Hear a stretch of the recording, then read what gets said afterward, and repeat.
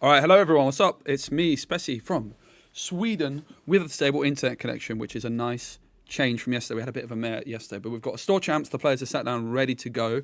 I am casting in the same building as the players, so streaming with like a 3-minute delay in terms of the players are starting now, but we're going to start watching the game in about 3 minutes just to make sure my excitement doesn't take away any of the competitive integrity of the event. We are going to be starting off the stream with the winner from yesterday's set championship, so wanted to just start in hot. I learned from my friend Rossi from the Disney Corner Challenges. That's a nice way to start an event, is starting with the winner of the previous one. I do want to give a shout out to Card Market, who are the sponsor of my channel. They're the best place to buy your singles online in Europe. So thanks to Card Market for the continued support. I've been in Sweden for about 3 or 4 days now. I'm feeling a bit disheveled. Could do with a haircut, to be completely honest with you. But feeling really good. Looking forward to some set champs. Really, really awesome community here in Sweden. In fact, yesterday we did a draft, which at some point in today's video, we might even see like the finals of, because I went 3-0 with my draft deck. Draft is so much fun. And look, I had 7 dwarfs in my deck, mate. I had 7 different dwarfs, 7 dwarfs mine. It's a banger. So that might be something we can look forward to later on as well. But let's go and check on, whoops, that didn't work, did it? Let's go in a moment, check on the players. I'm just checking myself here and they're not quite ready yet. Well, I think they are, but on a little delay that they aren't quite. But great to see everyone. I'm going to be reading the chat. I've only got one monitor, so it's going to be not super easy for me to look at the chat at all times, but I've got my phone with me to check chat. So definitely let me know if there's any questions you guys would like me to ask the players. We can do some interviews, all that kind of thing. It's going to be a nice, fun event. It's going to be 2-game format as well for Swiss. That was the store's choice. And personally, that's something I'm a big fan of. I would actually like to see it much more commonly happen in set champs. I think it's a really cool thing, and really looking forward to it. It's going to be top cut, best of 3, where the highest seed gets to go first twice. So players still just making sure they're all good to go. But yeah, we are going to be seeing, I know Emerald Steel is going to be one of the decks we're seeing, I believe, if they're playing, in fact, the same deck that they played yesterday, which I would imagine they probably are after securing a victory. Not sure how many players have got, around 20 mark, something like that. And it's a very competitive locals, but lots of really, really cool things going on here. It's a really nice community hub. Lots of children playing, lots of families. Really enjoyed we even, like, after the set champs yesterday, we did a draft, then I've got another set champs today. So it's a big Disney kind of weekend here for the people in Sweden. So let's jump on over to the player table and check that there we go, it's all good to go. So yeah, here we go. Probably the lore is a little bit hard to see on one of those screens to the right, but I'll try and keep you posted at all times. Great to see you, Rozo, in the chat. Great to see Darth Vader Zim 77.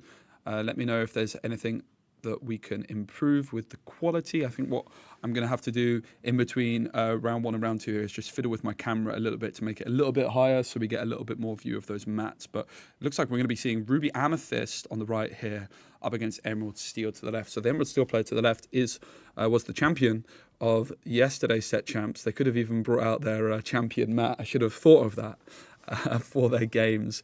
You could be sure if it was me, I would have had that championship mat ready and waiting. So it's going to be a pretty aggressive mulligan from Ruby Amethyst. I think 4 cards going there. Ruby Amethyst in a pretty interesting spot at the moment where it didn't really get that many new cards. I think Elsa, the most popular card from Shimmering Skies, but it's just still holding up pretty strong. I think the library also an interesting addition as well to these decks as well. So going to be 2-game format, each player getting the opportunity to go first twice. It's going to be 5 rounds of Swiss with a top 8 cut. So about 8 rounds of Disney Lorcana, if my maths there is quick enough today. So lots of Lorcana action to look forward to. We might even have a little draft showdown match if I can sneak on to play. I've also been practicing a lot off stream for Seattle because I'm playing in Seattle in 2 weeks' time.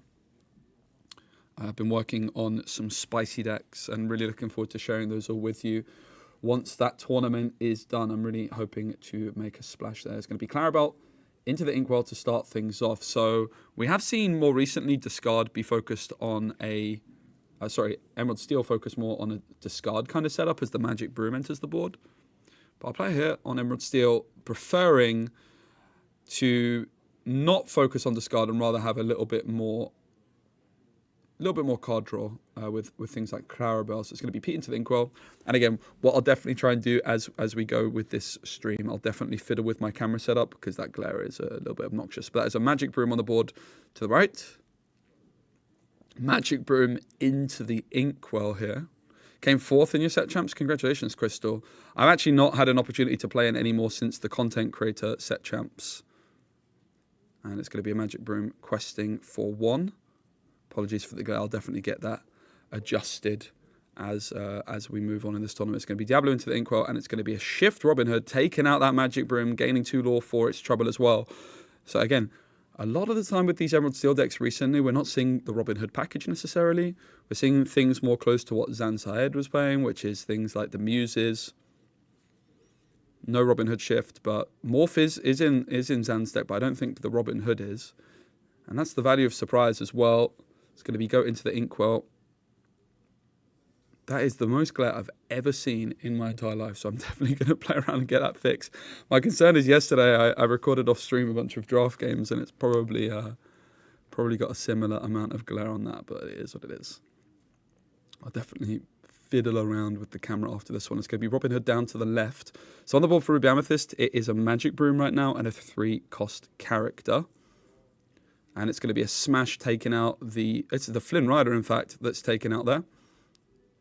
And Robin Hood's going to quest for 2. So Emerald Steel applying a lot of early pressure with that quest for 2.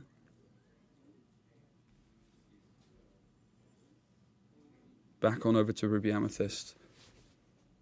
Of course, Emerald Steel with that really nice win yesterday. Emerald Steel with that win, I beg your pardon. Great to see everyone in the chat. Hope everyone's good. Let me know what kind of decks you would like to see today, and I can try and make sure that happens. It is going to be a Sisu on the board already, and a 4-cost character. I think it might have been a goat that comes down there as well. I have never seen that much glare in my life. So I'm still learning on the job with these kinds of things as I go. Had all the camera tested set up, but I didn't actually test the glare. So that's something I'll learn for next time.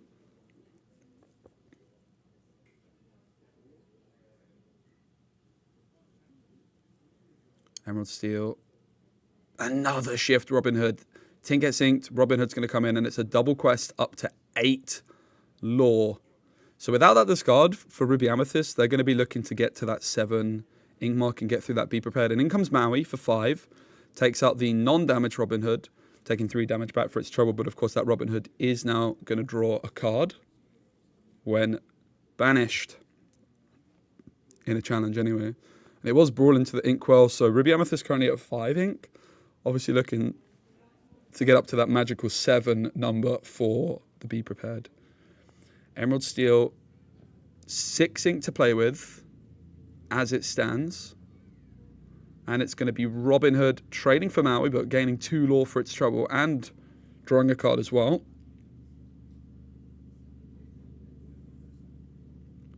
$10 lore now for Emerald Steel, halfway there. It's going to be the Beast for 5. What a card. And Diablo into the ink. And play passes back on over. But of course, Madame Medusa can be a really, really scary card for the Beast. That's for sure. The question is, does our Ruby Amethyst player have access to it? It's going to be a double quest. 6 ink needed, and the go into the Inkwell is going to be the 6th ink. But do they have that Madame Medusa? There's not. In fact, plays nothing at all, which could suggest there could be that Be Prepared available. As we can see, again, I just want to be careful about talking too much about the cards in hand, even though we're on a little bit of a delay, but I'm sure you saw what I saw. It's going to be Clarabelle for 7. Beast, of course, drawing that extra card, and Beast is now going to quest for 2. And I don't think Clarabelle's drawing any extra cards here at this moment in time. Double quest, up to 8 now.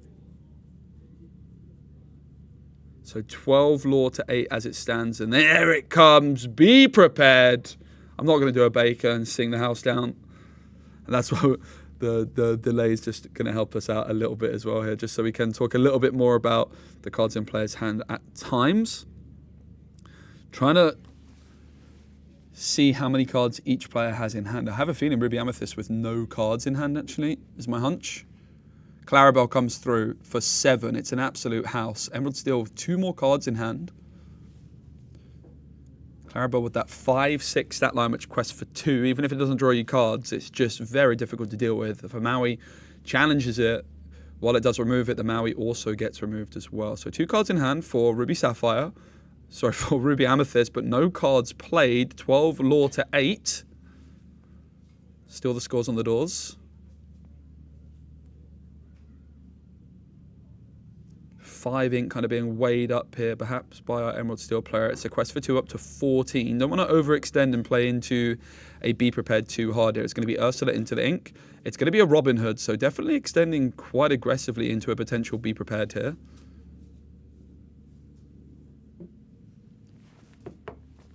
I've just been brought coffee, which makes me very, very happy. And there it is, another Be Prepared. It was a little bit of an overcommitment into the Be Prepared, you could argue, but in comes now Diablo to reset after that Be Prepared. If also, I'd love to see a game or 2 with Emerald Amethyst. I've won one of my Mirror mats so far with Emerald Amethyst Tempo. Okay. Noted, Darth Vader Zim. I will do my best to get that in for you. Lady Tremaine comes in and clears out Diablo. Ruby Amethyst really stabilizing a bit. It's going to be let the Storm Rage on, dealing 2 damage to Tremaine, but she does have that 4 willpower. So going to need a little bit more to take her out. Well, that'll do it. Double Storm Rage on, double card draw, and bye-bye, Lady Tremaine. But it did cost 6 ink. Hidden Cove does come down onto the board. The longer this one goes on, the more you've got to think that Ruby Amethyst can potentially claw their way back into it. It's Queen's Castle and Friends in hand. 3 ink spent for Friends. Going to draw 2 cards. One's a Magic Broom, and I think the other might be a Sisu.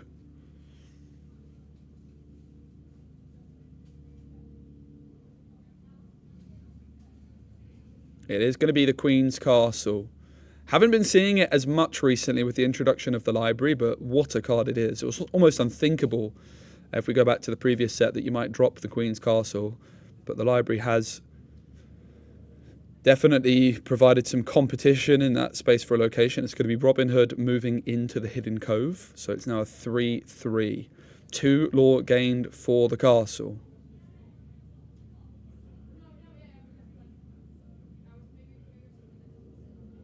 Of course, the Queen's Castle, it costs 1 to move a character in there. It's going to be the Chernobog's followers hitting the board. And it's going to be the Fox bouncing it back with Rush. Can't challenge the Robin Hood, of course, as Robin Hood is readied, but 4 damage into the Hidden Cove is going to be pretty tasty. Does have 6 willpower, the Cove. Of course, that Chernobog's followers still in hand. It looks like there might be 3 cards in hand as it stands. 1 ink spent to move the Fox into the castle. 1 ink spent on the Chernobog's followers, and 1 ink spent to move the followers into the castle as well. Again, I'm definitely going to play around with this camera setup. If you're just joining us, apologies for the glare. It's something that I'll fiddle with after this round 1. It's going to be Strength of a Raging Fire, taking out the Chernobog's followers. 1 damage is all that was necessary there. And Diablo hits the board, and it moves into the Cove. Robin Hood, as a 3-3 thanks to the Cove, is able to take out the Fox, and the Cove remains, but so does the Queen's Castle, undamaged yet to this point. It's 14 lore to, I believe, 11 as it stands.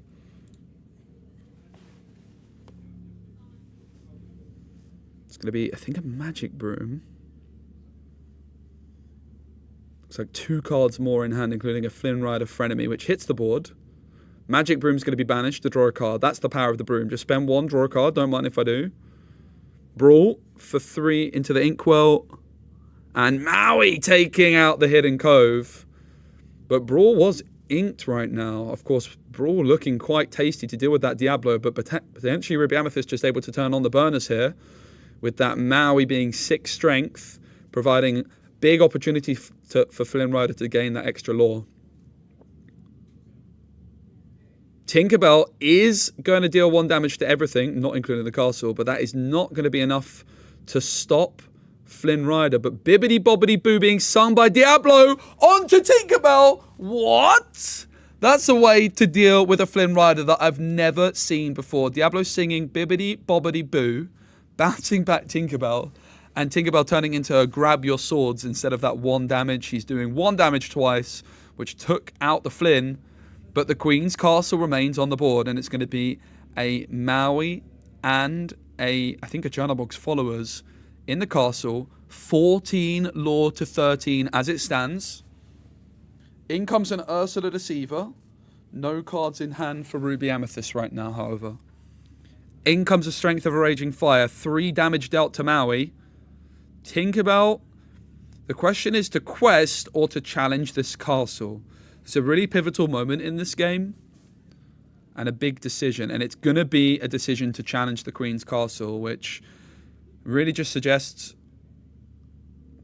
that they're fearing. Will they remember the Diablo trigger here? Because it's going to be Queen's Castle on the board. I think that might have been a Diablo trigger missed.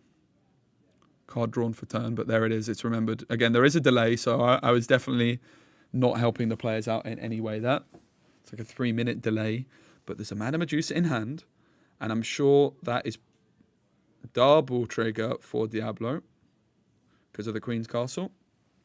If you're playing against Diablo, it can also sometimes be worth to play quite quickly. So, you've done a lot of things before the Diablo trigger. I think there, if they played a little bit quicker, the Diablo trigger could have been denied in a sense. You don't want to do it too obnoxiously. As Medusa comes through and clears the Diablo. Oops. Camera has broken. That's not ideal, is it? Right, I'm going to go try and fix that. So I'm not going to be casting for a second. I'm going to go try and fix that.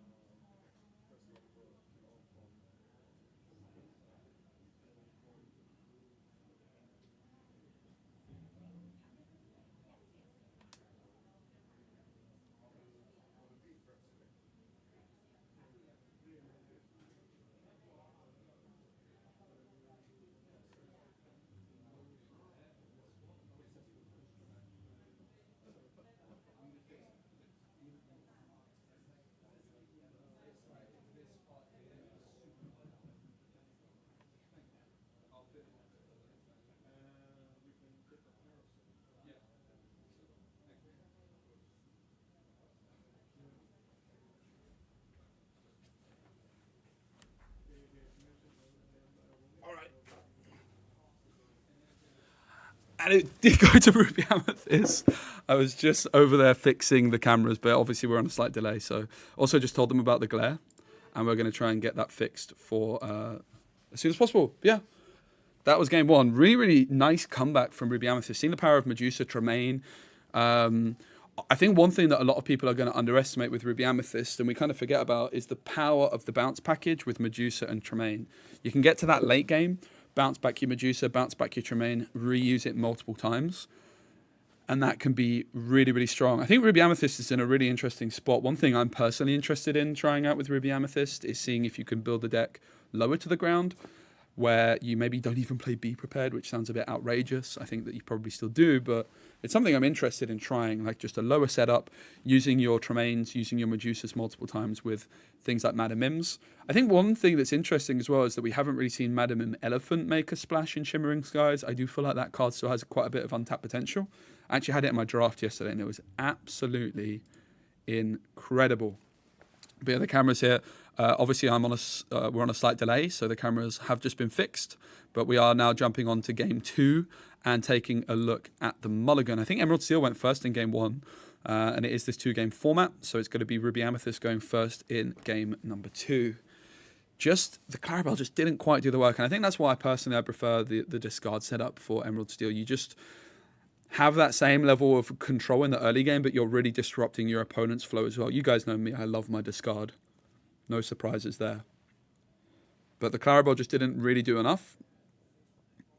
And I think disruption would have been better in that particular matchup. But there's definitely other matchups where the things like the Clarabelle are just absolutely tremendous. Huge mulligan. I think 5 cards being gotten rid of there.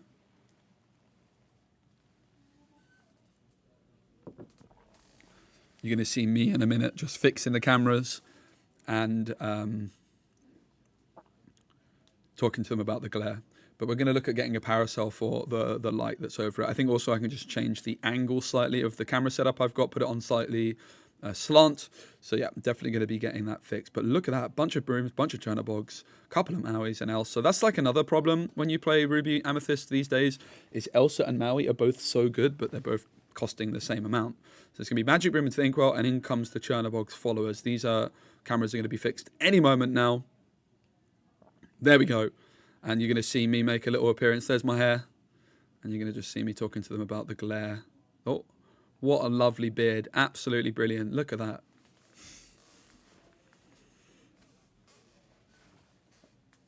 I'm going to pull chat up as well, guys. Let me know how everyone's doing. If there's any other decks you'd like to see, I've got someone mentioned they'd like to see Amethyst. What's it called? Amethyst Emerald. And we've also got an Amethyst Steel deck here as well. And yeah, if you're watching on YouTube, please give the stream a like.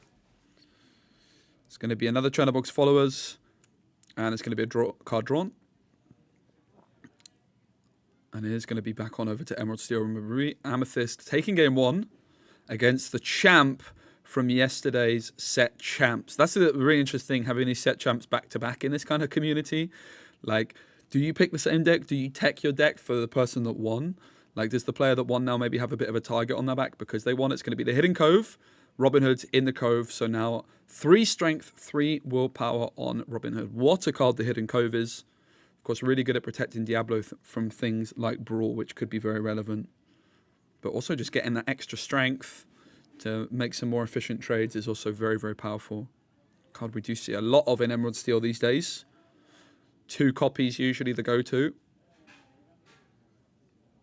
2 ink available right now for Ruby Amethyst, but of course with the potential to ink. And this is where you see the power of the Hidden Cove.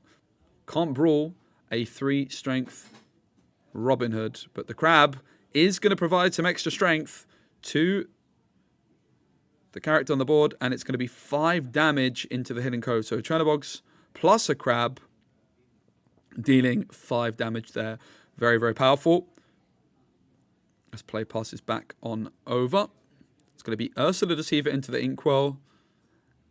There's a Storm Rage on in there. There's a Magic Broom. Blow up one Amethyst Steel is nice seeing. Noted, Noda. In my local scene, you always have to change it up for people. Yeah, I think that makes a lot of sense. I've also experienced something similar in a set champs for the Stitch set champs. I showed up to an event and a viewer of mine knew I was coming and just teched their deck. They came through like the boss of the gym and just absolutely sent me home packing. Which honestly I respect. That's just good tournament prep.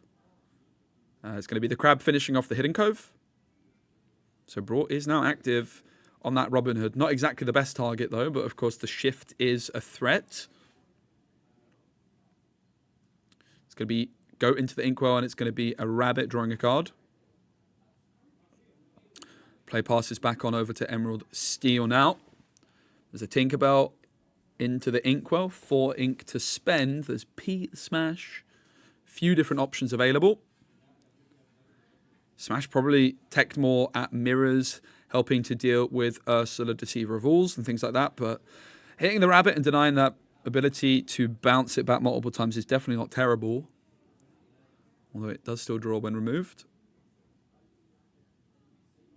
2 Law, I believe, to 1 Brawl. And then 5, is it Elsa time? It certainly is. Elsa going to exert Robin Hood and take Robin Hood out. And Elsa is also evasive, of course. Very, very powerful. And it's a quest for 1 with the Crab. It's a quick, fast-paced game here. Diablo into ink. 5 ink to spend. 3 on Pete, so no actions next turn allowed. And that's going to be all. This evasive Elsa could prove to be a pretty big problem. Rabbit comes through. Another rabbit. You thought you got rid of the rabbit. Well, guess what? There's another one where that came from. And another card drawn. Still 1 ink to spend with the opportunity to ink as well.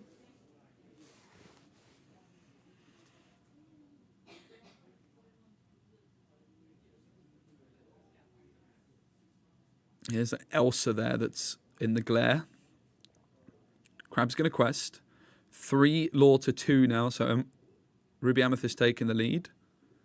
No quest of Elsa, which is really interesting. Let me know what you think about that decision, chat. What do you think the reason not to quest with Elsa was there? What are they worried about? As Pete is now going to quest, leaving the crab exactly where it is. But now Tinkerbell's on the board. There's definitely a threat that if you quest with the Merlins, either the rabbit or the crab, that the Tinkerbell could challenge that and then deal 2 damage to take Elsa out. So Elsa is definitely a little bit concerned. Yeah, I noticed, Wanda Lynn, all over it. We'll use my phone moving forward. This is actually one of the players. Law counters. And I'll see if I can get a different one. Hopefully, actually, I can keep my phone so I can read chat nice and easily. But we'll definitely get that adjusted as well. Definitely will be fixing these lighting issues, basically, for the next round. My apologies.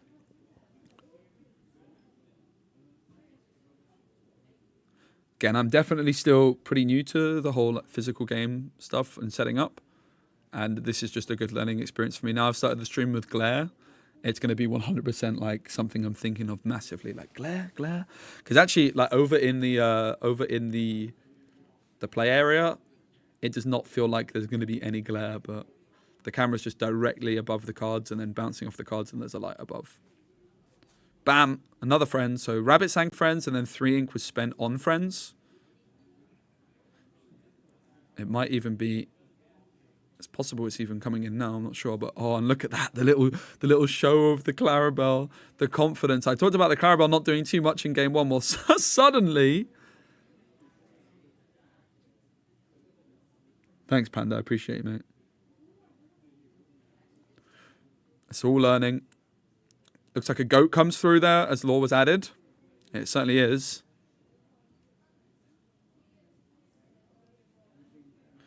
But that Clarabelle could be absolutely devastating. 6 ink available. And there we do see the player I talked about, the rabbit exerting to sing friends. And goodbye, Elsa. Adios. Tinkerbell dealing 2 damage. Tink into the ink. In comes Clarabelle. How many cards is this going to be for Clarabelle? It's going to be a lot. It's going to be 3, 4. It's a lot of cards, mate. However, Tinkerbell and Clarabelle on the board. So some pretty tasty targets for Lady Tremaine. It's going to be the goat taking out the Tinkerbell. 1 law gained. I think 5 law to 3 is the current scores on the doors.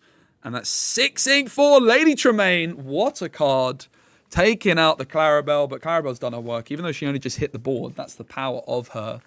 As then the frenemy comes through as well. So 3 strength, the highest strength on the board right now. That's going to be something that our Emerald Steel player is going to want to try and disrupt. And let the Storm Rage on, though. Deals with the Flynn Rider, taking him out. Card then drawn, of course, as well. Diablo, for 1, going to take a peek, sees a pretty ruby-heavy hand. A couple Medusas and a Maui just for good measure. Curious about why they're changing the app? No, this is not my... Someone else is just using their app. They have the same app as me. Yeah, we're gonna get it sorted. This was like last minute, like, oh, are you guys okay to use your phone for app? Because they already had it. Are you guys okay to use your phone for law? And I'm using my phone to read chat. I'm learning on the job, basically. This has been a big learning experience weekend for me in terms of like traveling to different events. I'm going to start taking some more of my own equipment. Like I'll probably just buy myself a cheap iPad to track law moving forwards or to read chat, like these kinds of things.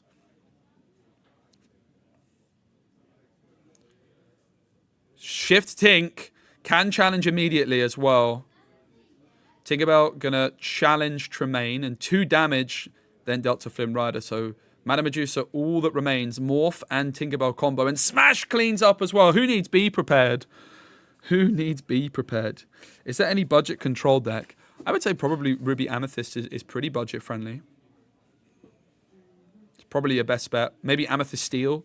It's not quite control, but it has the potential to do some controls. Maui rushes in and deals with Tinkerbell with 1 damage remaining before Maui is taken out. That Diablo could do it, of course. Yeah, because for this event in particular, I flew. It's not as easy to bring as much equipment of my own as I would like, right? Because I fly Ryanair and I try and do it as cheaply as possible. Medusa's going to come through and take out Beast. That is a huge moment. The Beast, we know how strong it is, but Madame Medusa just taking it out. No problems at all before it even draws a card. And of course, the potential maybe to bounce Medusa in a bit as well. Another character hits the board. I have no idea what that is, mate. It looks like it might cost 4. Yeah, I appreciate you guys sticking with us here. Diablo comes through for 3. Maui did get taken out as well. But again, this is where something like a Madame Mim Snake bouncing that Medusa back. And there it is! Exactly as I mentioned. They did forget to quest, however, with the Medusa. So losing out on 1 lore there potentially, or could have challenged with Medusa. But it doesn't really matter because the main thing is dealing with that Diablo. And that is what's happened. Bouncing the Madame Medusa, the Tremaine and Medusa combo. It's a 1-cost Diablo off the top. Not what you're looking for if you're Emerald Steel. And now suddenly Ruby Amethyst in absolute control. Magic Brooms on the board. This Magic Broom gets sacked to draw another card. And in comes the Queen's Castle. It looks like Ruby Amethyst is going to be taking this one down 2 games to 0. Because there's a party at the Queen's Castle. There's a snake, there's a broom, and there's a Medusa. As the Diablo is taken out by the snake. And the Medusa goes on a quest. It's going to be another top deck moment. This one's a bit better. It's the Beast. But again, just a couple turns ago, if that Beast had stuck around, it could have been a very different game. But suddenly, look, the Queen's Castle is drawing 1, 2, 3 cards and a card for turn. No Diablo in sight either, thanks to that Medusa dealing with it. Yeah, probably too excited. I absolutely agree.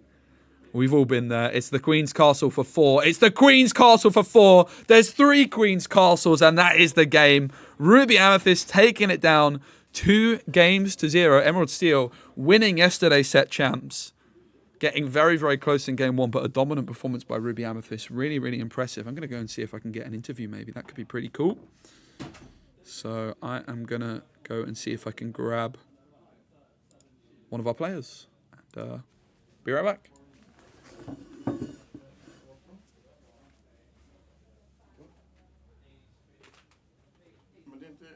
Can I do interviews? Men är inte monster slut i kylen? It's a one time. Next time I throw Jag försökte få dig att komma in med monstern. Jag har inte kommit in med monstern så jag kan inte ge mig några monster. Jag har så mycket att göra. Oh, I see why. I see why. Den står på Tvärgatan där. Ska ni käka någonting så? Du vet inte.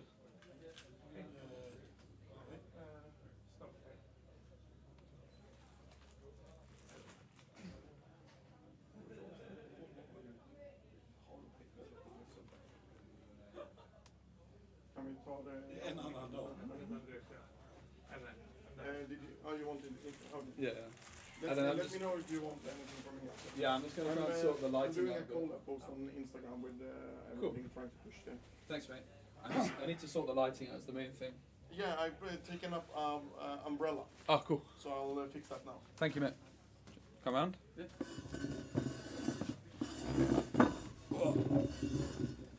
All right, guys, we have an interview with our winner from round number 1. Hello, mate. Would you like to introduce yourself? Yeah, Matthias. Mateus. So, Mateus, pretty comfortable in the end. What was the key to success in this game? Well, the last round mostly he didn't draw as much as I hoped, or feared rather, and not too many of the annoying cards that was hard to deal with. And also, if chat has any questions, feel free to let us know. So, you're playing Ruby Amethyst. Did you play Ruby Amethyst yesterday as well? Yeah, it's the same deck, only 2 cards shifted out. Okay, what did you change?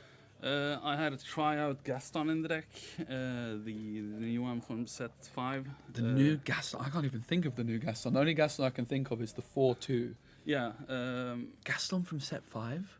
It's the 9 sheep of rage Oh, damage. okay, the rush. Yeah, he did some damage yesterday, but too often a dead card.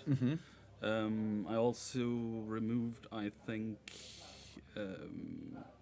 one of the brawls, actually. Okay, interesting. So 2 more Elsas Right. into the deck. Nice. Elsa's great. Yeah, I didn't have her yesterday, so. Yeah, I was actually saying it in the commentating. It's interesting with Ruby Amethyst now that at 5 costs you've got Maui and Elsa, and they're both so good, right? It's tricky to decide which to go for. Yeah, it depends on what you meet. And we saw you've got Tremaine in there as well. Yeah, Are you a big Tremaine fan? Oh, very big Tremaine fan. I don't like the actions since there are too many cards discarding actions specifically. Be King Undisputed, that one? Yeah, I don't like that at all. Even if you can sing it early on, it's usually late game you really want to remove the big hitters. Yep. Being able to just it's too aggressive, and usually you steep out in the end because you don't have your removal left, and it's more unsafe against Ursula and Bare Necessity. And we also saw you going sticking with the Queen's Castle. You got 3 Queen's Castles down on the board at the end. Have you got any libraries in there? Or? 1 library. And 4 castles or 3? Yeah, 4. So you're sticking with Queen's Castle. A lot of people have kind of started cutting Queen's Castle, right, to fit the library in. Yeah, I understand it. I would definitely do it more if I did a more aggressive version. I first thought of doing like more of the 1-drop Maleficent with the 2 questing. Yes. Like building a very more aggressive early on version. But last time I had that, I often felt it was very flip a coin. Either you won very early on, Makes sense. against lots of decks, or you steep it out because you didn't draw cards, because instead you just played out your board, and if they removed everything, you died. Darth Vader Zim has asked you a question, asking, is there any matchups you would love to see, and is there any matchups you really don't want to see? Well, I don't really like the Ruby Sapphire, the blue, red-blue. Yep. Never liked that deck generally. Otherwise, I don't like meeting red-purple because I don't like that deck generally.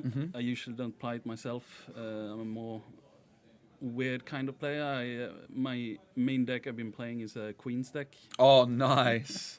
Let's go. I've been working that for a while now. But is that because you're playing in the set champ specifically? You wanted to bring something more meta? Yeah. The Queen's deck actually worked quite well against red purple, but it's still in progress, and I haven't been able to play as much as I hoped the last couple of weeks. So I went with your safe bet instead. Nice, yeah, makes sense. I think you finished 9th yesterday. Is that right? Yeah, I got a draw against him because at like the last turn, I was hoping and fishing for something to turn the game around. He killed my 1 rabbit with a rush character, and I draw my B prep, and then he plays an Ursula and removes it. And it was game there. Yeah. So we got a draw, and because he had better tiebreaker, he went into the 8th spot, and I got the 9th. Okay, and then went all the way to the final and won it as well. So feeling better today to get that 2-0 and hopefully secure that Mirabelle. Yeah, I'm really hoping for that. Yeah, are you interested in the playmat, or are you just interested in the card? Not specifically, I'm just wanting to prove myself that I've often felt I've lost pretty much because one of those lucky breaks. Yep. And since we only play about 5 or 4 games per set championship, it's been very much up to that. And I've been starting to question myself if am I that bad a player, or is it just unlucky break because too few chances to gain the points. Amazing. All right, well, thanks so much for joining me. Best of luck in your next game. Thank you. And wishing you to get that Mirabelle today. Yeah, definitely. Take care, mate. All right, guys, my plan then is before the second round starts, I'm going to go fiddle around with the lighting to try and get that a little bit better for you all. But the round 2 is not going to be too far away, and I'll see if I can find some spicy decks to show off for round 2. So our winner from yesterday taken out in round 1. What a start to the day here in Sweden. See you soon.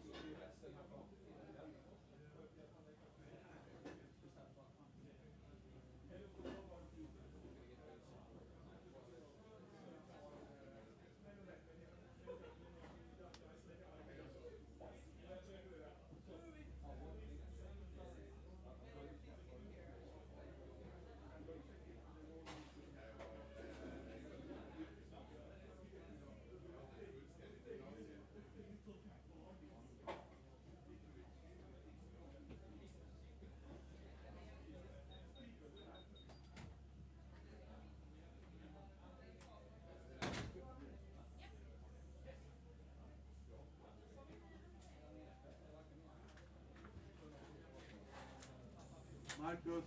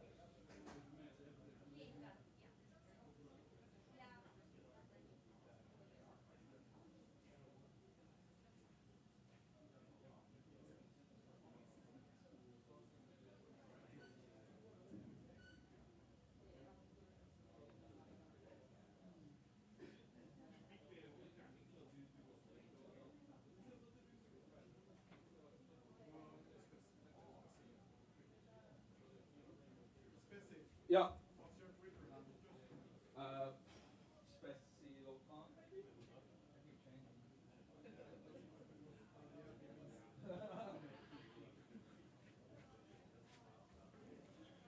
All right, guys, we're back.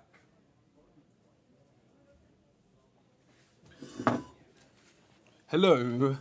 Oh, that's me in my full tracksuit. Hi, what's up? We're about to start round number 2 of our set championships here in Sweden, and I've got a really exciting one. We're going to be seeing 2 people because I've been here now a couple of days. I've been hanging out with quite a bit. Players are just getting sat down, but because of the stream delay, you can't see them just yet. But we've got an interesting game with a very funny character and some fun stories. So one of the cool stories here is that we have one of our players, Daniel, is playing a card which I opened in draft yesterday, but passed to him because I didn't want it in my draft deck. Because I'm a tryhard. Even I hit 3 legendaries in my first draft packs. Actually, video on that draft going to be coming to my YouTube later in the month. It was really, really fun. I've got the draft deck here with my 7 dwarfs. I mentioned it earlier. And my 7 dwarfs mine. It was very, very epic. I actually had 7 dwarfs. It was perfect. Many of the same kind, however. But they were just actually showing me here, like, because again, we've got this little delay. They were looking for the card. You might even be able to catch it on camera. There you go, the Mufasa. So I got Mufasa in my draft packs, passed it on over to Daniel, and Daniel's then said now, because he's got that, has put it into their deck for today, which is pretty funny. We've got Vincent here to the right, who, guys, what a character. He has been roasting me the whole weekend, going, butter, British. He's very, very funny. So I wanted to get Vincent on stream. I actually played against Vincent quite a bit yesterday as well. because I was supposed to be casting yesterday, but we had some technical issues. I was doing some practice against Vincent, and Vincent actually beat me 2 out of 3 times. I imagine they're probably playing the same deck. Look out for some questionable shuffling, but they're very, very sweet, very, very nice, and make me laugh quite a lot. So I'm really happy to get them on stream. And we've got Daniel here to the left, who has been playing Lorcana about a month or two, has a background in some other card games. Hey, Gran, great to see you. GG's yesterday. Hope you're doing well. And yeah, really excited to see Vincent on stream here to the right.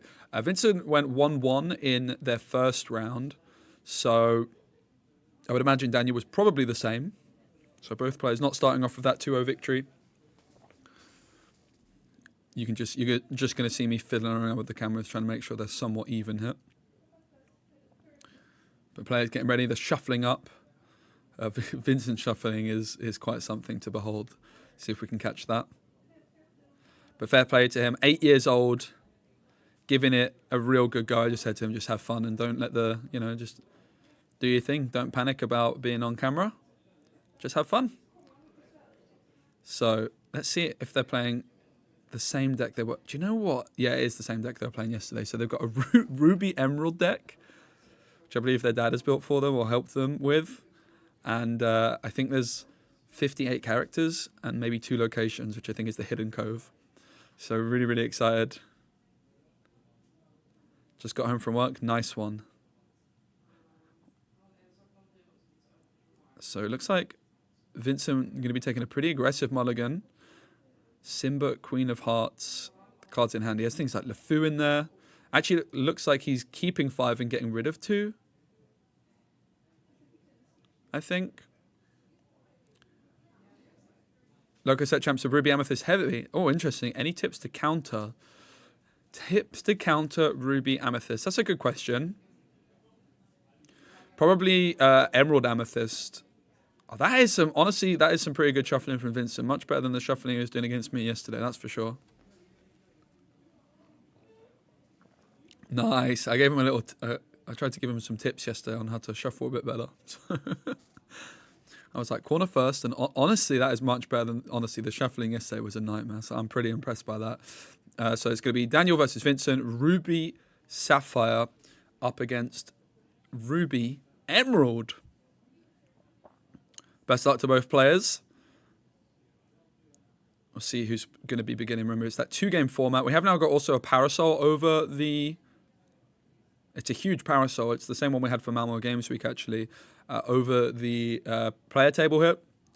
So the glare's going to be gone, and hopefully it's still bright enough to see everything. But the glare will be gone, which is really, really good news. So big shout out to Samir, who's hooked us up with that and sorted us out.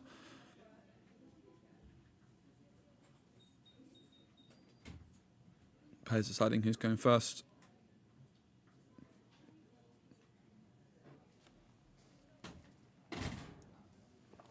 Obviously, this should have technically happened before the mulligan, but it is what it is. These kinds of things do happen.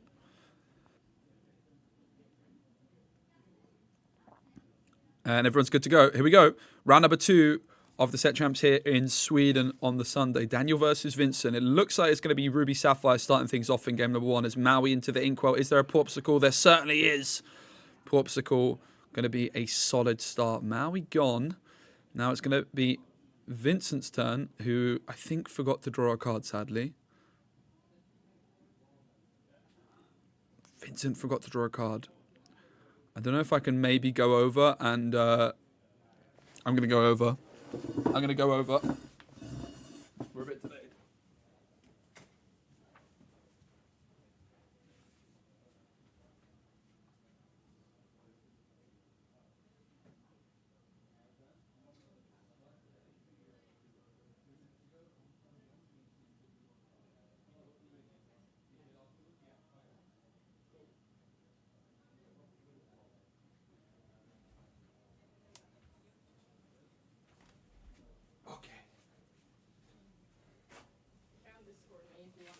Cool, thank you.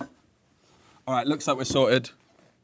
I won't even spoke to him. I think it did get drawn retroactively. Cool.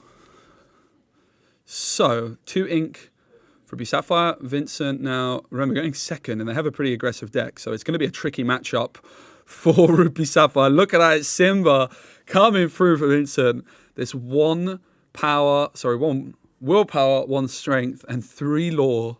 It is uninkable, but it's Pinocchio, but in Ruby. Really, really exciting. In comes Chicha, Devoted Mother, a promo card version of it as well, which is great to see.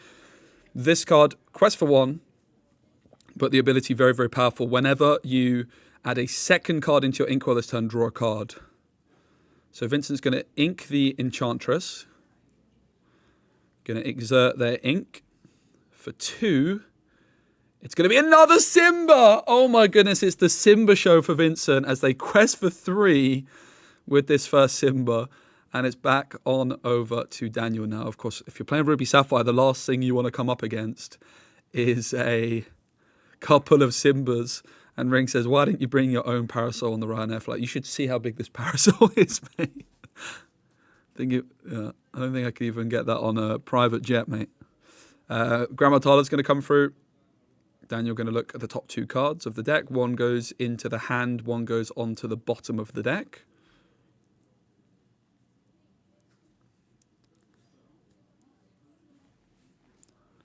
Chicha, who does have support, is going to challenge Simba, but is also going to be removed themselves. So Simba questing for 3 and remove Chicha from the board. But of course, we know the longer this one goes on, the more favoured it's going to go into Ruby Sapphire. Vincent's going to draw for turn.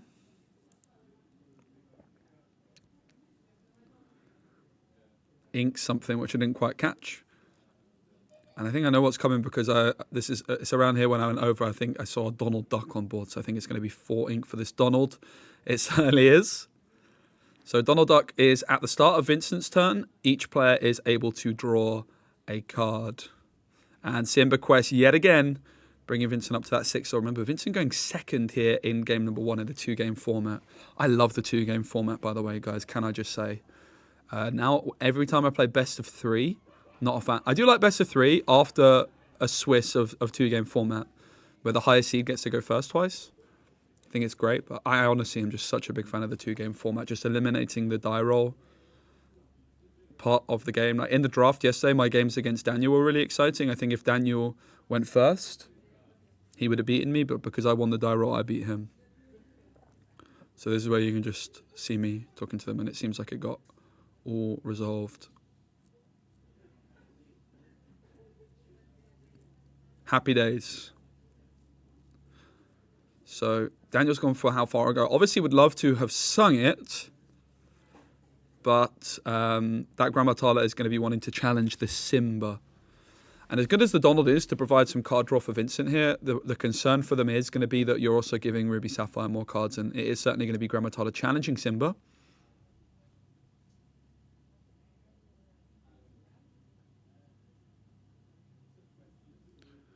And here we're going to see Vincent readying all the ink, drawing a card. And now there's the Donald Duck trigger. Having played against Vincent yesterday, there's definitely some things that can be forgotten. So no trigger for either player. Both players had the option of drawing a card here, but both players don't. And there we go. Going wide with the Minnie Mouse Stylish Surfer and also the Cursed Merfolk as well. I think now Vincent is just remembering the trigger for the Donald. So both players draw. Obviously, Vincent could have changed the play slightly, but it is what it is. These kinds of things happen. I think it's really fun to watch. Donald Duck does quest for 2. So now Vincent with that Mini, with the Merfolk and the Donald down, is questing for 6 a turn. So Daniel's going to be really wanting to get up to that legendary Sisu, which could clear the board. But still for now, I think only at 5 ink after that. How far I'll go in the previous turn. Maybe 6. Really, really cool aggro deck here. Vincent also playing cards like LeFou in Ruby to ready characters and get more questing out, which I think is a really underrated card. So many cards available here for Daniel with Ruby Sapphire. 0 lore to 8, but we know how quickly that can change for Ruby Sapphire.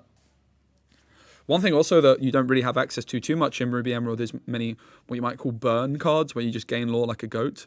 There is definitely the potential of doing it with Super Goof, but from memory, I'm not sure that Vincent played it. It's going to be an ice block. Grandma Tala sang one jump ahead. And it's going to be Flavisham to banish an item and draw 2 cards. So Vincent is going to get out another turn of questing before any kind of board clear can come through. And of course, with Emerald, there is the chance that Vincent could play a Ursula, Deceiver of All, and discard a Be Prepared or something like that. So Vincent's going to draw for turn. And there we go, remembering the Donald trigger. So both players able to choose if they would like to draw or not. I've seen the art Mateus made of me is so cool. I actually wanted to try and put it up on stream in a little moment. It is so cool. I actually sent it to some friends already. Really, really awesome. The flavor text proper sent me as well. And it's another Donald, double Donald. He was actually telling me the name of Donald Duck in Swedish yesterday, but I can't remember it. Questing for 6 up to 14. 6 lore away now, Vincent, but surely there's going to be some kind of board clear here for Ruby Sapphire. A bunch of cards in hand. Kaelanka, nice. Yeah, that does sound familiar. Fabersham, Tala on the board. Vincent does, though, have a bunch of cards in hand thanks to that Donald. The concern is, at this stage, the Ruby Sapphire player is just going to have so many cards that everything you play, you can kind of expect to get removed quite swiftly. But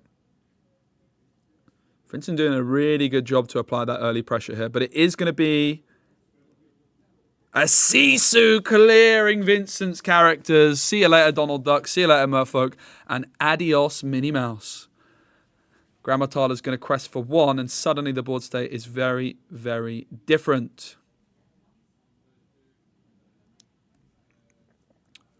So those Donalds into the discard pile, of course.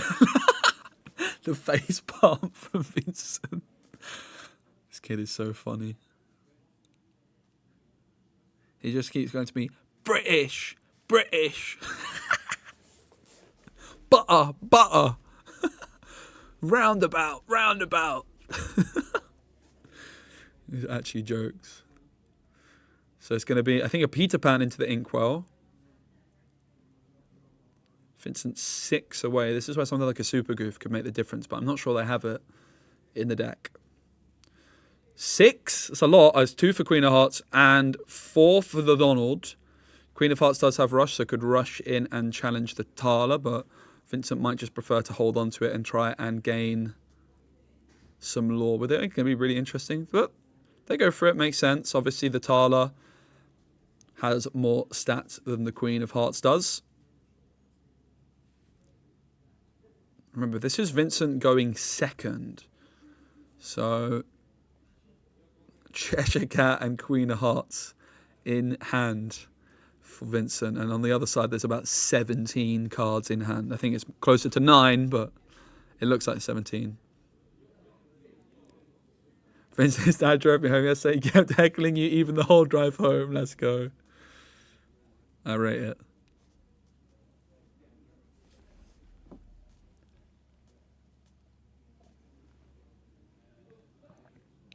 So Flavisham's quest there, I believe. Drawn a couple more cards for good measure. Sisu, of course, can quest for 3, but this Donald Duck's still around, but Madame Medusa is going to make light work of it. No cards left on the board here for poor old Vincent, who's still 6 lore away from that victory. Those Super Goofs could make the difference if they're in there, but not currently in hand. It's going to be Sisu going on a quest as well. Up to 6 lore. Vincent draws for turn. They have a Cheshire Cat. They have that Queen of Hearts. It's going to be 3 for Cheshire Cat. It's going to be 3 for double Cheshire Cat from Vincent. Double cat combo. Each cat quests for 2. If the Cheshire Cat is banished in a challenge, the character which banishes it is also banished. But of course, with that 0 strength, they could be taken out quite swiftly by another Sisu, if available. I'm not sure that there is, though. There is, of course, Be Prepared. But that's also going to clear all the cards of Daniel, who's going to be looking to get as much questing power in as possible.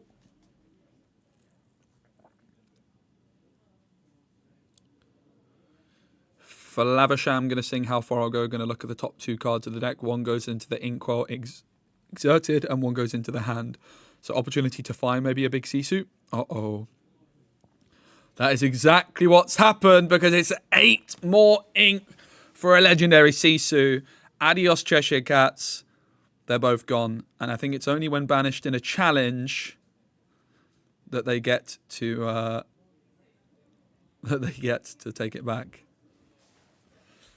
And it's going to be a quest for Sisu. It's going to be a quest for Medusa.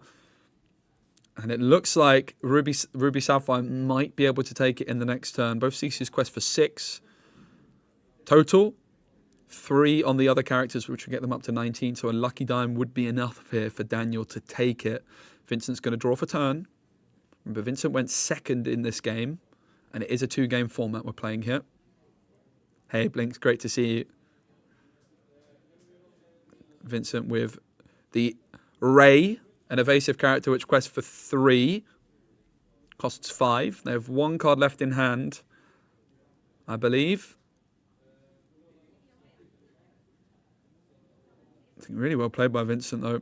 I think just got very, very close. Some super goofs could have gone a long way there. I think Donald Duck also drawing for Daniel didn't help them too much in this particular matchup. So Daniel can quest up to 19 here, if my maths is correct, and a Lucky Dime will get them there. And I think they've got it with that many cards in hand. Surely there is. There is a Lucky Dime. Numero uno, as it's called in Italian. It's going to be a quest for 1, 4, 5, 8, 9, and then 2 ink spent on the Lucky Dime to get them all the way up to 20.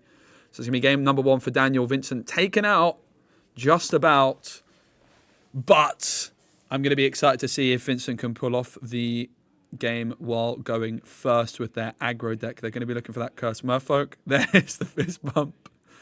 Almost got left hanging, but not quite. Shout out to everyone in the chat. Hope everyone's good.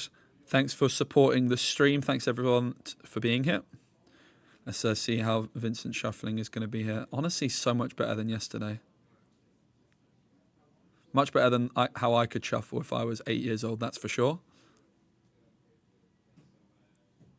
So Daniel with that Mufasa in their deck as well, which is really cool, which they got yesterday because I was sat next. They were like, I like sitting next to you because I passed on the Mufasa in draft. I was like, oh, I mean, it's good, but it's not going to win me the tournament. So I'm really excited to show you guys the draft video later on in the month, which I recorded yesterday. It's a really, really banging one. There's also the chance if we have a little break today that I'll play against, because we finished the draft at like 11 p.m. I think there was 3 players that went 3-0. So there's including myself. So there's a chance if we have like a little lunch break that you'll see me play some draft up against one of the other players that was 3-0 with my 7 Dwarfs Mine draft deck. It is honestly such a banger.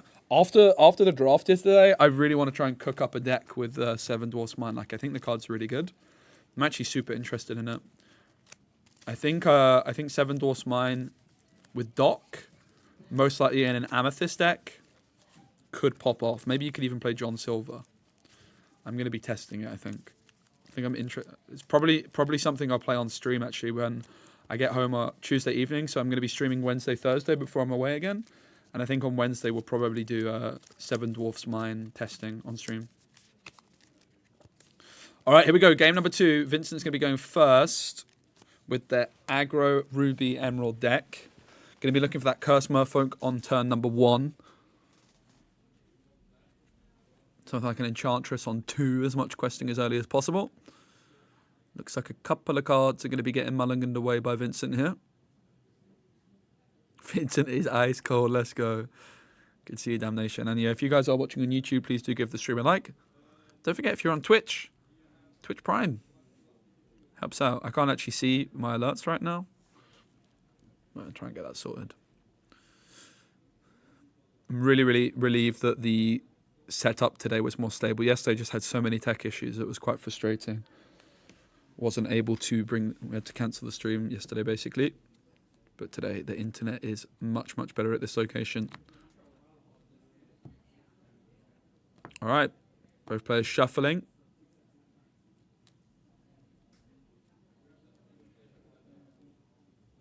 And here we go.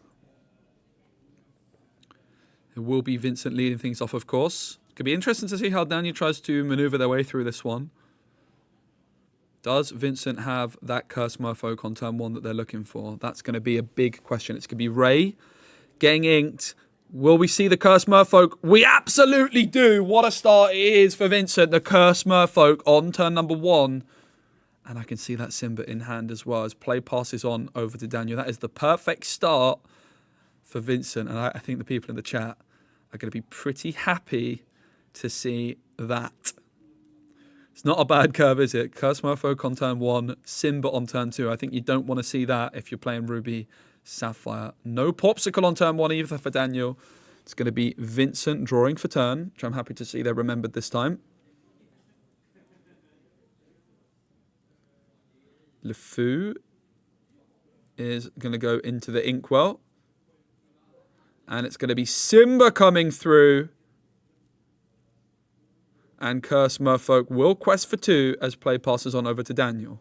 What an opening this is for young Vincent. Just 8 years old, on the stage, and just not phased at all. Just doing their thing, just enjoying themselves.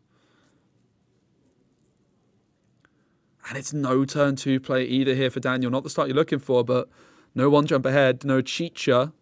But for Vincent, they're going to be very happy as another card into the Inkwell. Is there another big, powerful quest, or something like a Minnie Mouse, a Cheshire Cat? It's going to be a Queen of Hearts and a Curse Merfolk. Not bad at all. The Queen of Hearts only quest for 1, but that second Merfolk, and suddenly it's 7 lore for Vincent. Sisu, though, does deal with that Simba. Sisu dealing with Simba.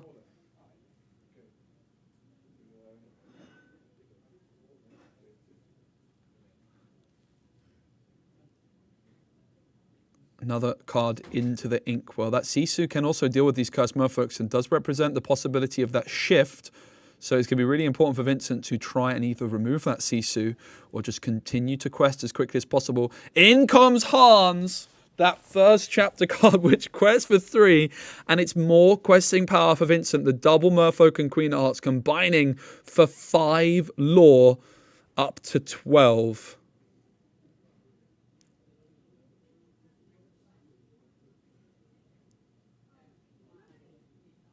Fishbone Quill into the Inkwell. And it's going to be an Ice Block hitting Hans. And it's going to be a Brawl to deal with the Hans. And then Sisu probably going to be taken out of Merfolk, but of course we'll have to discard a card. It's going to be Prepared that it gets discarded. And suddenly Ruby Sapphire back in the game. That Brawl and Ice Block combining to deal with Hans. Very, very strong indeed. Vincent's going to ready all the ink. I think they forgot to draw again. Vincent, you forgot to draw, mate. He did this against me a few times as well. It's going to be Curse Merfolk and the Queen of Hearts questing up to 15. I think they forgot to draw. But they're at 15 lore. They're just 5 away. Sisu shift would be devastating here for Vincent's chances. Look at that, just not even phased, just chilling, just yawning, just vibing. It's going to be the Tala into the ink. Only 5 ink to spend, no ramp. It's actually going to be Flaversham instead into the ink.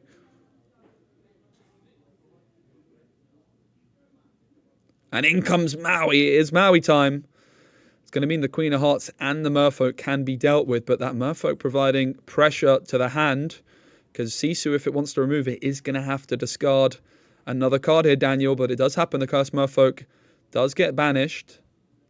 So Daniel has to discard one of only 2 cards. Not sure what it was. But you can't feel too good about that. The Donald Duck, though, is going to be providing some more card draw opportunity for both players. Remember, both players have that opportunity to draw a card from Donald.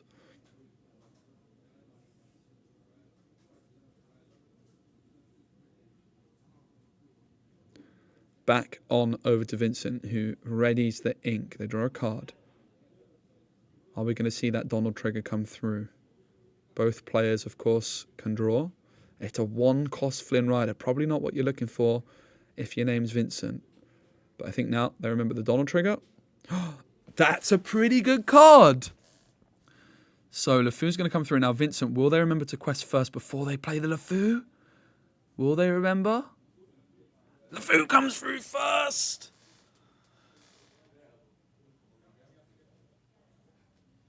Oh, it's heartbreaking. It's heartbreaking. It happens to the best of us, though. That LeFou came through before the quest, but it didn't honestly matter because the legendary Sisu was found off the top there for Daniel, and Vincent is 3 lore away, but suddenly Ruby Sapphire has the board, but not that many cards in hand. A Hans off the top here for Vincent could be game-changing. And there it is! It's Hans off the top! What a top deck for Vincent! It quests for 3. Can Daniel deal with this? Big moment.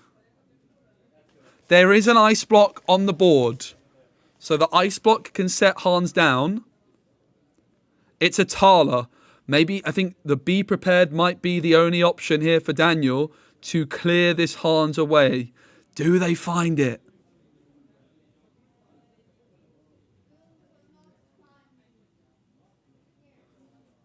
Look at the jig from Vincent. He's very happy. Feeling very confident.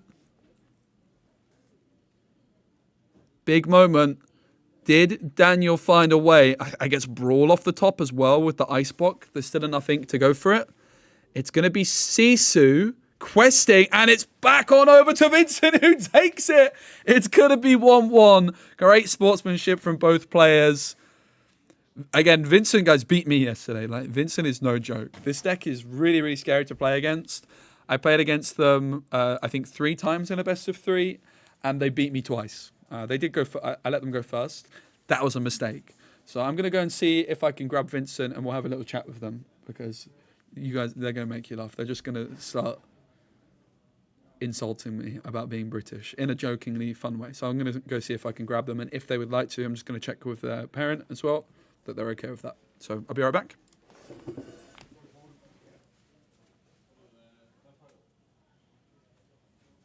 Marcus, vad har du markerat? Varför spelar ni Super Mario? Eller är det för... Det är för en av barnen som är här. Jaha, det är skitkul. Bra tänkt. Vad sa vi? Det är ju också för att Pokémon ska få lov att... Istället för att vi kör Disney-filmer på planen vill de kolla på sin Championship-grej. Så Jag kan inte gå med bara. jag undrar vad du har fungerat. Ja, på andra sidan. Det är samma ställe som igår. Ja, du vet vad den står. Igår vet jag vad.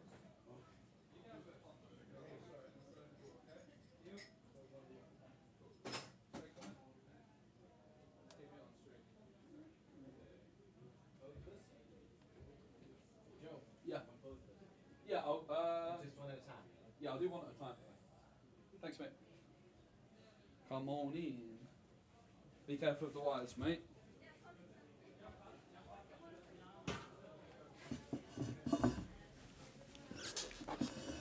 All right. I'm joined by the star of the show.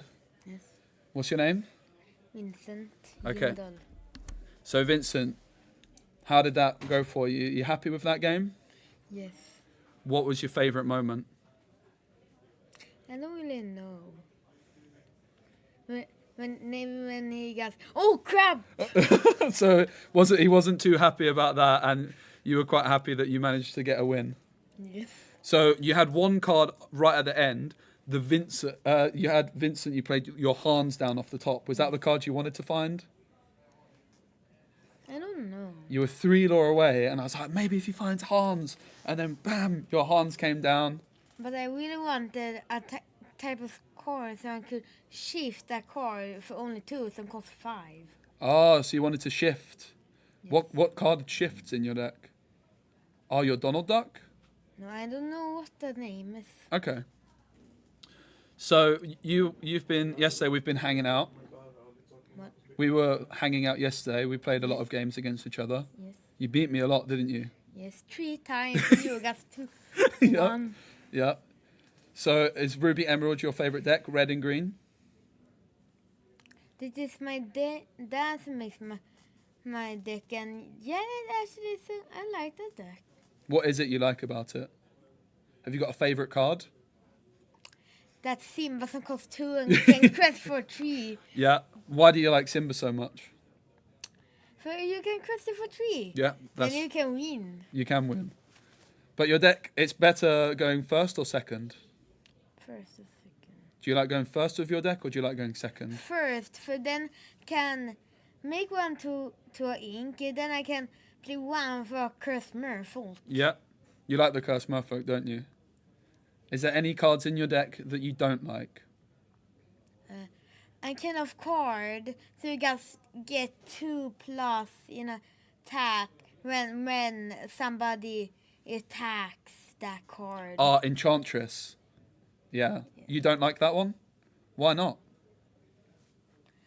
So I think that isn't a good card. Okay, that's fair. I actually agree.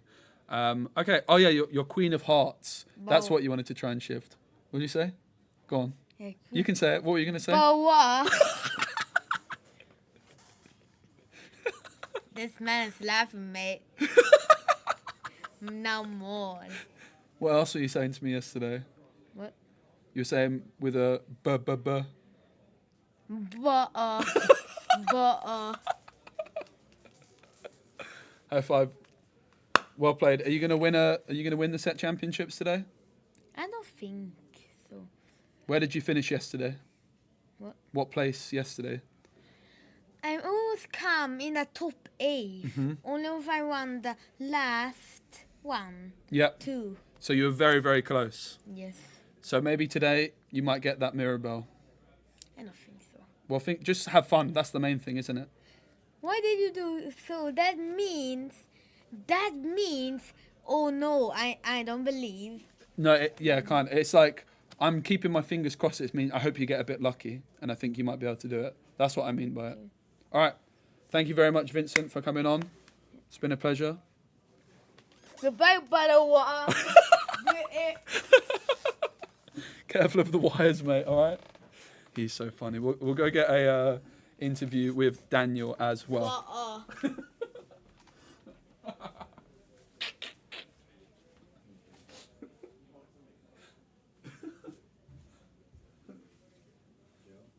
Yeah.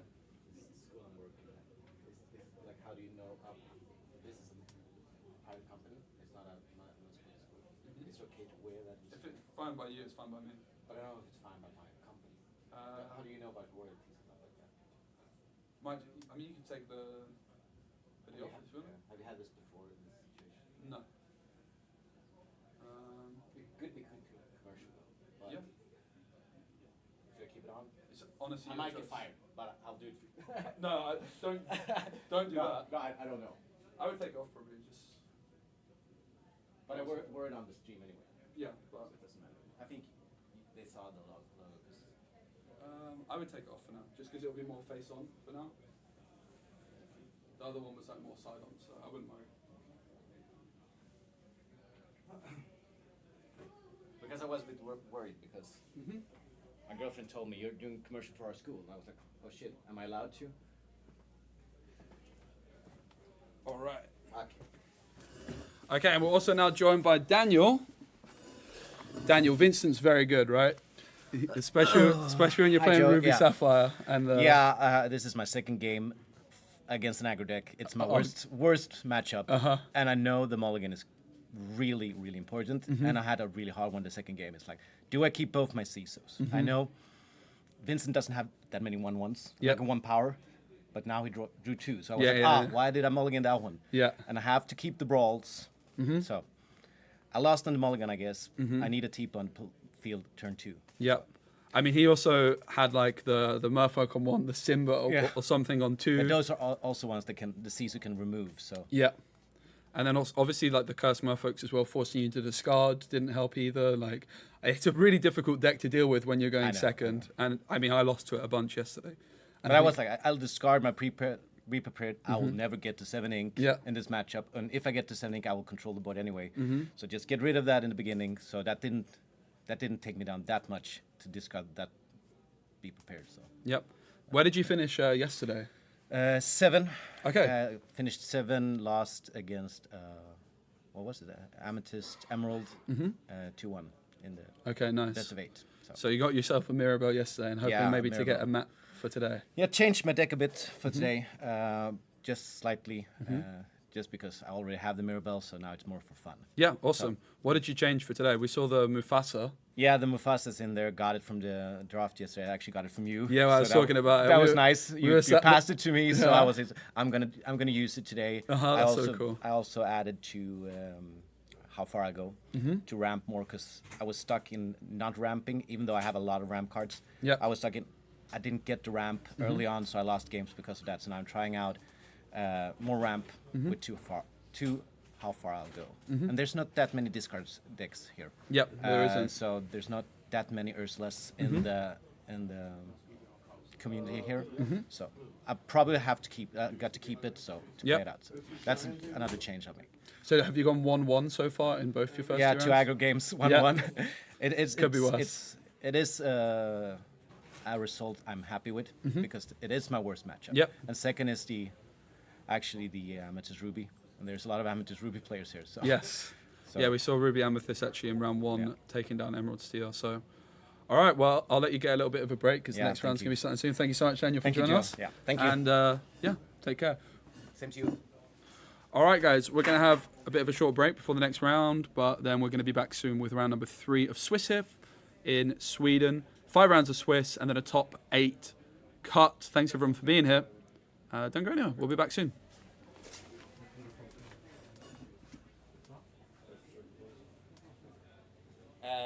That's live, right? But it will be on, so I can watch it later on. Yeah, you can watch it. Because I want to watch my mulligan again. Because I was like, The mulligan's not honestly that easy to see with the setup I have, sadly, but you might be able to catch it. yeah, because that was things to.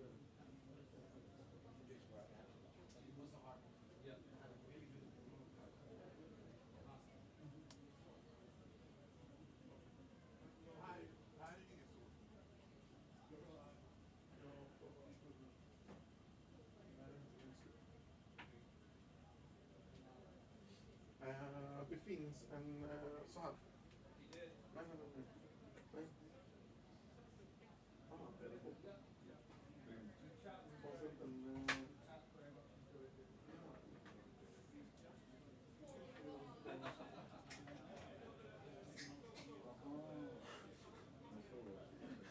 Nej. Det är det. Jag gjorde det jättesimpelt förra gången och så sa du bara nej men jag ska göra på så här och så kom jag ihåg.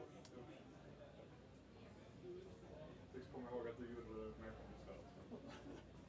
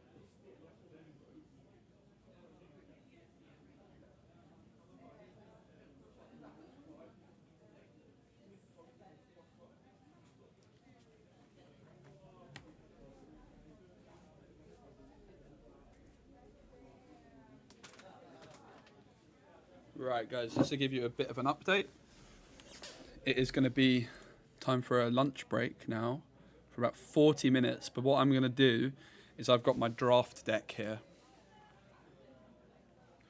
from yesterday, and I'm going to see if I can find one of the other players that went 3-0 in the draft and see if we can just play some games of draft to fill the time. So I don't think they're around right now. They might have just gone to grab something. But yeah, going to have a bit of a break, but then I'm going to try and give you guys some draft gameplay pretty soon from yesterday. 2 players that were 3-0. So myself, there was 2 other people that went 3-0, so I'll see if I can find someone that's down to play during their lunch break.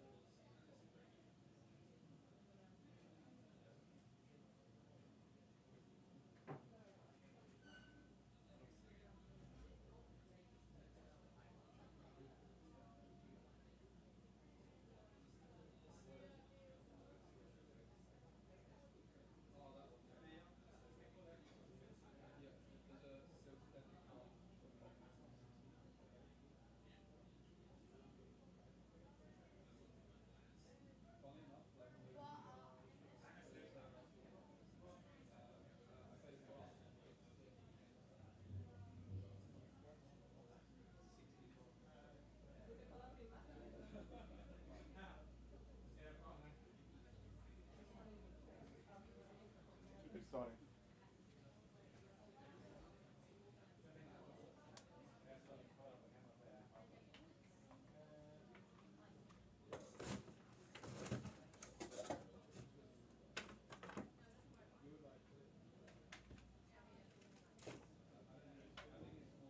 Nu skiter i Henrik. Han är så uppe i spel så jag vill inte ha honom.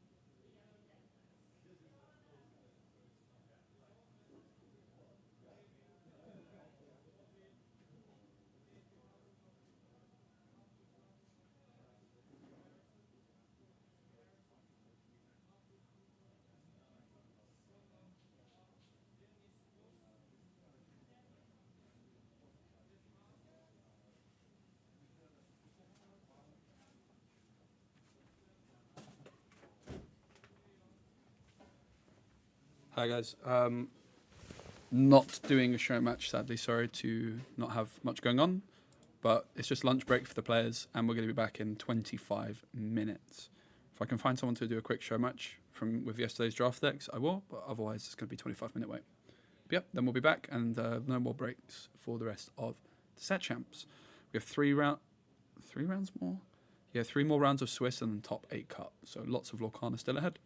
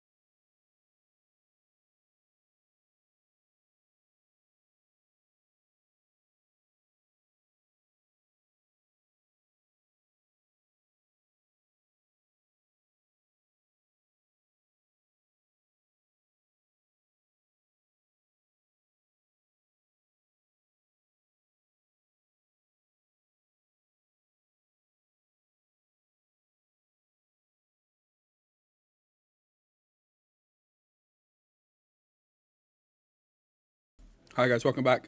Players have sat down. Sorry for the break. Hey Jermaine, we had a nice little lunch break there. It was quite long.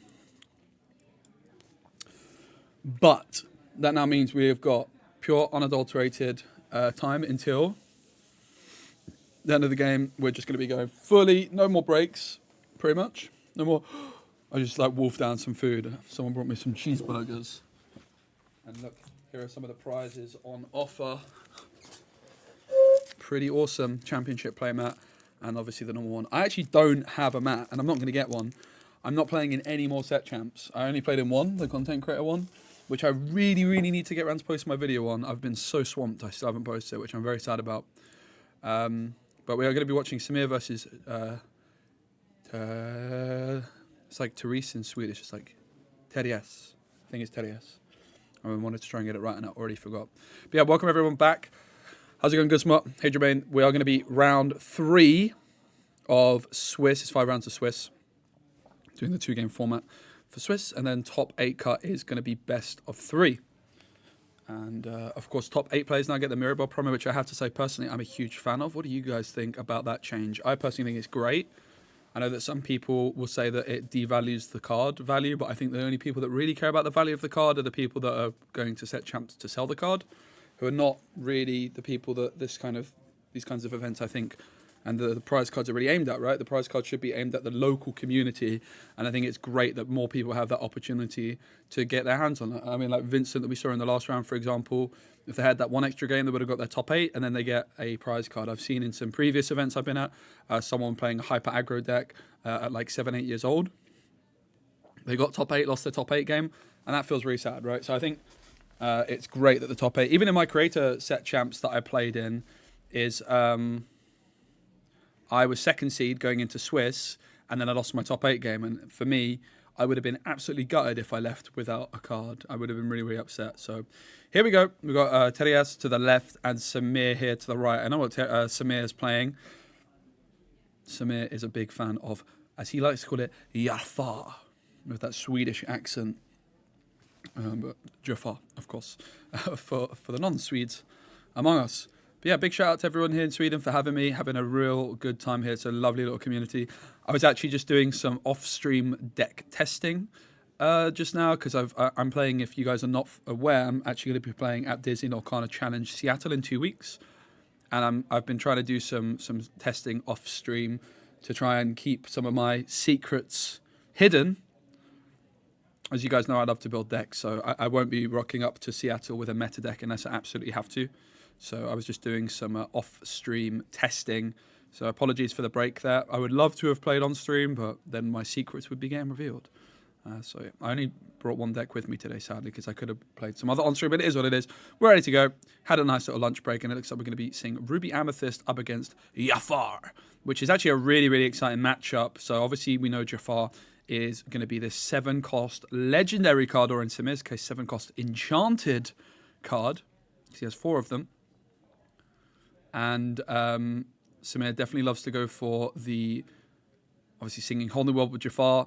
Jafar going to be drawing, for every time you draw a card while it's exerted during your turn, you gain 1 lore. So if you can sing a Whole New World with Jafar, you're going to get 7 lore just for singing a Whole New World, which is pretty tasty. Now, Samir also with cards like Archimedes in the deck. There's a new Archimedes Floodborn in set 5. And that is a pretty good shift option onto the 1-cost Archimedes from the first chapter. Just has those vanilla stat lines. But yeah, I hope everyone's good.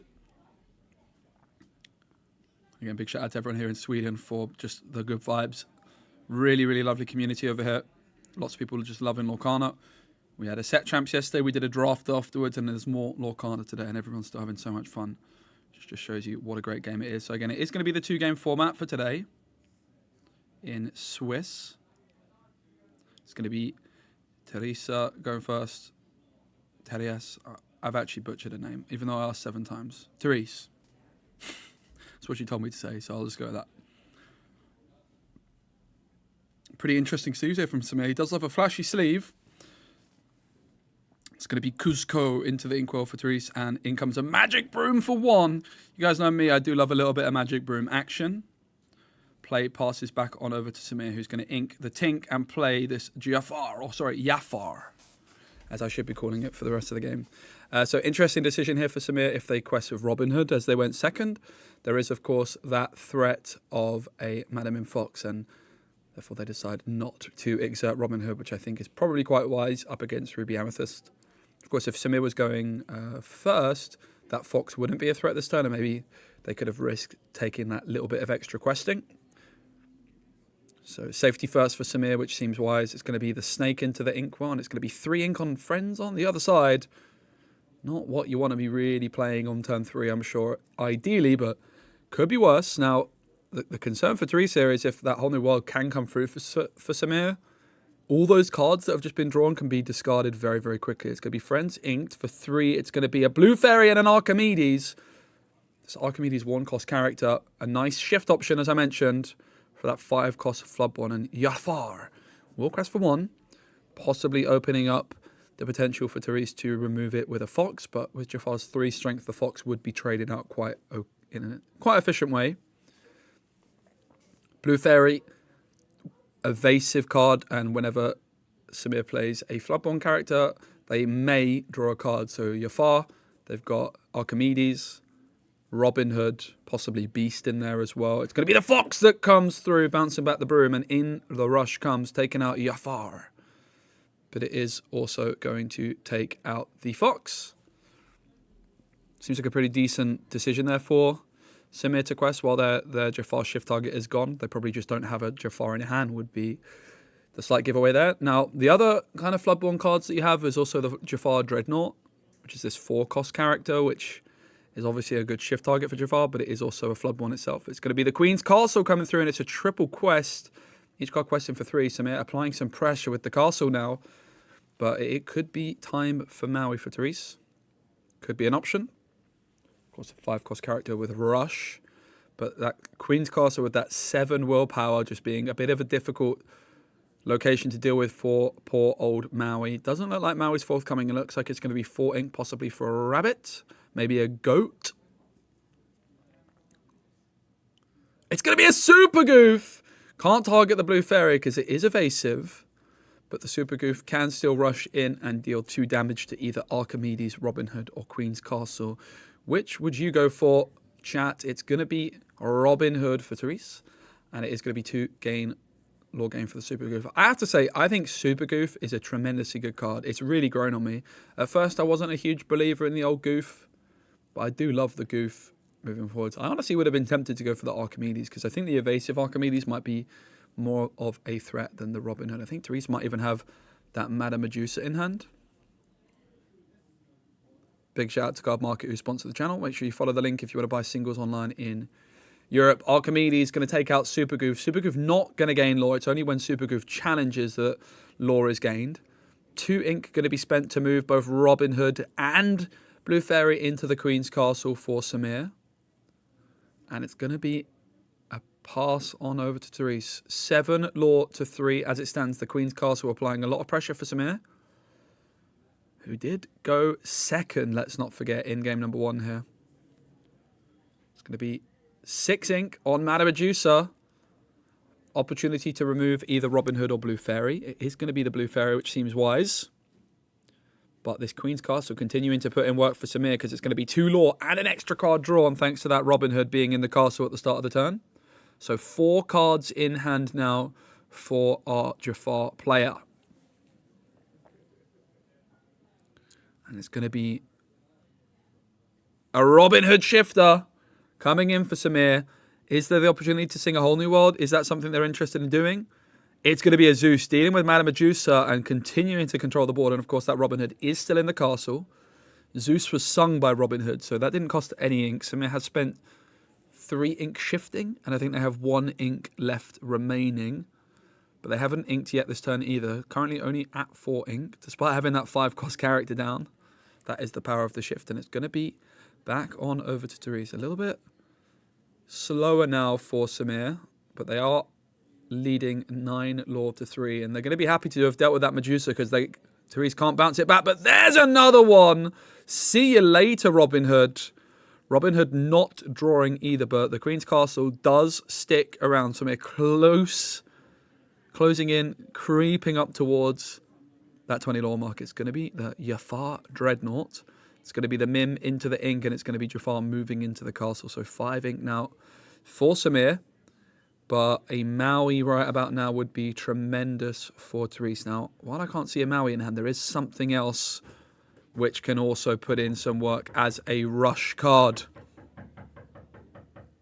Forgive the knock-in. I'm not in the position of power to open that.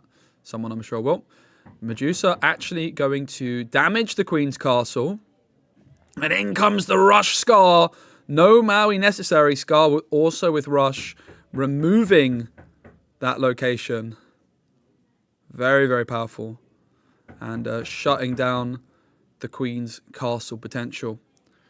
It's going to be Robin Hood for 1. 1 card left for Samir, but just going to pass on. Not even going to quest with this Jafar. Possibly wanted to shift it. Possibly wanted to get some card draw on. This is where it's really slowed down now for Samir here. It started off so well, but Ruby Amethyst just clawing back some board control. Maybe the potential to bounce Madame Medusa back is something that Therese could be looking for moving forwards as well.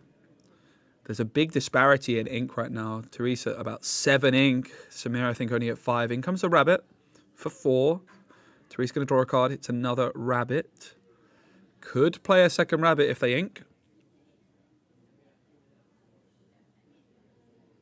It's going to be the library instead. And Scar and Madame Medusa will both quest, closing the gap. It's now 6 law for Therese and 11 law for Samir here. Samir with 2 cards in hand and 5 ink available. Remember, with that Jafar, it doesn't take long to gain a lot of law if they can get the right hand. They're going to be looking to shift in a Jafar, but it's going to be a grab your swords for 5. Not exactly what you're looking for in this position. The library not going to take any damage from that. And the grab your swords not cleaning up anything. But the Jafar is going to challenge the Scar, taking it out. And when you banish a character in a challenge with Jafar, you are able to draw a card. So that's something at least for Samir. Now Robin Hood could quest. Alternatively, it could trade out Medusa, denying that potential bounce threat for later, which is something Samir's going to be a little bit worried about. 2 cards in hand for Samir as play passes back on over to Therese, who does gain 1 law for the library. Up to 7 now. Cusco is going to be inked. And in comes another rabbit. Card drawn for Therese. 4 inks still remaining. Are we going to see the library? The Queen's Castle. We certainly do. The library, the Queen's Castle, and 2 rabbits. Samir needs to try and win this game pretty quickly because it's running away from them. But we know things can change very quickly if the right card draw can happen for this Jafar deck. Samir does love Jafar. It's his favourite card. There is a Jafar. The 4-cost Floodborn, the Dreadnought, enters the building. 2 cards still in hand for Samir, but passing back on over. But look at that location law gain. 3 law, 2 from the castle, 1 from the library. The rabbits, of course, both able to quest as well. That rabbit is readied with 2 damage counters on it, though. Have a nice little sip from my coffee. Hope everyone's doing well in the chat. Feel free to ask any questions. Feel free to let me know what you're thinking about the games. Therese hasn't been playing Lorcana for too long. I think around a month or 2. Doing super well. I don't think they won a Mirabelle yesterday, so they're really trying to gun for one today. But there is the Be Prepared. It's going to clean out both rabbits, meaning 2 cards drawn for Therese. But look at that. The locations remain on the board because Be Prepared only removing character cards. And that is the power of Ruby and Amethyst, combining the locations with the board clear of Be Prepared. In comes Robin Hood for 5 off the top. 2 cards still in hand for Samir. And it's back on over to Therese, who's going to gain another 3 law for those locations. And it's going to be over very, very soon. Let's not forget, this was Therese who went first in this game. We are doing the 2-game format here today for the Swiss rounds. In comes the goat. 1 law game for the goat. And is it going to be a fox as well? It's another goat. It's double goat. And what that means is Samir has to win this turn or it is over. Does find, I think, a whole new world, but isn't able to obviously gain any law by singing Whole New World with Robin Hood. So Therese takes game number 1. Ruby Amethyst taking down our Amethyst Steel Jafar player in game number 1. Are you guys a big fan of the Jafar decks? I know I certainly am. I wanted to try and get it on stream. It's interesting to see, like, you find this weird balance between Jafar where you need all the shift stuff, but then you also need some board control, and it just ended up in this spot where things like the Zeus just weren't really applying enough pressure. I think maybe if Samir had an extra castle at some point, they could have run away with that one, but they just didn't quite have what they needed to run away with that one. Obviously, Jafar just wasn't able to do anything in that game. Didn't find a shift Jafar at any point. But we are going to go on into the second and final game of this round 3, because it is 2-game format we're doing today for Swiss. What do you guys prefer playing? Do you guys prefer the best of 3 or the 2-game format? Let me know. I'm personally a big 2-game format fan. Huge fan. And I do still like the best of 3 after that as well. I think that's the perfect mix. 2-game format in Swiss to just alleviate the advantage of die rolls, deciding games, and then the best of 3 after that with seeding dictating who is going first. I think that's my perfect combo. Guzma prefers best of 3. What is it, Guzma, you like about best of 3 more?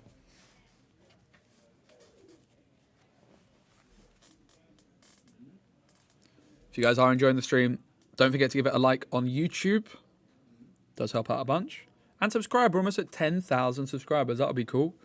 Thanks again to Card Market, who's sponsor.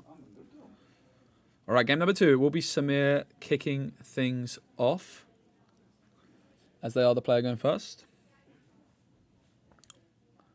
as it was Therese in game number 1. 7 cards drawn for each player.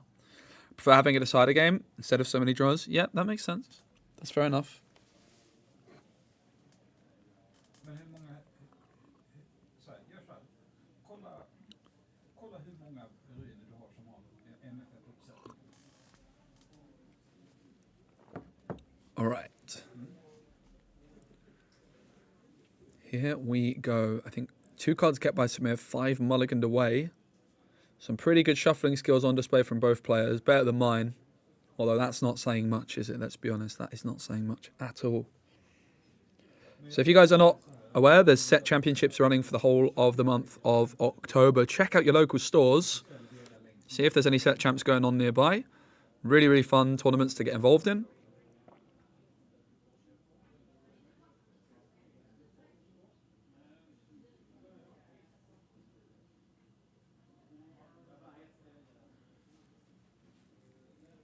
Samir's going to be kicking us off. Can we see the Jafar Whole New World combo of dreams?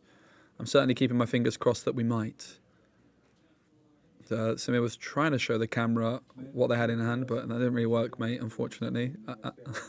I've got one camera for both face cams, which is it's like split down the middle, which is why Samir tried to show the camera, but we couldn't actually see anything.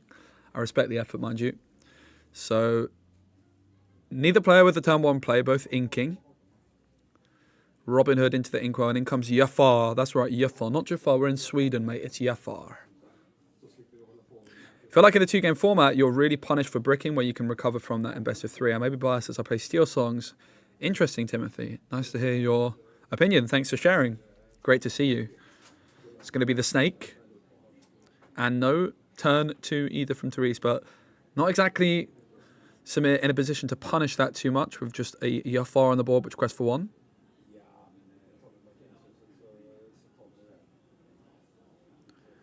And a really, really slow start for both players, as I don't think Samir's either playing a turn 3 play. Hey TM5, good morning in the US.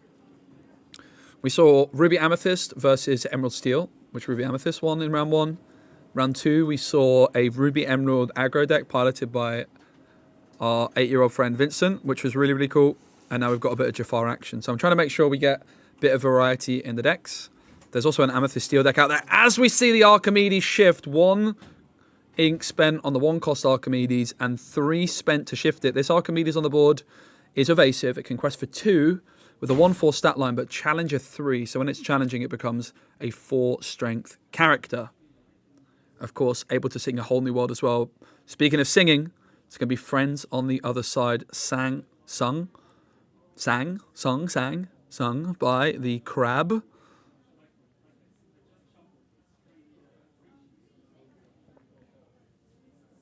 Got to top 8 yesterday. Congrats for Ruby Sapphire and top 8. Yeah, that sounds about right. Ruby Sapphire, very, very strong. Definitely a deck I'm worried about beating when I play in Seattle.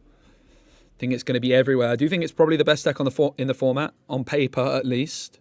But definitely very, very beatable with the right setup. So in comes the Queen's Castle for Therese, which can be taken out immediately with the Jafar and Archimedes both challenging. That would be 7.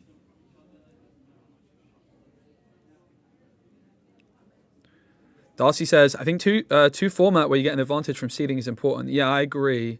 Get a bit more differentiation between players in Top Cut. Agreed. I also like that there's less intentional draws.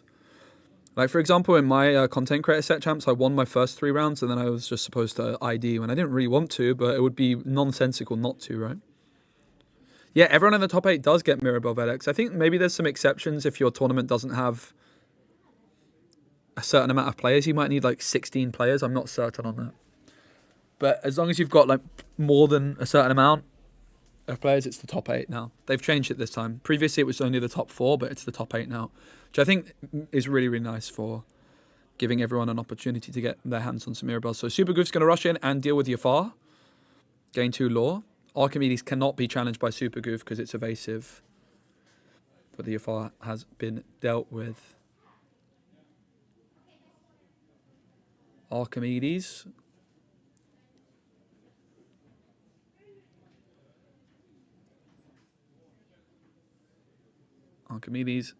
That's interesting because I'm not certain on that. I thought there might have been like if there's only a certain amount of players, it only goes to the top 4, but I'm honestly not sure. You just need 8. Interesting. Nice to know. Archimedes taking out that card, and in comes the Beast. Now, Beast can be great. Can draw some extra cards each turn. However, up against Amethyst and Ruby, there is, of course, that threat of the Madame Medusa. And Therese is able to ink this turn and get up to 6 ink. We had 14 and all top 8 got it, even though it was a top 4 card. Nice one, Darcy. That's really good to hear. I like that. What do you guys think about the change for Mirabelle? Are you enjoying the fact that it's the top 4? Are you one of those people that would have preferred, the top 8? Or are you one of those people that preferred it as it was previously because it maybe felt a bit more special? I do think one thing I would like to see is maybe a bit of, as Madame Medusa does come through and clean up, I'm sure, well, 2 options. Beast or Archimedes. Archimedes being evasive is annoying, but that card draw potential from the Beast, I think it would be my selection.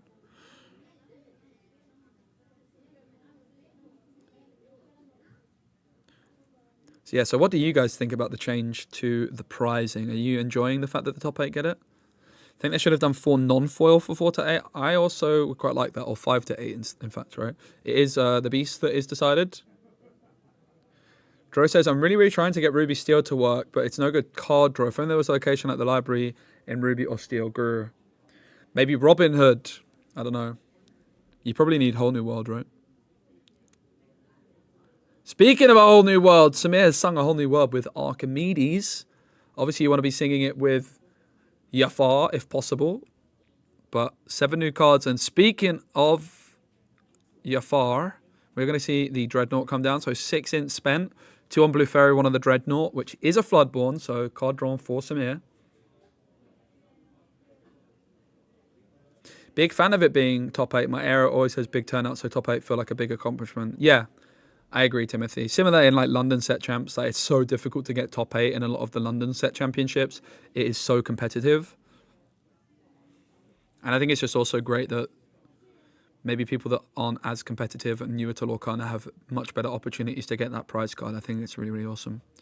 Like when I've beat people in top 8 games before and I felt bad that I've already had, an Ursula and I got another one when I beat them when it might have been their only chance. So I think it's great for everyone personally. I think the only people it's not good for is people that like selling their prize cards. So I think overall it's a W for everyone pretty much. That's at least my opinion. Because these set champs shouldn't really be about that kind of, in my opinion at least, as Be Prepared is played by Therese. Clearing the board. In comes a second Blue Fairy and a tiny Tink Tactician. Yeah, I agree, Gammon. I do feel like top 4 needs something as well. I do actually definitely agree with that.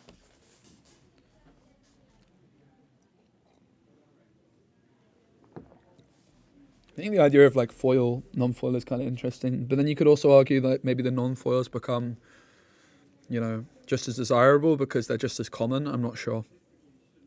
I love the mats. The mats are great. Maybe it could be some kind of like pin or something, right? Moving forward, like the top 4, you get a pin. Something like that, I think, would be a great addition. Really interesting discussion. Thanks, everyone, for your thoughts as the GOAT comes through and gains a law for Therese when it enters the board. Hey, Kata Moyo, I'm having a lovely day over here in Sweden. Someone just brought me cheeseburgers. What's not to like? I like the non-foil for top 8, foil top 4. Yeah, nice one, Chris. I also like that concept too. In comes the Tink Shift for Samir. It's going to deal 1 damage to the GOAT. And draw a card from the Blue Fairy. Cheeseburgers and Lorcana, good day, it's true. And I got coffee as well. What's not to like? Yeah, I really enjoy my time here in Sweden. There's a really, really friendly community of people.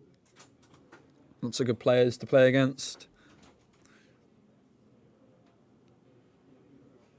Samir is going to pay 3 ink for Let the Storm Rage On, removing the GOAT from the board, but 1 law gained by Therese with the GOAT leaving. And Tink is going to challenge the Queen's Castle, as is the Blue Fairy, actually. Blue Fairy instead going to quest for 1. This means it's now 4 law to 2 in Therese's favour, but with that Queen's Castle on board, that's going to jump up to 6 pretty swiftly. Good to see both players ensuring the game state is followed correctly, with Samir just adding that law for the castle. It's going to be the Chernobog's followers into the Inkwell.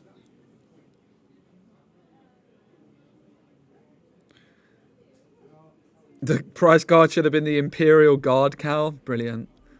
And in comes the Rabbit. I have to say, I think the Mirabelle card is almost good. I really, really do.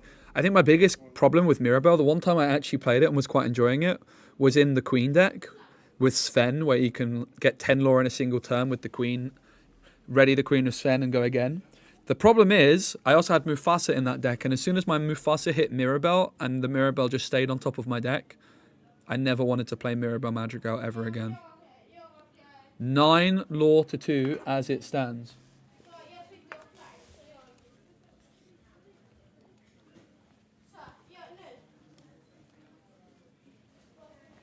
Just been given a shirt, which is very epic. What are your thoughts on youth child competition? I think it would be cool to see. I think it would be very cool to see, as we do see the Tinkerbell challenge the Queen's Castle. It's something I would be well up for it, mate. I think it would be awesome.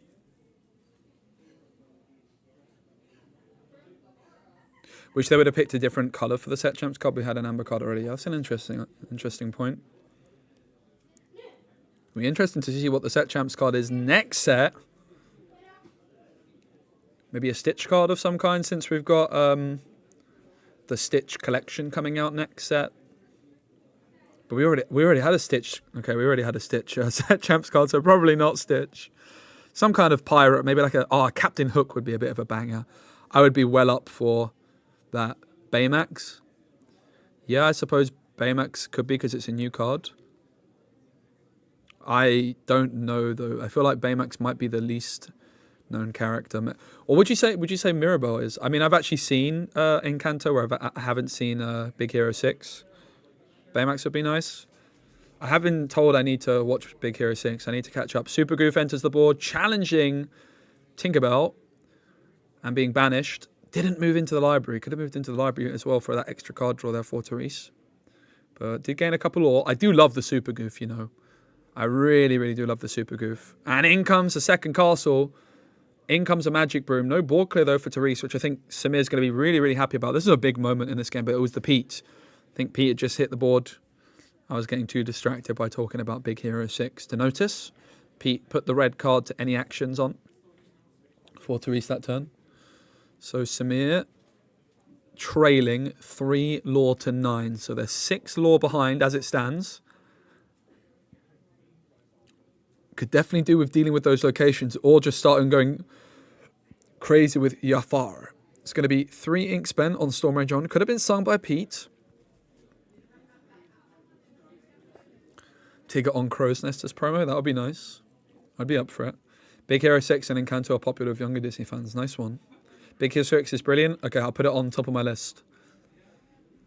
It's going to be Jafar and Tink challenging the castle, and it's going to be Pete and the Blue Fairy challenging the library. I'm also supposed to watch... what's it called? Zootropolis, which I think is called something different everywhere. There's like 3 different names for it. Zootopia is called somewhere else. So 1 lore gain for the library for Therese, which will put them up to 10. There it is. Pete, red card, has now passed. So is there a B prep for Therese? That would be a huge moment in this game if it's available. Is it? It's not. It's going to be Maui time though. Maui taking out the Tink. And 3 more ink going to be spent on a fox. Bouncing back Maui. That's pretty powerful, mate. Now, Therese, we saw previously them not move that fox in, or the goof into the library. 1 ink remaining. Remember, Therese, this is going to be a really good learning experience for them. I actually think seeing your games back is really, really nice, and probably can learn a little bit from watching that back. And perhaps there was another Pete actually played that turn. What's the app? It's called Lotus. Lotus. Been using it quite a lot. I like it. Quite customizable. I would love to use the official Lorcana app, but the numbers are just too small to be displayed on stream very easily. It would be great if we could get like an extra mode for the official app where we can have like bigger numbers basically. Pete's going to quest for 1. 4 or 5 ink in fact going to be spent here by Samir, it seems. What's it going to be? It's going to be a Robin Hood. We still haven't seen that Jafar. TM5, I had my local store champs yesterday and won with Sapphire Amethyst. Nice. Awesome. Congrats. 10 lore to 4 lead as it stands for Therese, but starting to run out of resources in hand. So much ink, though. Samir, therefore, possibly not wanting to go for that whole new world. It's going to be Brawl, dealing with the Blue Fairy. So much ink for Therese. It's absolutely incredible. That Friends it's going to be Maui for 5. Friends is still available for Therese in hand. And I think now Samir knows that that's in hand as Therese accidentally kind of revealed the wrong card there. Behöver de kaffe? Kaffe någon? Pete's going to challenge Maui. Trading it out. Stopping it being bounced back. But just very, very slow lore gain here for Samir still. But now suddenly the Beast and the Pete combining to shut down any potential Be Prepared's next turn. And Therese going to really be wanting to find something like a Madame Medusa to deal with this Beast. Counting out the ink, it looks like 9 ink available draws for turn. It's going to be a Magic Broom and a Friends. 3 ink spent on the Friends on the other side, but it cannot because of the Pete. And that is a very powerful Pete. Because suddenly, 8 ink available for Therese, but only able to spend 1. And of course, the Beast is going to allow Samir to draw an extra card at the start of the turn.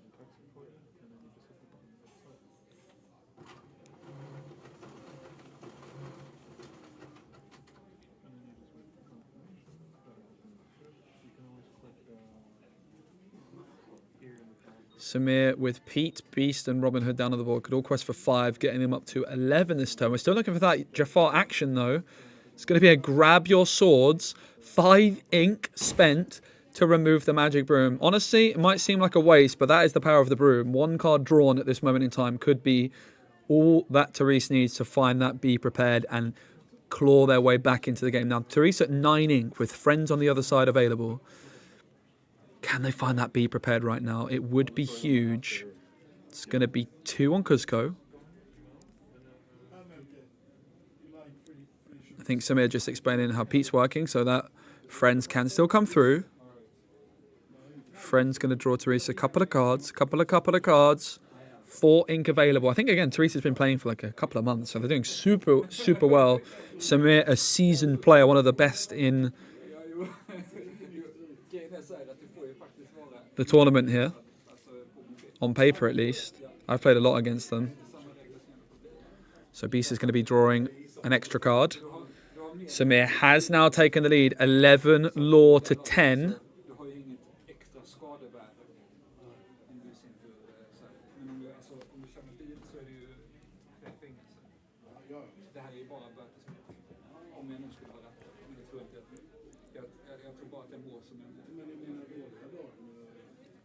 Friends on the other side was played there by Samir, drawing a couple of cards.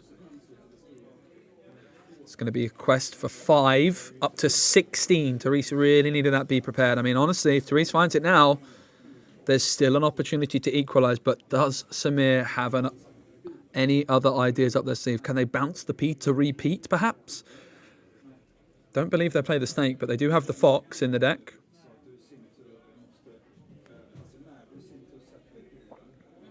It's another quest by the Jafar, 17 to 10. Therese needs a be prepared, and they need it right about now. Doesn't look like it's there just yet. Still the potential to draw into it, though. You could challenge with Kuzco, sacrifice Kuzco, draw into the be prepared off the top, and maybe salvage the game. Remember, Therese did win the first round here. Samir looking to equalise in the 2-game format. It's going to be Maui time, dealing with the beast. But that's not going to be enough on its own. Robin Hood, Pete and Jafar can all quest, getting Samir up there. It's going to be Kuzco questing. And it's going to be Samir taking this one. And Samir is now ready and waiting for us for an interview. That really surprised me. Samir stood next to me for an interview, if you'd like. Because, of course, we have a bit of a delay on the stream. If you'd like to. Yeah. I was just watching you win, and then I look to my right, and you're there. Yeah. This is the magic of a delay. Samir, hello. So if you actually jump back, what I'm doing here is I saw one major misplay. I don't know if you talked about it, but when she's played Super Goof and some other character and sacked, so I was like asked her for permission and then corrected her a little. Like this was the only mistake I really saw. Yeah. And then I commended her on the first round, where she was when she was a bit nervous if she misplayed when she be prepped everything, but she had the location and said like, well, I had so few cards, so I couldn't do that much. So, but yeah. Awesome. I think that's also the thing. I actually think one of the best ways to learn is playing on stream as well and being able to watch it back. Because I make so many mistakes, but my chat always very... kindly points out. I played a lot of card games, but not on stream. Yeah. But even like I play a lot Apex Legends and stuff like that. But even like watching your VODs, seeing like, oh, how did I rotate and everything, like that's a super big learning curve. So yeah, definitely. I would definitely say like watch your stream, watch what you played and stuff. Yeah, it's a really good way of learning, that's for sure. I think also like one other thing I mentioned at the end, there was maybe that opportunity for the Kuzco to challenge into one of your characters to draw an extra card. Yeah. If the card off the top was a be prepared, it could have made the difference, right? So. Yeah, and I was trying to play around the be prepped. I was keep drawing Pete's. And with that, I was like, okay, I can overextend a little with my blue fairies drawing cards, because even if they be prepped, I at least drew cards, because I want them to use everything. Like when I play Ruby Amethyst, there's like 8 players playing Ruby Amethyst, and I think it's a 50-50 for me with this deck. But I want them to play their Madame Medusa, so they're out, play their be prepped, so I can outlast them. So that's what I'm trying to do. So you're playing Jafar. Jafar. I'm calling it Jafar because I love how you say it. Jafar. Jafar. What is it about Jafar you like so much? Well, like when I built the deck in set 3, like the whole reason why I built it, I saw the whole new world and the big Jafar, and I was like, this is so ironic. Imagine if the movie was like a bit reversed, Jafar singing a whole new world to Jasmine. So I just built it because of that, for fun. But the thing why I do like the Jafar deck is it is very viable against a lot of decks, and you can play it like control, you can play it tempo, you can play it aggro, but I removed some of the aggro deck pieces, like we actually saw as well in the first game, you started off quite well, but you didn't necessarily have that No, I ability to lost. quest enough to punish it, right? Yeah, I had a good start in that round, but I don't know. I don't remember exactly, but it felt like I lost a lot of the steam when playing it, which because I don't know if I sat with the whole new world. I showed the hand at the start. I don't know if you saw it, but my second game hand was so bad. Okay. But like, I had like a lot of 5 drops, 2 whole new worlds, Oh, and no. no 1, 2, 3 drops. Yeah. And I was like, and then I drew 1 Jafar, and I started getting some tempo, so I drew into good. But I thought I was a goner. But yeah, to go back to your question, like. The variety of how you can play it is so huge, and I think also like not many people has battle experience against it. Yes. Some good players who can adapt really quick, but like she didn't. She played Medusa at one point, and she was like, "Do I take the Robin Hood? Do I take the Beast? Do I take the Archimedes?" She didn't know, and she's a new player. She just started 2 months ago. So Yeah. kudos And to her. smashing it. Yeah. Yeah. Okay. So with the Jafar deck, it's pretty difficult to fit everything in that you want, right? Because you play the Jafars, you've got maybe like 12 of those, you've got the whole new worlds. Yeah, so I got. I don't know if I have 11 Jafars, but yeah, you have the Dreadnought. I took out some play the Amethyst Jafar Yeah. that grows, but I don't like that one because he can't shift and he's expensive. But I had to fit the Archimedes, which I think is one of the key elements in this meta, to be able to have 2 1-drops that can shift on free. Yep. One thing that is really good with the Archimedes against Ruby Amethyst is he can be taken out by Medusa, but he's evasive. So he dodges Maui, he dodges Goof, and all those characters. So you get a bit more freedom against the decks that can't handle evasive. So you can, like I was playing against another person, and I had a Robin Hood out, and he had a Sisus that was super big, so I couldn't sing. But if I had Archimedes, I could have sung and kept Archimedes on the field. Yes. More likely. So yeah, but I had to remove Smee and Captain Hook and a few of those cards. And I think like you don't have like 4 Queen's Castles anymore either, for example. No, right? I don't know if I have 2 or 3, but I have a lot less Queen Castles, and Queen Castles is very situational. Like like if I'm winning and I'm afraid of be prepped Yes. when the 7th round hits, then I can smack a Queen's Castle just instead of just passing the turn. So that's where it is. Sometimes the card draw has actually saved me also, but it's very very niched. So Yep. but I like it more than I like the library though. Neil says that they love your sleeves. Oh, it's actually sleeves I bought 10 years ago in What? Japan. Oh my goodness. For everyone that doesn't know, I'm a Zelda fantast. So you see the Triforce here. I have Pixie here from Ocarina of Time, and I have more Zelda here. So I'm a super Zelda fantast. So I didn't play with the sleeves until I saw that there was outer sleeves. So now I Okay. play with, and I'm known in the community in Malmo to play with bougie sleeves. Yeah, you have very flashy sleeves. Very, very cool. But thank you. Yeah. All right, well, I'll let you get a little break before your next round. What's the record at the moment? I'm at 102, so I have 13 points. So one win, 2-0, draws. and then... Wait. Yeah, 1-2-0 and 2 draws, and Okay. both draws has been against Ruby Amethyst, Right. and one of them is like a really one of the elites in Malmo. So And yesterday you got the top 8, right? yeah, I got top 8. I made it to top 4 actually. I lost against Max, who was playing Emerald Steel, Steel, that won the whole thing. Yeah, and we that saw him won on the whole stream. thing. But he drew like a god. Okay. So looking to get that playmat today. Yeah, I hope so. I actually won set 3 champs in Malmo. I won that with Jafar deck, and I like Louise, who came second yesterday. She was first in the Swiss that tournament, and she lost the first match in the top 8. And I said, jokingly, I was like, I said, if I win, you'll get the playmat. And I won, and I gave her the playmat. And then on my way home, someone wrote, you know, the playmat is worth like 300 euros. I was like instantly like, if you sell the playmat, we split it, right? Then she didn't sell it. So somewhere in her treasure chest there is a mat, and now she has a runner-up mat. So I Awesome. hope I also get one. Nice. All right, well, I'll let you get a little break, and we're going to have round 4 of Swiss coming up pretty soon. Don't go anywhere.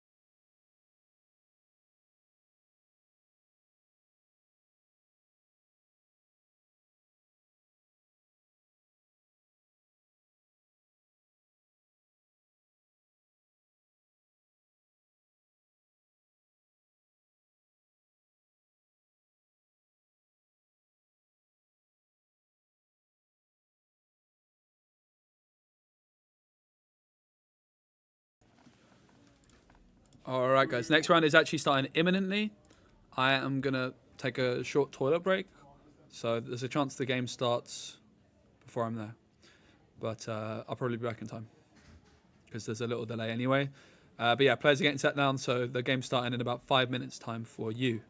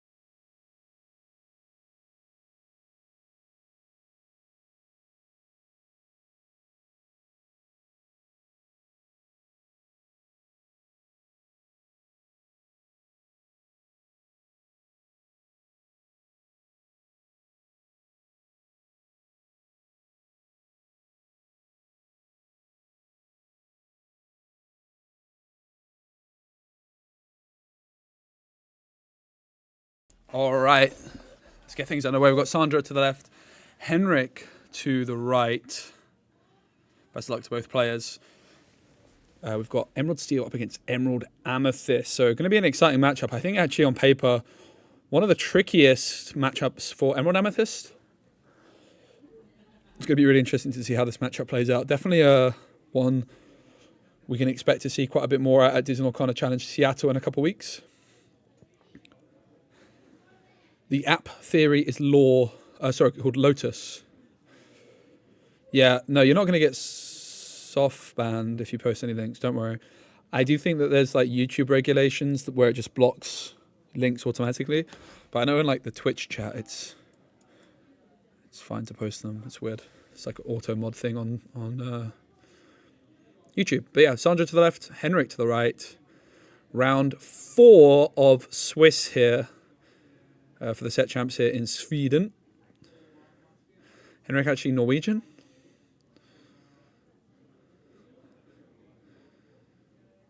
Big pillar of the community here in Sweden, though. Sandra mulliganing, it looks like 1 or possibly 6. I think shuffling first. These kinds of things happen, especially I think when you're on camera. It's easy to do that kind of thing. I've done it. You've done it. We've all done it. No big dramas. It is what it is.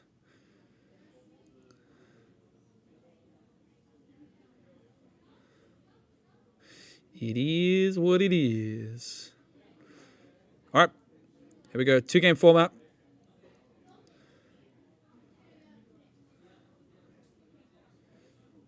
Not sure who's going first in this one.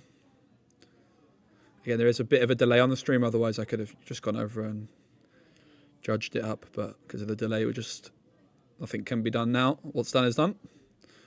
But here we go. Round 4 of the set champs here. Sandra versus Henrik. It's going to be Emerald Amethyst up against Emerald Steel. So Steel versus Amethyst.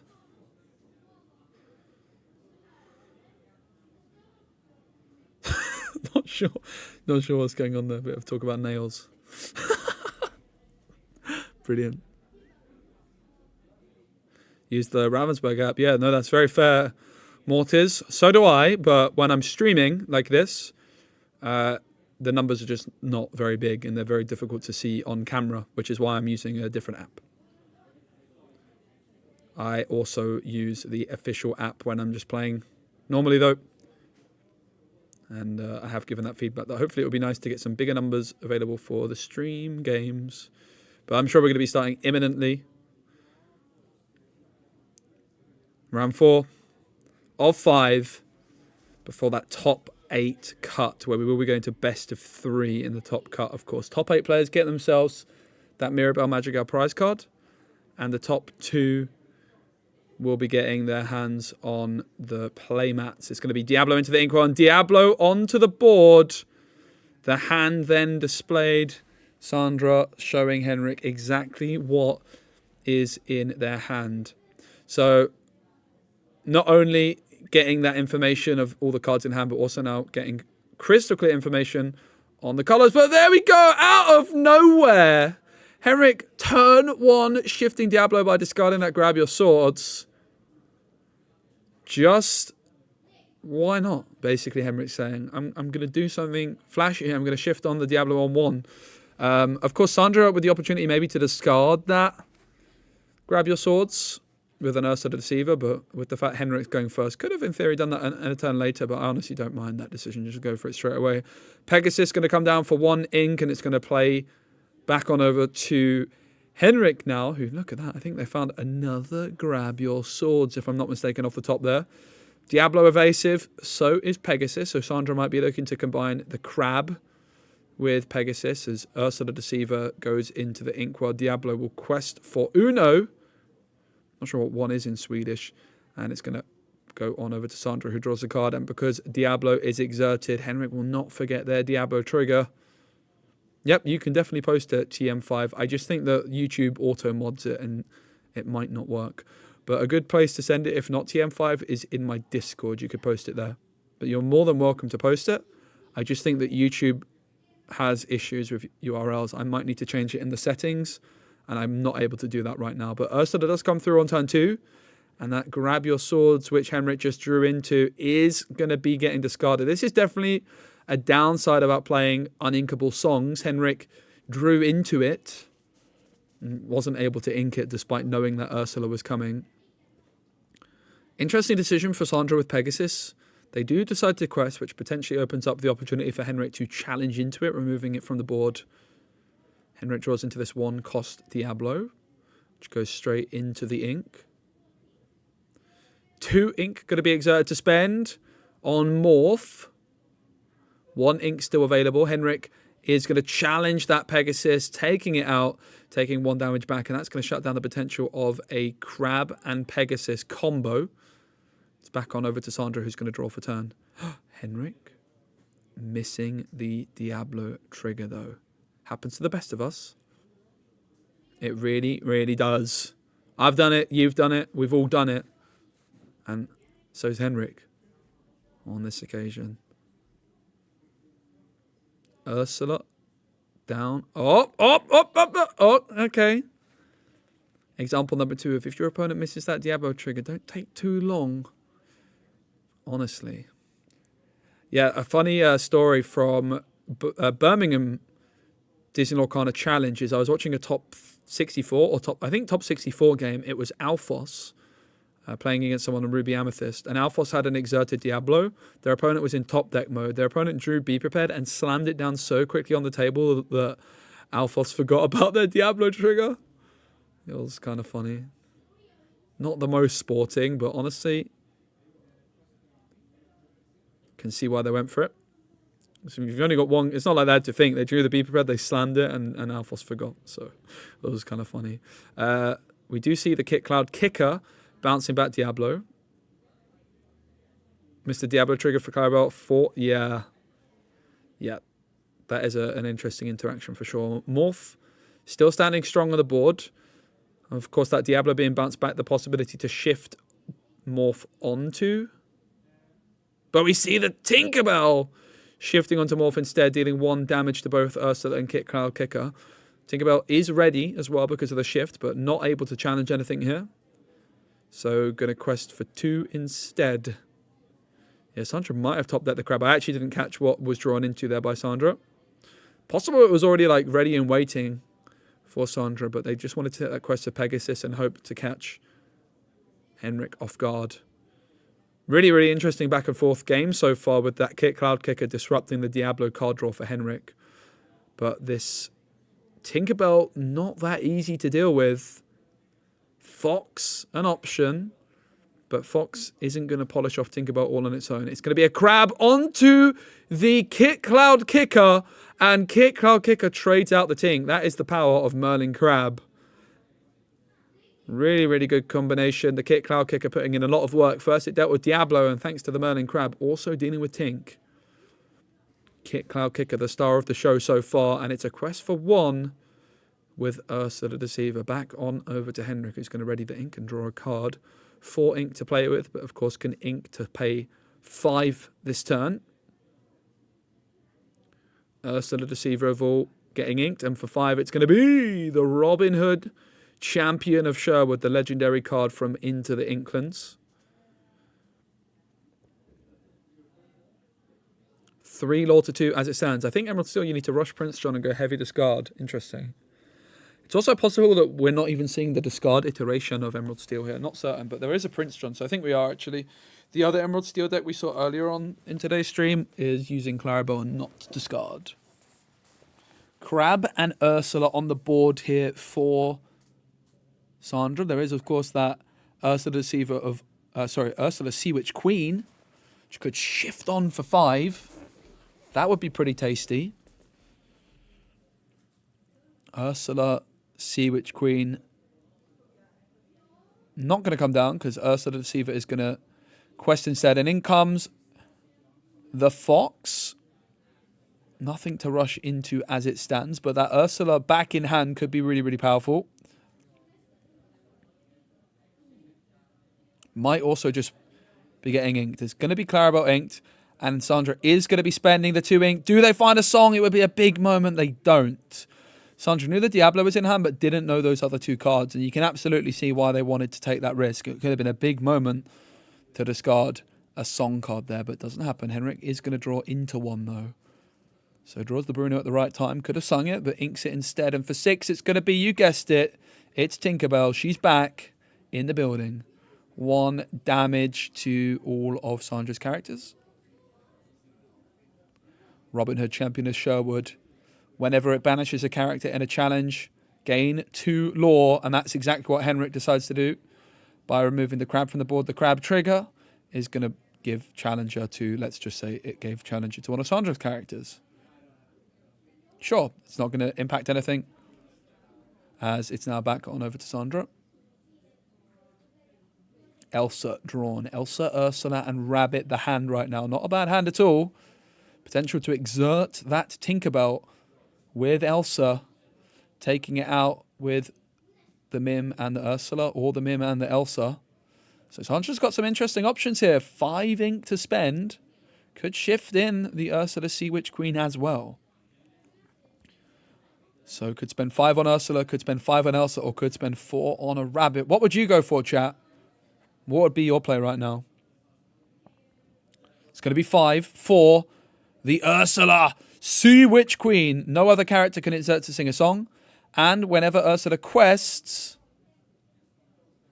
you can exert a character. So the Fox is going to remove Robin Hood. And Henrik is able to draw a card for Robin Hood being banished in a challenge. And the Sea Witch Queen can quest. And that is exactly what's going to happen. And when Ursula quests, Henrik's Tinkerbell is exerted, but he's just going to ready it straight away, let's say. Because it didn't impact any gameplay.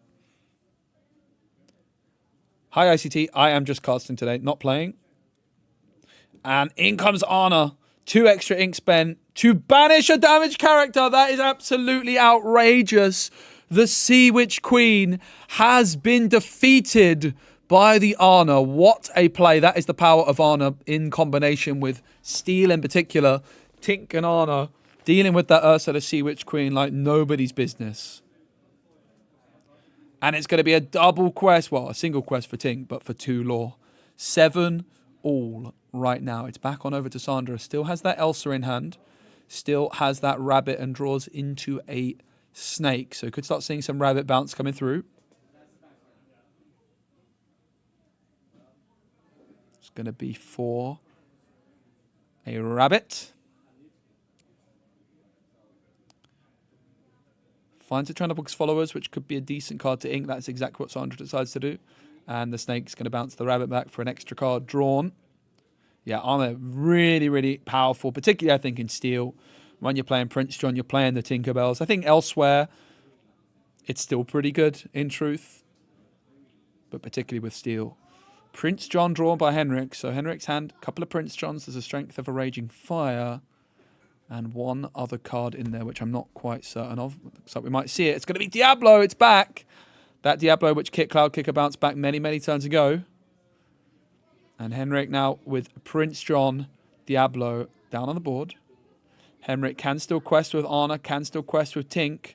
Instead, going to sing with Anna, Strength of a Raging Fire.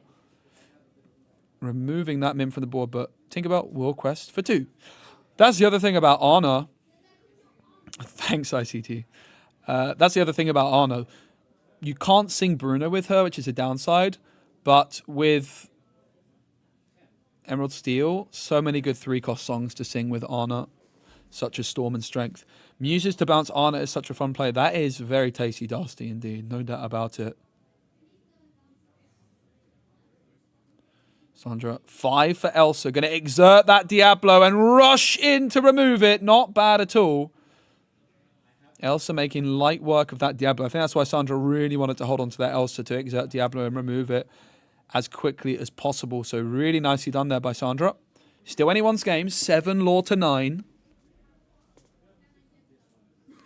Yeah, I'm also going to be casting next weekend, guys. There's a huge tournament in Paris. Over 1,000 players anticipated to be playing in that. Huge.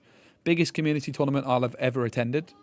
And I'm going to be doing a cast for that on both Saturday and Sunday. So don't miss out on that as Henrik plays Diablo for 1, has a peak.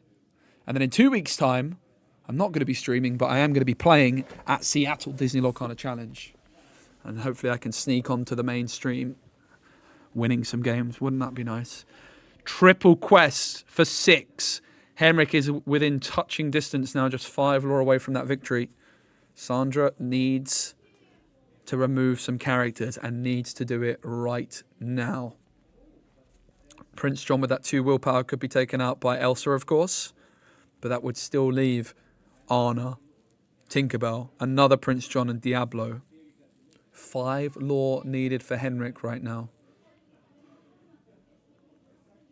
Might have been Fox an option for Sandra, which can also take something else out this turn. But that Prince John is ready. That Diablo is readied. Those 2 between them are 3 lore, which means Sandra's going to have to take out the Anna, the Tinkerbell, and the Prince John that are exerted to stay in this game. And I'm not sure that that is possible right now. That Anna play to take out the Ursula Sea Witch Queen, really the pivotal moment in this one. What a moment it was. Anna is going to be taking out the PJ, the Prince John. In comes the Fox, bouncing back the Elsa. The Fox can rush in to remove the Anna, but Tinkerbell remains standing strong, as well as that ready Diablo and Prince John. Right now, Henrik 5 lore away and can quest for 5 right now as well, Darcy. Sadly, it might be all over for now. Unless friends can get inked. Seems like Darcy knows what they're talking about more than I do. In comes You're Welcome! Dealing with the Tinkerbell. And that is very impressive by Darcy. Staying in the game. Also had the option of going for the Elsa. Exerting the Diablo. Can't exert that John. Could have exerted Diablo though. John with Ward not able to be exerted. I actually like the decision, though, to go for the You're Welcome, getting rid of the threat of Tink. But Henrik, of course, will be able to draw a couple of cards from that You're Welcome. Henrik draws 2. Beast and Morph. Excuse me, big old yawn. And it's back on over to Henrik, who is going to ready and draw. I think 4 cards in hand for Henrik, 2 from that You're Welcome, 1 for turn. But there's still 5 away. No Lyle for Sandra found. I was having a peek at her deck, and I do believe she does play Lyle. Beast going to get inked. Robin Hood going to get played. In comes a Morph just for good measure. And it's going to be a double quest. Prince John ready to quest, and it's 18-7. Henrik is 2 away. Sandra, she stayed in it last turn. But is it just one answer too much for her to deal with here, with that Robin Hood having to be removed as well? That ready Robin Hood, of course. 7 lore to 8 as it stands. Doesn't look like there's a Lyle available for Sandra, which could have been a way for them to stay in this one. It's going to be 5 for Elsa. Can exert either Morph or Robin Hood. It's going to be Morph. Elsa going to challenge Morph, it seems like.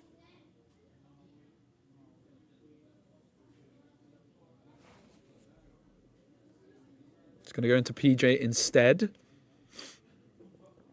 So Elsa now exerted with 1 damage. And then the Fox is going to take out the Morph. Still another Fox in hand which can rush in, but that Robin Hood is ready and waiting to quest.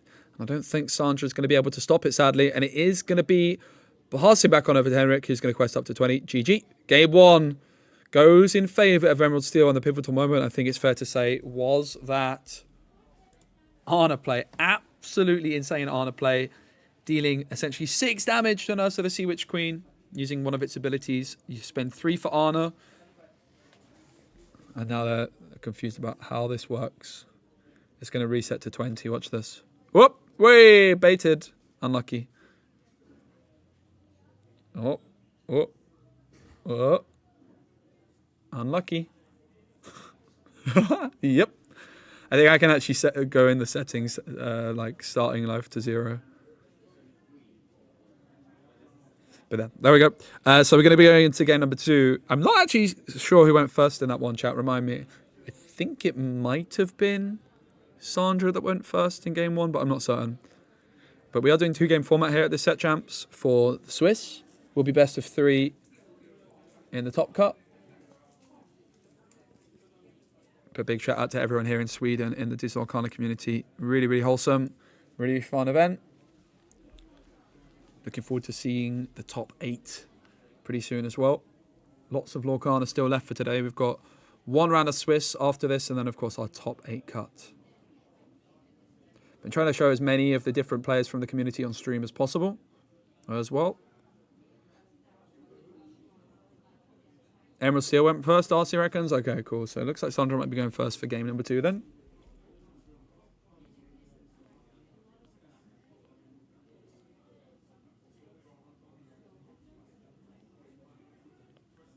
All right.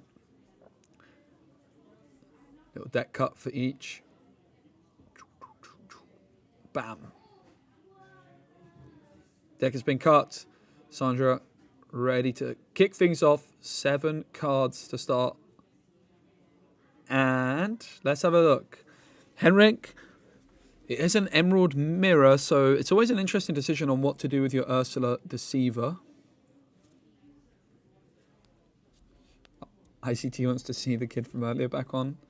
We'll see. I'll take a look at the standings going into the last round, and I'll try and pick one which is like a winning in type game, and see if there's an opportunity to showcase people that haven't been on yet as well. But nice one, ICT. I'll see what I can do. Looks like it's going to be 1... Was it 1 drawn there for Sandra? Not sure. Henrik giving it a nice little shuffle. I know Henrik's been playing Lorcana for a long time.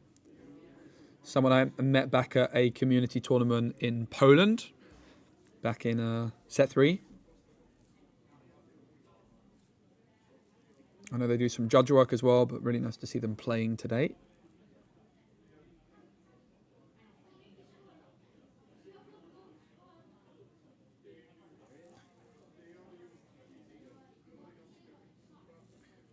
Yeah, that makes sense, Darcy. Ursula Deceiver can be really, really good against the Emerald Steel songs.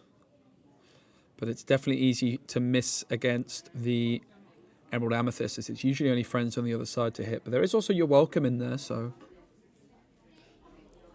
Often these Emerald Mirrors really can come down to which Ursula performs better. And of course, you do have the Ursula Sea Witch Queen shift option as well for Sandra. It's going to be Sirhis getting inked on. Are we going to see that 1-drop Clarabelle? We certainly are. I'm not convinced by the Clarabelle in these decks still, guys. What do you think? I'm really surprised I see so many Clarabelles in these Emerald Amethyst decks still. I know they can pop off sometimes, but I don't know, mate. I'm very unconvinced that it's wise to play Clarabelle in an Amethyst deck. Don't get me wrong, it's not bad. I know lots of people do, but I'm interested to see if like the players in Seattle DLC will be doing the same. What do you think? It's going to be Diablo taking a peek, sees the friends, sees the Ursula, but no shift on 1 this time for Henrik. Not going to happen. Clarabelle and Diablo are the only cards on the board to start us off, but Sandra can ink and go up to 2 here.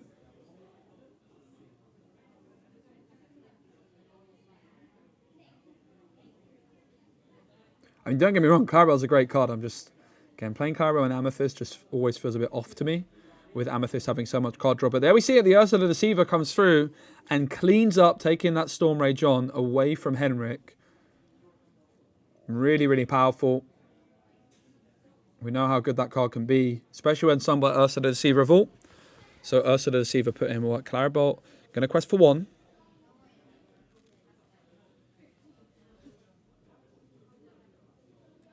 Diablo going to be inked for Henrik, and for 2, it's going to be an Ursula Deceiver of their own. Friends on the other side is ready and waiting in Sandra's hand, and she doesn't look too happy to reveal that there. But it does get gotten rid of. Did you win? Did you win? Unlucky. What's your score? What's your score? 2. Coming. My high score is 2. Okay. Good luck. All right. I was just speaking to our friend from earlier. Don't think they're doing as well as they were yesterday, sadly. Not sure though. We'll find out. It's going to be Sandra ready to ink.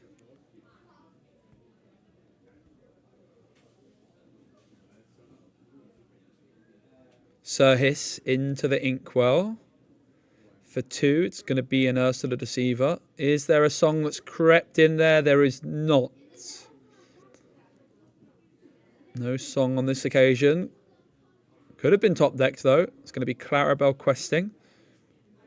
And it's going to be back on over to Henrik. I think Sandra here maybe just spending a little bit too much ink on some characters which aren't making quite enough of a splash here. Quest also with Ursula. 3 law to 1.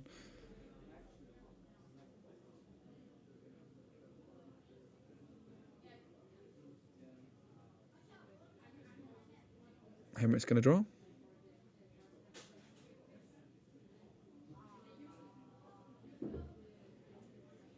It's going to be the Deceiver of all getting inked after those Ursula Deceivers got rid of Henrik's song for 2. Is it morph time?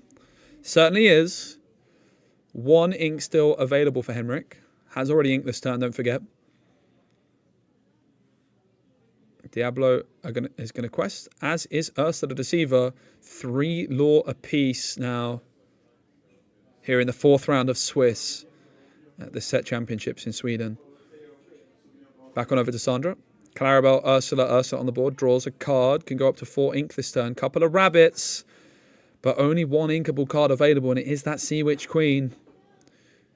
Which I'm sure Sandra was hoping to shift onto in a couple of turns. But if they want to play a card this turn, it's going to be having to go into the inkwell instead. The Sea Witch Queen gets inked, which I think Henrik's going to be pretty happy with. In comes the rabbit. Sandra draws. Some interesting options on what to do here with the Ursulas and the Clarabelles. Could, of course, remove the Diablo. Instead, going to quest for 3. And it's back on over to Henrik.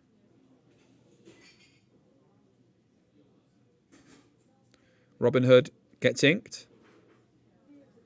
In comes the Tink onto the morph.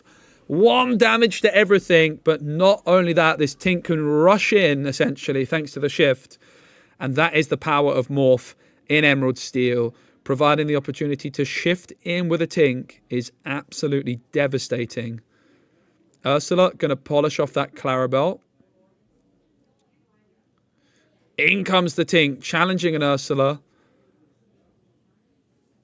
And then it's also able to do 2 damage elsewhere. Could go for the rabbit, instead goes for the other Ursula, perhaps fearing that Ursula Sea Witch Queen shift. Definitely makes sense after seeing 1 ink the previous turn. Really big turn there for Henrik, clawing their way back into this one thanks to the power of the shift Tink on turn 4. Sandra's going to draw. We know they have that rabbit in hand already. They have a You're Welcome in hand. Finds a snake as well. Interestingly, could challenge either the Ursula or the Diablo with the rabbit and then bounce it back. Alternatively, could quest with the rabbit and then bounce it back. Co's definitely a great card, but also like sometimes you just need some cards which quest, right? Sandra, a lot of options. Could sing the You're Welcome as well with the rabbit.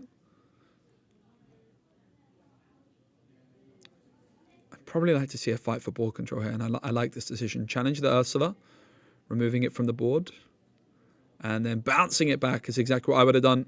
Really nice play there by Sandra. Draws a card. 2 inks still remaining. Can ink for turn. No items to banish with this Clarabelle, however. So this is a moment where, yeah, the Clarabelle 1-drop I'm just not a big fan of as a card in general. Even though item removal is quite nice against Ruby Sapphire. You're Welcome gets synced. Are we going to see the Clarabelle come down? Could provide a nice shift option for later. No shift, no 1-drop Clarabelle played. So I actually like that by Sandra. Also getting rid of the You're Welcome in case Henrik has that Ursa the Deceiver in hand, I think is probably a sensible decision. Could have been better to take Diablo. It's possible, yes. But the Ursa does have more willpower, so I think it was a reasonable decision. It's going to be a double crest by Henrik, up to 7, and back on over to Sandra, who is still in the lead, 9-law to 7. Remember, Henrik did win game 1 of this 2-game format, Swiss round. So Sandra looking to tie things up here with a win of their own.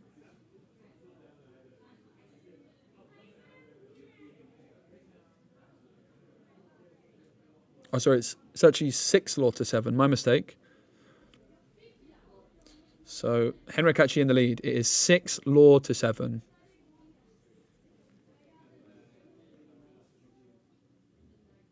Six and 9, so confusing. It's going to be Clarabelle inked. It's going to be another snake bouncing that rabbit back, and there's a lot of card draw now available for Sandra. Really, really impressive stuff.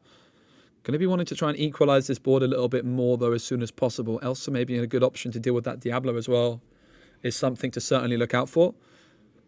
The Madam Mim deals with that Diablo, and it's now back on over to Henrik, who is going to ready and draw.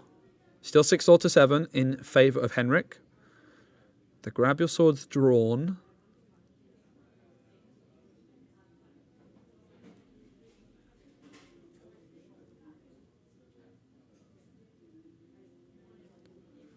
Grab your swords could be Soundbiting. We'll clean up one Madam Mim. Of course, the longer you hold on to a card like that, the more risk there is that Ursa the Deceiver will discard it. I think it's 2 or 3 cards in the hand for Henrik, so they've definitely got some options. And that can, of course, start increasing quite quickly thanks to the Diablo. It's going to be Morph into the Inkwell. It's going to be 5 for the swords. Does deal with that one Madam Mim, and the other's going to have 2 damage onto it.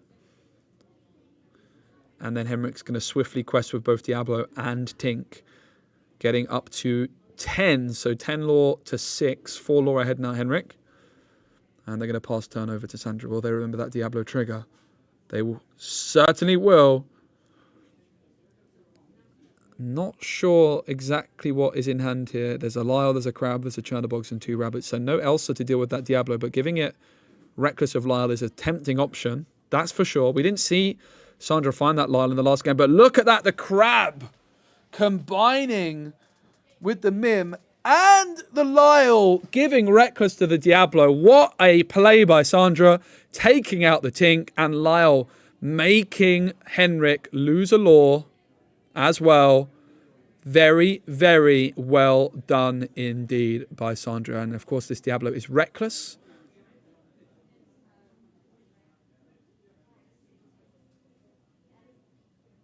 Six law to 9. Diablo is Reckless. It can't challenge, but it must. It can't quest. It must challenge if able and can't quest. It would have been able to bypass challenging by singing the Storm Rage on, which is in Henrik's hand anyway. But the Lyle, definitely a difficult card for Henrik to deal with, no doubt about it. I think if Sandra had access to Lyle in the previous game, they might have been able to take it. So Diablo Reckless, but it can sing Let the Storm Rage on. 2 damage dealt to Lyle and a card drawn for Henrik. It's going to be Prince John that's been found. It's going to be Anna for 5, discarding a... No, it's polishing off the Lyle. Same ability for Anna. What a card it is in this Emerald Steel deck. So, so strong. Lyle did not last for long. Diablo is exerted as well, potentially drawing Henrik another card here. Sandra is going to draw for turn, and Henrik is going to remember that Diablo trigger to draw as well. Sandra, still no sign of that Elsa, and with 2 rabbits in hand, potentially playing into that Diablo is not what you want to be doing. But needs must as the rabbit draws, and Henrik is going to swiftly draw for that Diablo as well. Crab is found, still no sign of Elsa. The power of Diablo there for all to see right now.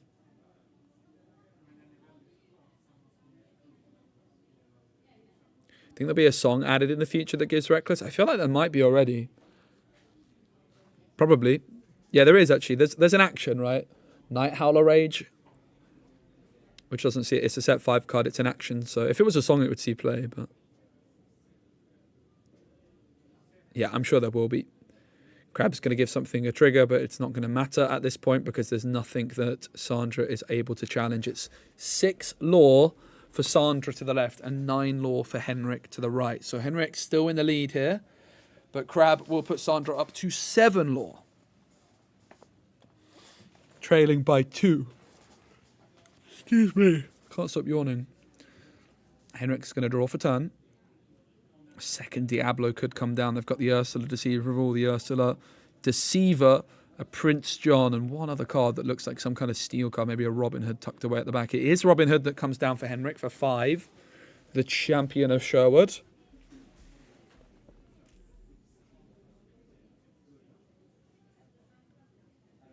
The Crab can be challenged, but that doesn't seem too sensible, so instead Henrik decides to quest from 9 up to 12 now. Henrik 8 law away from victory with 5 law currently on the board in terms of questing power next turn. It's going to be Ursula inked.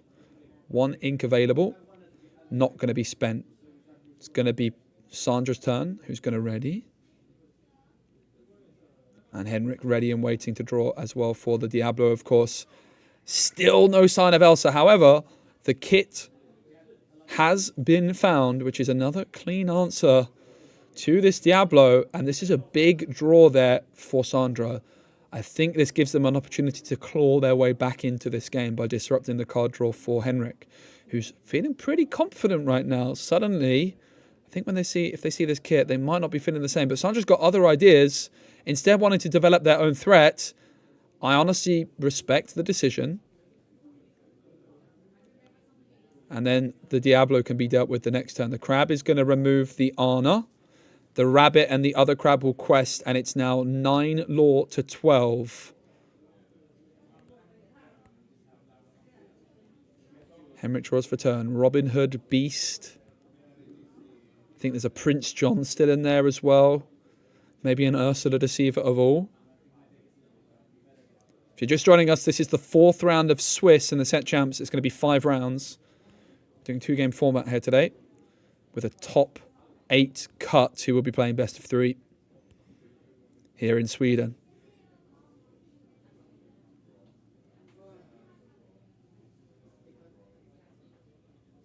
Diablo is going to quest for 1 up to 13 now law. 13 law now, Henrik, 7 away. Robin Hood, of course, can get them up to 15 by either questing or banishing a character in a challenge. They're going to start things off, though, by going for another Diablo. Hello. Not exerted just yet, though. So he's a little bit slow at this point. 3 more ink. I think it's time for Prince John, isn't it, for Henrik? And there is a Prince John slightly off camera. Prince John quests for 2, of course. Also has Ward. And the Robin Hood will be banishing a Rabbit. Sandra can draw for Rabbit.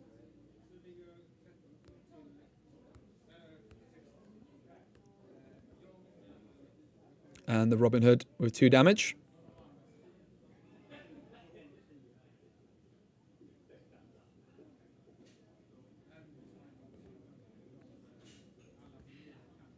Play passes back on over to Sandra, who draws a card.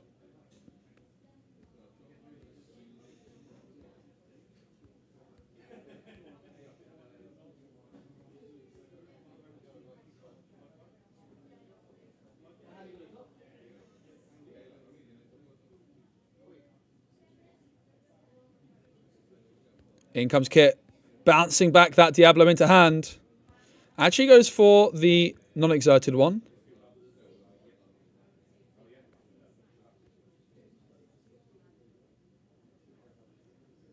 Yeah, I also caught that. The good news is they didn't draw for the next one, so it resolved itself. That's the good news, guys. It resolved itself. In comes the Fox. I'll definitely have a word with them afterwards, but it's all resolved. The state basically resolved itself with the next Diablo trigger not being taken, and it didn't impact the game in any way, shape, or form, which is good. Well, that would be my assessment of the situation anyway. Obviously, I'm on a delay here, so it's not going to be possible for us to like go back and resolve it. But for me, I'm happy enough that the game's playing out in the exact way it should be. Crisis averted. Yes, Darcy. Agreed. It did all resolve itself.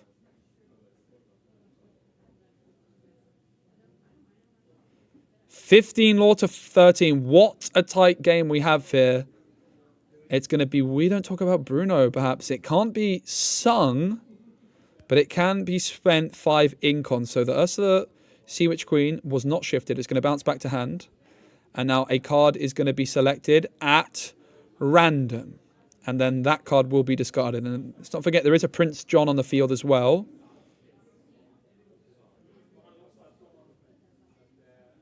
I didn't catch if it was the Ursula. I think it might have been. We'll see based off what is in Sandra's hand in a moment.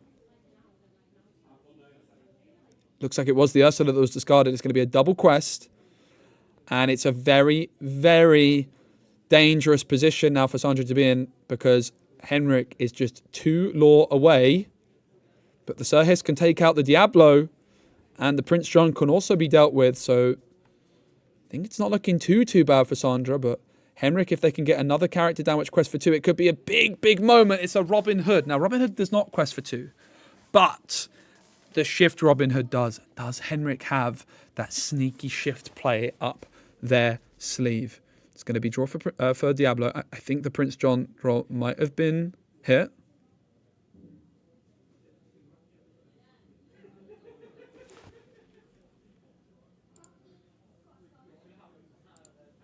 There's definitely no cheating. Let's be polite. There's no one doing anything nefarious or anything like that. This is a super wholesome community of everyone being very good friends. Sometimes things just happen. It is what it is. Everything got resolved. I'm happy. The kit is going to... See? Look at that. Henrik just pointed out, no, the kit is very much still ready on the board. Yeah, the Prince John, I think, was discard was missed by Henrik. But the Robin Hood shift, I don't know if it's available, but it would be a huge moment if Henrik is able to pull that off. It would be the game. Still 4 ink available here for Sandra, it seems, as the rabbits already come down.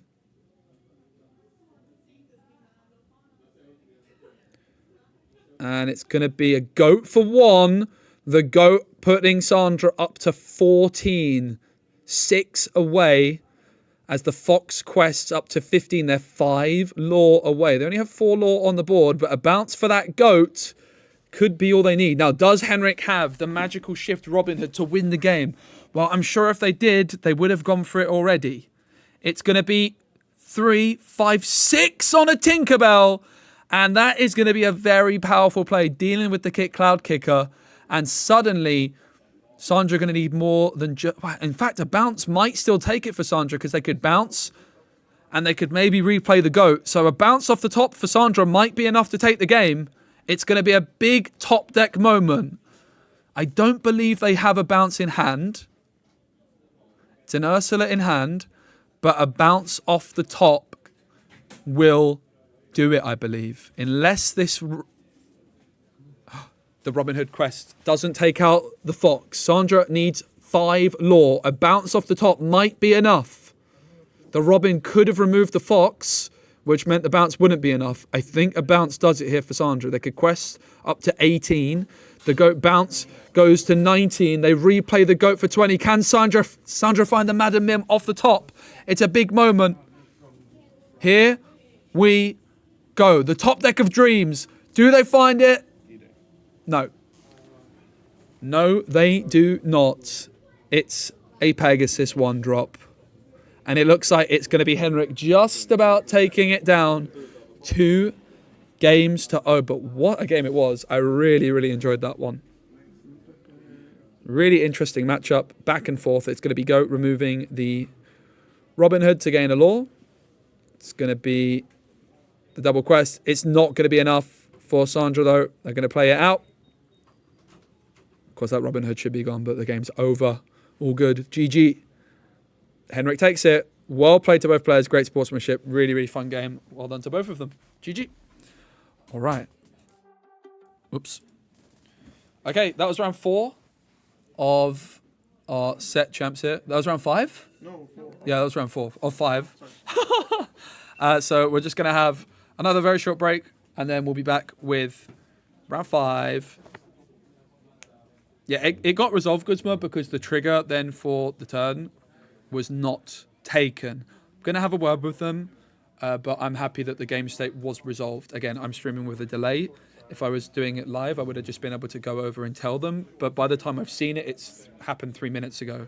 I'm happy that everything was resolved, as it should be, because the Diablo trigger for turn was not found, which if I was a judge, I would have just reversed the call, right?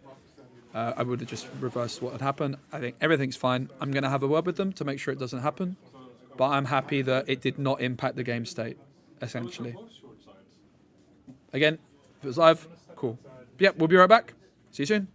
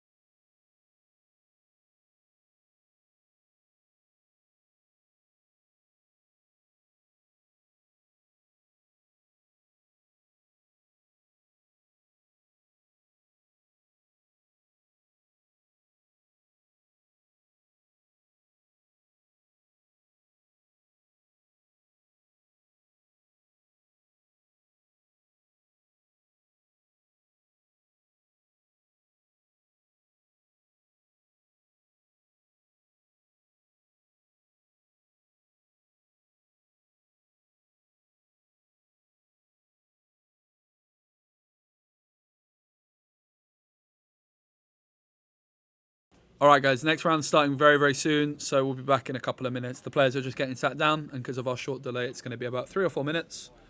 Yeah, we'll be here soon.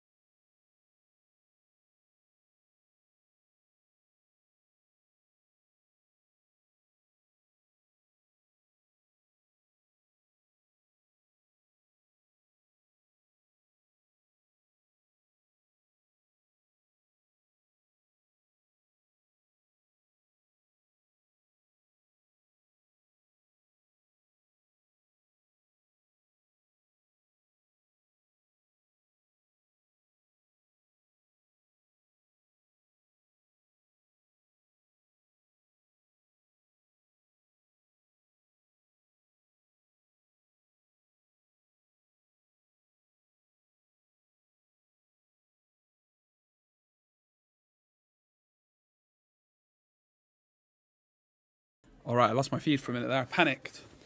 It's because I opened a different tab on my PC. We got the 5th and final round. Need both players to win. I'm just going to check the opponent's name for Louise. Thank you. So Louise to the left, who finished second at yesterday's Set Championships. Actually, Louise also played against me on a stream a week or so ago over some webcam games and beat me as well. But both players in a position where they both believe they need to get the 2-0 victory. Andre. Say again? Andre. Entree? Andre. Andre, cool. Thank you, mate. So we've got Louise and Andre. Louise to our left and Andre to the right. It's the 2-game format. It's the final round of Swiss. So after this, it's going to be top 8 cup. So this is basically a game for a Mirabel Madrigal in theory. Both players believe they're in a position where they need to get a 2-0 victory in order to make it.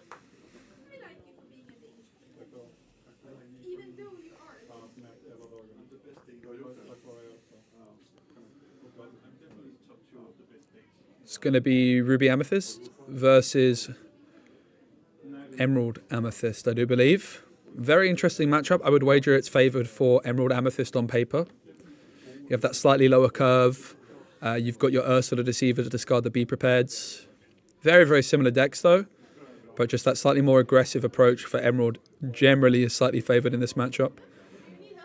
But of course, something like a Maui is a big, big difference maker at dealing with locations.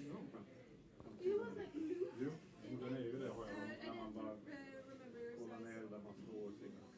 Man tänker ju inte så mycket på det. All right, here we go. Round 5 of the Swiss here in Sweden for the set championships. Louise already secured themselves yesterday a Mirabelle Madrigal and a mat, but they're still gunning for that champion mat. We'll be starting in just a moment. We've got Andre to our right waiting patiently. Of course, 2-game format, you get 3 points for a 1-1, 7 points for a 2-0, so both players going to be chasing that 2-0 victory. They both feel like they need it to make it.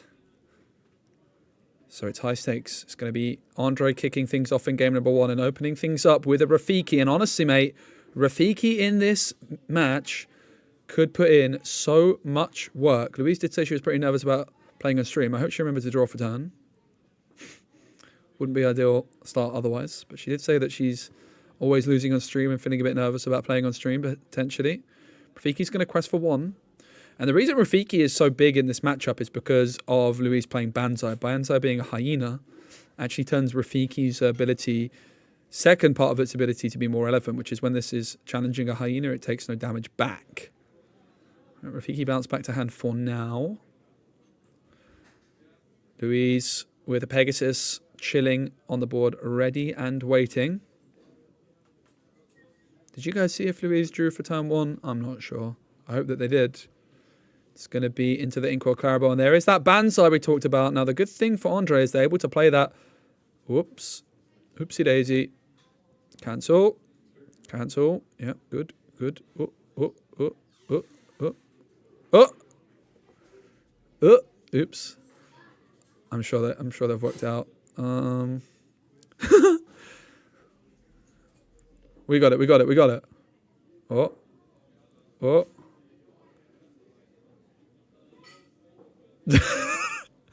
Yay! And I got to go all the way to 0 again. Bloop, bloop, bloop, bloop, bloop.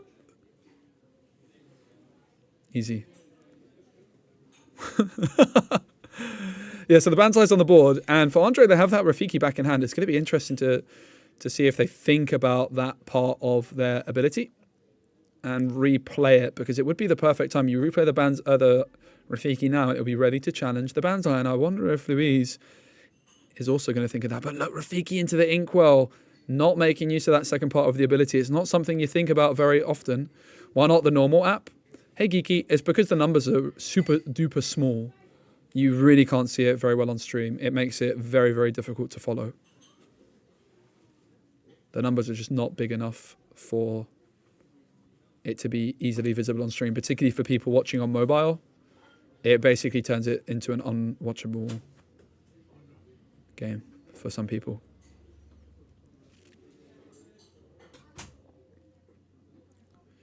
Yzma into the Inkwell. And it's going to be Cloud Kicker. Not. Bounces back a Sisu, which I don't think it was able to do, if I'm honest. Again, listen, this is both on both players. I'll talk to them both about it afterwards. We're seeing this 3 minutes late, right? So it's not like I can go over there and actually resolve this. So because I'm in the same room as the players, I wanted to make sure I stream with a delay so that but yeah, it is what it is. Anyway, it's going to be Rabbit coming down for 4, drawing a card. Again, I'll have a word with both players after the game. It's exactly what I did in the previous game.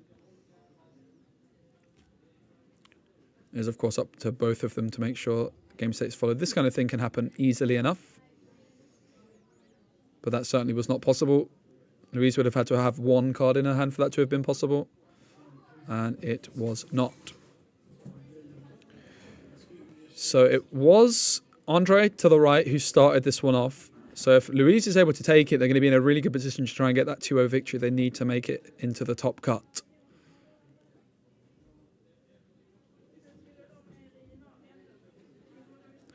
Pegasus, Banzai, and Cloud Kicker are going to quest for 4 total.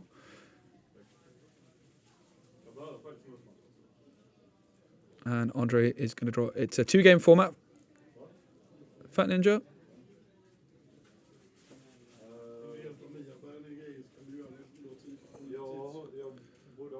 And then we're going to see the Cloud Kicker bounce back and the Madam Mim taken out. That was a slightly preemptive. Playing on stream, I think it's in particular, you're in a different environment. You feel like there's a lot of pressure of eyes watching you and all this kind of thing. So I think more than ever, it's likely that little things like this will make mistakes. But we're at a set champs. It's a local. Everyone knows everyone. Everyone's good vibes and having fun and doing their best. It's going to be Friends on the other side, sang by the Rabbit. A couple of cards drawn here for Andre. 8 Law to 3. It's a really speedy start for Louise, despite going second.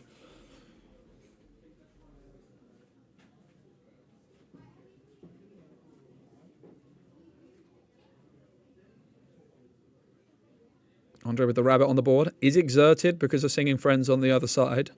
4 ink to play with. Could go to 5 ink this turn. Play something like a Maui if available. There's not a Maui. It's a Flynn Rider. I got excited though. I thought it was Maui time. Not yet. 3 inks still available. It's going to be Sisu. Back again. We did see one Sisu hit the ink well. This one replayed now. And of course, Flynn Rider Sisu, a powerful combo.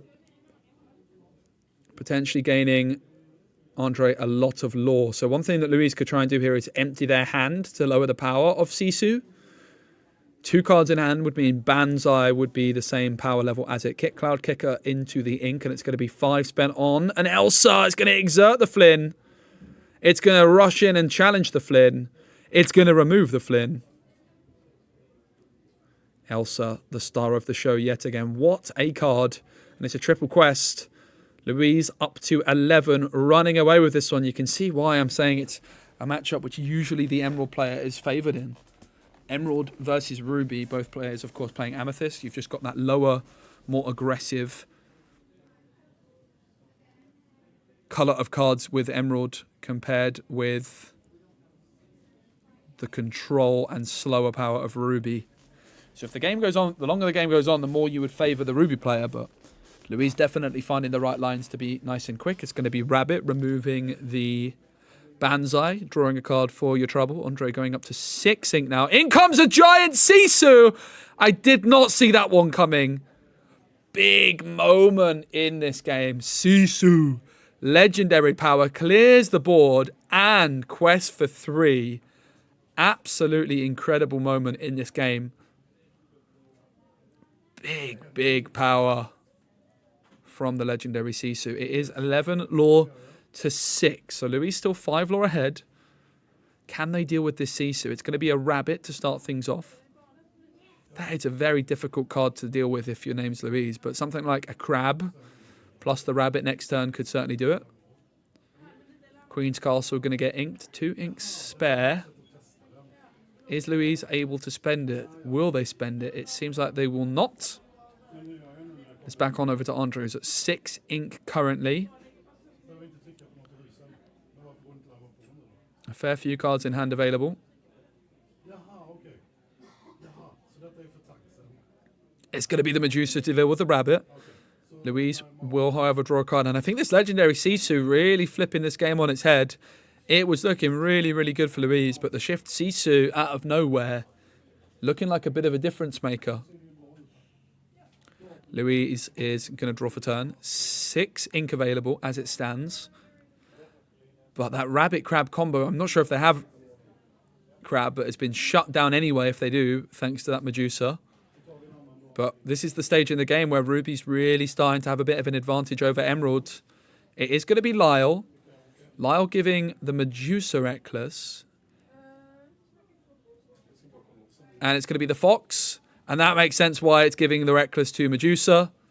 Because the Sisu taken out by the Fox. Really nice play there by Louise. I like the use of the counter there as well, just to show that the Medusa is Reckless. As a little reminder.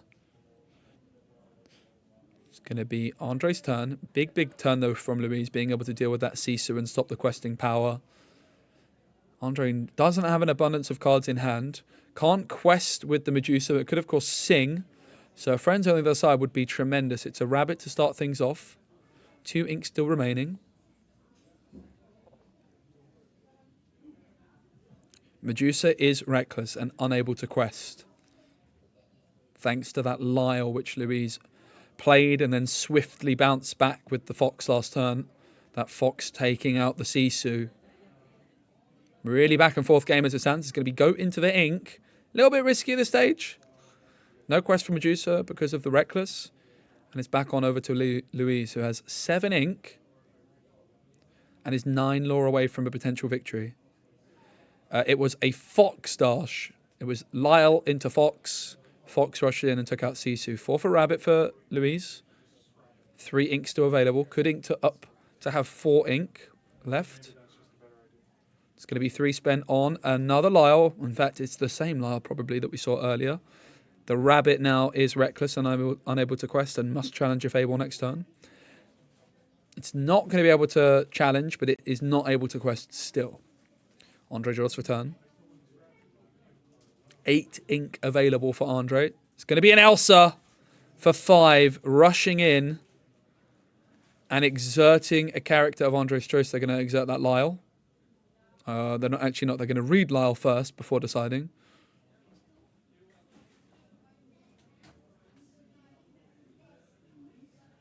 Does go for Lyle. Seems reasonable to me. Medusa takes Lyle out. No lore lost. Lyle's other characters doesn't include itself. It's going to be the rabbit, the reckless rabbit, unable to quest. Look at that little... I love that. The little counter reminding. Really, really cool. Elsa also not able to quest as it was played this turn. Nothing else to challenge, so it's back on over to Louise. Still 11 lore to 9 in favour of Louise. This is the last round of Swiss. Both players feel as though they need a 2-0 victory here. It's going to be another rabbit for Louise. Continue to draw. 3 ink available. Good ink to go up to a total of 8. It's going to be an Ursula Deceiver. Do they find a song? Oh my goodness. Are you kidding me? Triple B prepared and a Maui. Triple B prepared and a Maui, chat. I bet you didn't expect that. I certainly didn't. Triple B prepared and a Maui in hand. Now Louise knows there's a triple B prepared around and potentially might be interested in trying to bounce this Ursula back, but doesn't have enough ink available really to do that right now. Can quest with one of these rabbits. Excuse me, big yawn. Could also remove the Medusa. That's in fact what they decide to go for. Which I think when you see your opponent has triple B prepared and a Maui in hand makes sense. Did Louise remember to draw for the rabbit? I'm not sure that they did, unfortunately. It's going to be a draw for Andre. Hopefully not another B prepared. 2 B prepared to Maui and the card off the top. Louise knows that's the hand as well.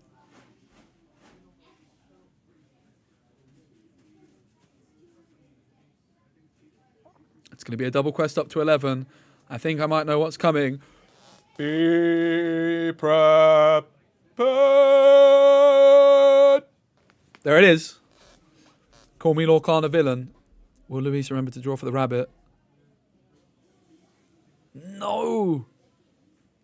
2 cards not drawn by rabbit here for Louise.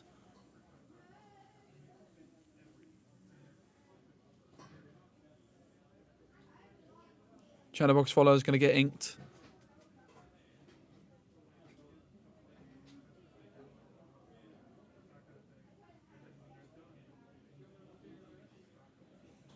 Seven ink available. Louise fully aware there is a Maui in the hand of Andre and a B prepared. They inked a Chernabog, so Louise does have the information of the exact hand of Andre if they do remember and if they tracked that Chernabog's ink. It's going to be 3 for friends. Yep, I think that's two rabbits were removed there in the last couple of turns by Andre, and Louise didn't draw for either of them. It's going to be 1 for Clarabelle. Maybe they did draw, though. Maybe we just didn't see it, honestly. Because our deck is off screen slightly. It's possible that there was actually a draw that we... She has a lot of cards in hand, honestly. Not certain. Austin, honestly, looking at the amount of cards in hand, it does look like she drew, yeah. Looks like I got it wrong, my bad. Banzai. Louis not going to want to overextend into a Be Prepared. So doing quite a good job of kind of like saying to Andre, you need to be prepared me, but you're only hitting a Banzai and a Clarabelle. And then maybe being able to dump bigger threats down. It's Maui, Be Prepared, and whatever was just drawn off the top here, because that Chernobog's was inked last turn.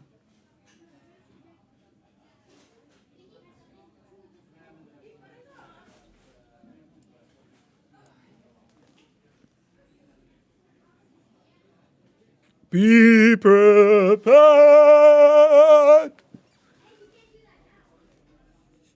I just couldn't resist. And a Rafiki just for good measure.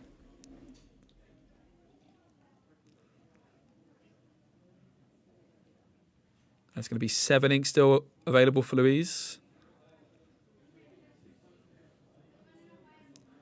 4.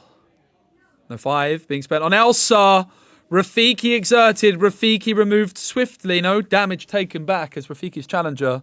Elsa really popping off. It is a back and forth game here.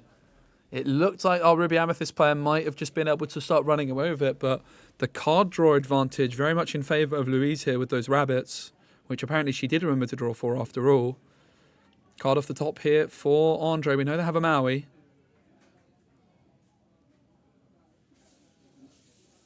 In comes Maui. But it's not able to challenge Elsa thanks to that evasive. In comes a Brawl though. 8 ink spent. No cards left in hand for Andre with a Maui on the board. And nothing else in hand. No rabbits in sight for Andre. Both players feel like they need that 2-0 victory. Andre did go first here in game number 1 as well. Louise feeling probably quite confident right now. It's a go. Up to 12. Creeping ever closer towards that magical 20 number. Speaking of more goat power, it's a snake. And Louise now up to 13 with a goat in hand. 3 cards in hand for Louise. No cards in hand for Andre right now. But Andre is going to draw a single card to start their turn. And if it's a friends, if it's a rabbit, they could suddenly refill their hand. However, it's a Flynn. But Flynn is definitely a little bit tricky because Louise is going to be worried about that Flynn gaining 3 lore at the start of the turn. Maui at 6 strength. Louise is going to need to either remove Flynn or get a 6 strength character of her own or more to stop that Flynn Rider trigger. But there it is. It's Elsa again. It's the star of the show. Elsa, the 5th spirit. Absolutely popping off, rushing in, exerting Flynn, and removing it in a single swoop. It's been the Elsa show here for Louise, as the Madam Mim Snake quest for 1, bringing them just 6 or away, and Andre back into top deck mode. They can, of course, challenge the Snake with Maui. A rabbit could save the day here and start equalising the board. A Be Prepared wouldn't be the worst. It wouldn't be good, but something like a Madame Medusa could be great. A Lady Tremaine. There's lots of good potential cards for Andre here. But have they found one? Maui.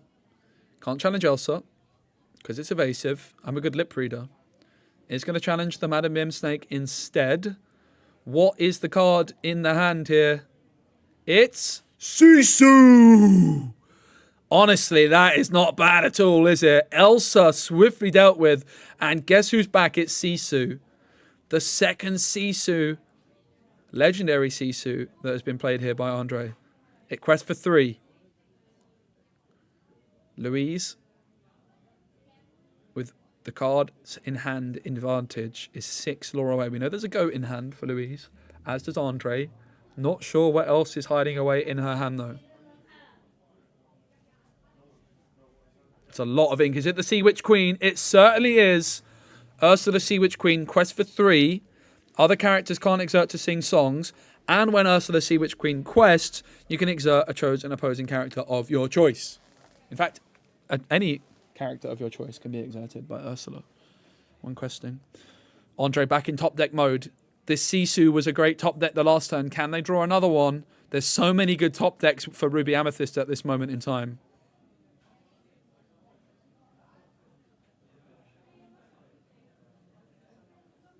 Andre draws.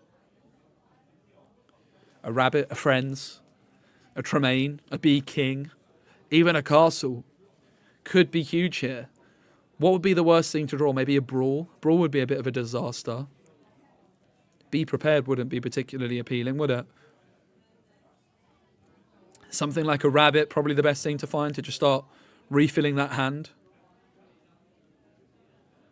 Oh. It's Pascal. I certainly wasn't expecting that. I don't think that's the best draw. It could be worse, though. I mean, Louise has had a lot of Elsas already played, so this Pascal could be very difficult for them to deal with. Something like a fox to deal with this Sisu seems quite important. Andre can quest for 4 next turn, getting them to 18. Louise can quest for 3, getting them to 17. It's a nail biter. Louise does still have that goat in hand.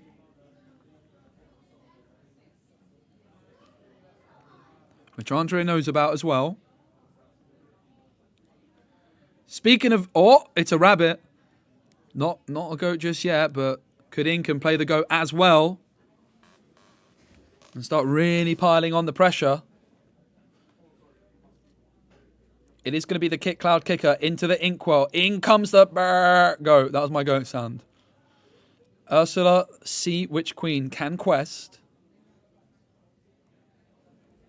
And that would put Louise up to 18. And would mean that the rabbit and the goat questing next turn would get them to 20. They do quest. Bam, bam, bam. Up to 18. When Ursula Sea Witch Queen quests, Louise has to exert a character. I imagine it's not going to matter because they're going to then pass their turn. But technically they do have to exert a character. Let's see if it happens.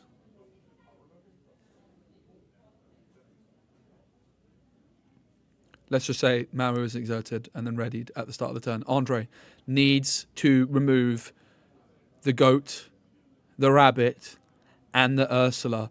Or somehow get 7 extra lore, which I don't think is going to be possible. Remember, characters can't exert to sing songs because of that Ursula Sea Witch Queen. Maui is going to challenge Ursula. This is game 1. Pascal's going to polish her off. The Sisu's going to quest. The magic broom's going to be played. But Louise is just able to cross the finish line by questing with the goat, questing with the rabbit. In fact, we could even see the rabbit, the goat challenging the Sisu to take it out. Louise wins game number 1, despite going second in this game number 1. We are doing 2-game format here, so Louise and Andre both felt like they needed to win this one 2-0 to still make the top cut. Louise finished second at yesterday's set championships, looking to try and bounce back and get a first place finish. They had a very tricky matchup against Emerald Steel in yesterday's final, so it was a real tough final for them, but they did really, really well to get all the way to the finals. But they need to win this next game to get into the top cut, they believe. And that's just another thing I like about the 2-game format. You just don't know exactly, right? Exactly how many points you need. Yep, exactly, TM5. There was actually a deck doing the rounds where the Ursula was used to exert the genie the turn you play it.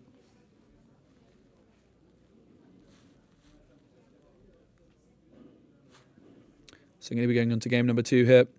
Welcome, everyone, if you're just joining us from the set championships here in Sweden. This is the 5th and final round of Swiss. We are going to be going into a top 8 cut, which will be best of 3 with the highest seed being able to go first twice if they so desire. Thanks, everyone, for watching and supporting. If you're watching on YouTube, please give the stream a like. It helps out a lot. Don't forget, if you have a Amazon Prime, you get a free Twitch Prime sub. Big shout out to Card Market, who sponsor the channel. If you guys want coaching from me and some exclusive rewards, check out my Metafy page. I'm busy prepping for Seattle. I need to try and do some more practice today off stream. Been working on a few decks in secret for Seattle, feeling pretty good about my chances, but I need to get a lot more practice in, I have to say. It's going to be Andre getting rid of 4, keeping 3. Luis will be going first.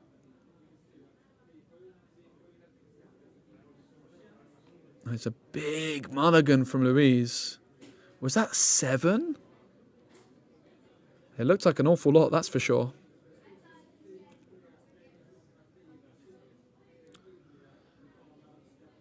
So Luis will be going first. It was Andre that went first in game number 1.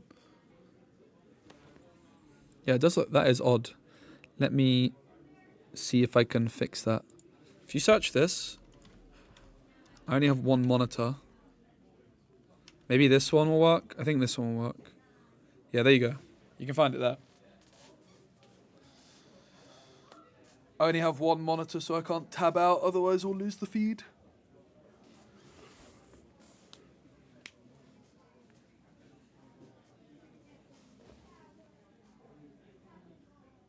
All right, Yzma into the ink. Does Luis have a 1-drop? No, 1-drop forthcoming for our Emerald Amethyst player. Ruby Amethyst player Andre now draws a card to start their turn. They're going to ink a Maui and play a Magical Broom. So a better start so far for Andre. But having to ink a Maui, not ideal. Luis does have a turn 2 play, though. It's Banzai. It is Banzai. We're going to see a card drawn by Andre.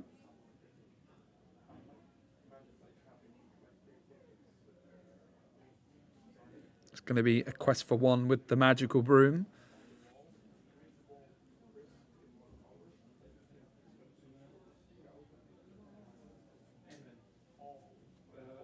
It's going to be a friend on the other side getting inked and a snake bouncing back that Magic Broom.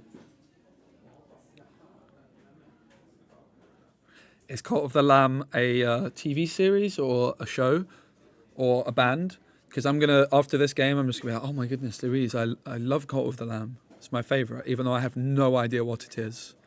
So if you could inform me and tell me something random to say to her, that she's going to be like, oh my goodness, I didn't know you knew. And I was like, of course I knew.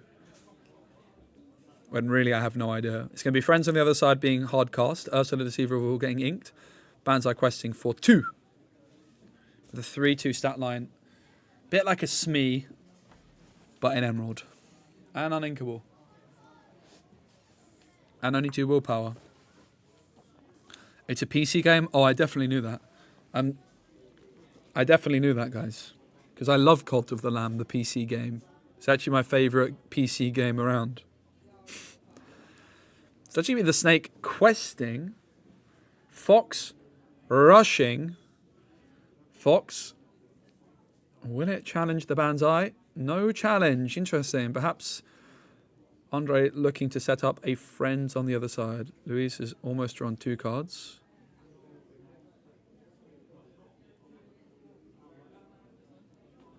Players are just happy resolving it themselves. Fine by me.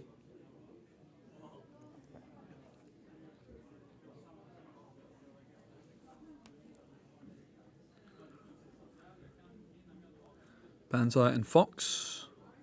2 law to 1 as it stands.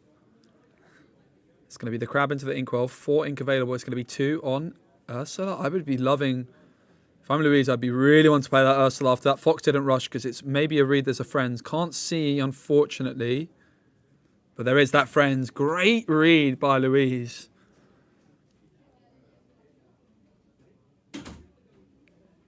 Blue law should be at 2. That's right, actually, yeah. I'll go adjust.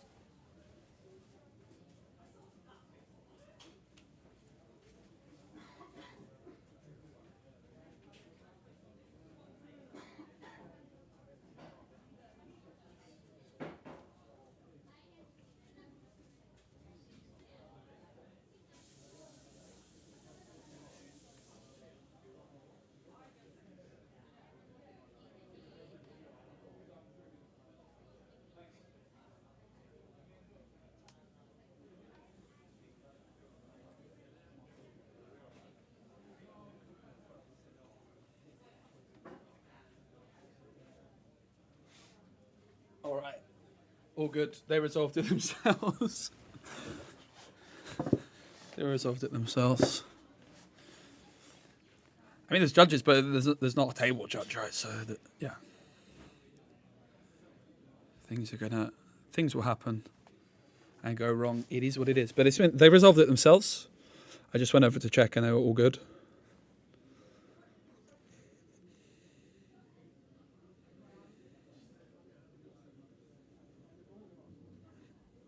Fix their law from across the ocean. Let's go, Killer Cactus. You're going to see the fox remove the man's eye.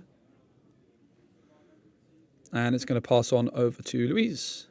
4 ink available before the turn begins. So, of course, can go up to 5. Sir Hiss is an evasive card. It's going to be Ursula Sea Witch Queen being inked. Does that mean... Oh, my God. Okay, Louise. Out here flexing the promo Ursula Sea Witch Queen. I mean, it would have been very, very silly to ink the enchanted and then shift the non-enchanted, wouldn't it? Look at that. We love to see that. We really, really do. It's an 8-2 lead for Louise. But the rabbit comes through and draws a card. Remember, this is the 5th and final round of Swiss, so we are going to be going into a top 8 cut after this. Did you make top cut? Did you make it? No. Unlucky, buddy. Just 1-1. Mm-hmm. Careful of that, mate. It'll fall over. All right, the Ursula is going to ready. Fortunately, our friend Vincent that was on the stream earlier did not make the top cut, he tells me. It's going to be Rabbit drawing a card. 1 ink still available, but the Clarabelle goes into the inkwell, which means 2 ink can be spent. It's going to be an Ursula the Deceiver. Is there any songs? Oh my goodness, it's Be Prepared again. Getting discarded.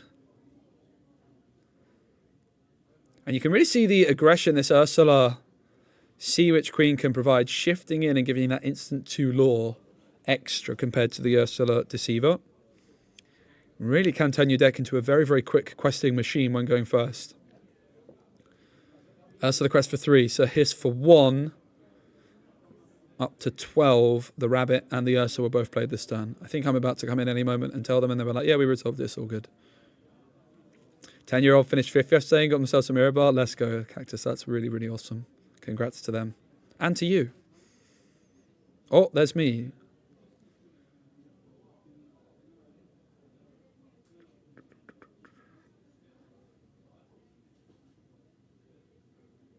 All good in the hood.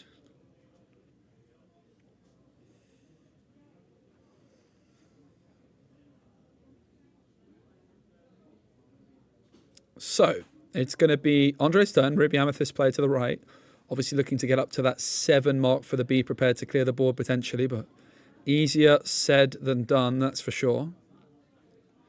Does look like our top seed from Swiss is going to be playing Amethyst Steel. Is that right? And I think we're going to be probably watching them for the first game of the top cut. Maui comes through. Going to be removing the Ursula from the board. 4 damage counters onto the Maui. Dealing with that Sea Witch Queen finally. Starting to stabilize, but Louise is just 8 away with goats in the deck. That is a very scary position to be in if you're Ruby Amethyst. But on over to Louise now, who is going to draw to start the turn. They're 12 lore, which means they're 8 away. They can quest for a total of 3, meaning they could just be 5 lore away at the end of this turn. And if they have an Ursula Sea Witch Queen shift, it could be even more. It's going to be a Rabbit instead. 2 more spent on a Sir Hiss. Quest with Sir Hiss, Quest of Rabbit, Quest of Ursula, up to 15. And it's back on over to Andre. And they have to control the board as quickly as possible. Louise hasn't actually ended her turn yet, but has now. It's going to be a card drawn for Andre.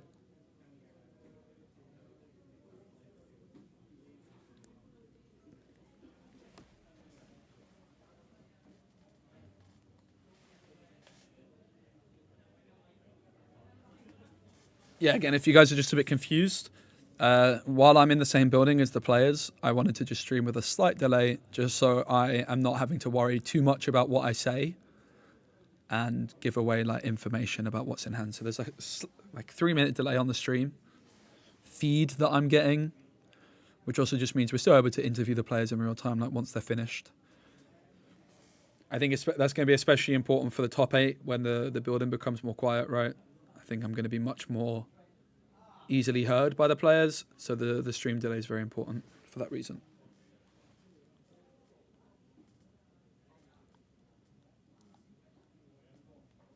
It's actually my first time casting from a store. Really fun. It's going to be the rabbit bouncing back the Maui. Maui, of course, was damaged and would have been removed if it challenged anything. So the fox bouncing it back before it challenges for that reason. Fox is going to remove the Ursula, perhaps fearing that Ursula shift. Louise is 5 lore away and can quest for 4 next turn. A goat could do it for Louise if Andre is not able to remove anything else. Rabbit comes through. Card drawn for the rabbit. And it's back on over to Louise, who can quest for 4. And they're within touching distance. Do they have the Goat of Dreams? Quest, quest, quest. Is it the goat? Do they have it? It's the goat. It's the game. Louise takes it and books their place into probably, most likely, the top cut. They felt as though they needed a 2-0 victory to make it. They secured the 2-0 victory. Louise, who finished second at yesterday's store champs, manages to get the win in what is probably a pretty tough matchup for Ruby Amethyst. But we saw that legendary Sisu really did have a big impact. That was a pretty impressive legendary Sisu. So good games to both players. We are going to be having the top 8 cut very, very soon. We are going to be hopping on board with the first seed, I think, the top seed for the first game, which is an Amethyst Steel player, which is really, really exciting. Definitely a deck I'm excited to see a little bit more of, as I'm sure many of you are. So Amethyst Steel is most likely up next, and it is going to be the top cut. So best of 3, top 8, all to play for that very precious set championship. Mats. Mirabelle's secured, but the mats are what the people really want. I don't have a mat. I'm not going to even get one. It's the first set champs mat I'm going to miss out on, and I'm a bit gutted. I only played in 1 set champs, and I've lost my top 8 game. So, but yeah, we'll be right back with the top 8 very, very soon.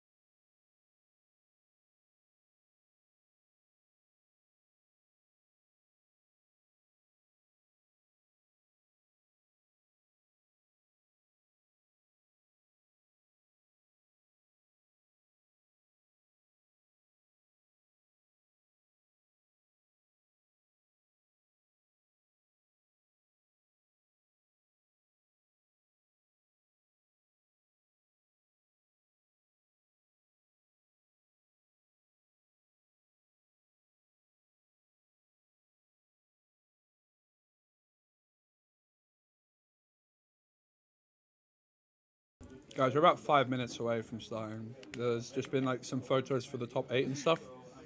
Apologies for the delay, but we're going to be starting in about 5 minutes. For you, they're starting in like 2 minutes, but there's a 3-minute delay on the stream.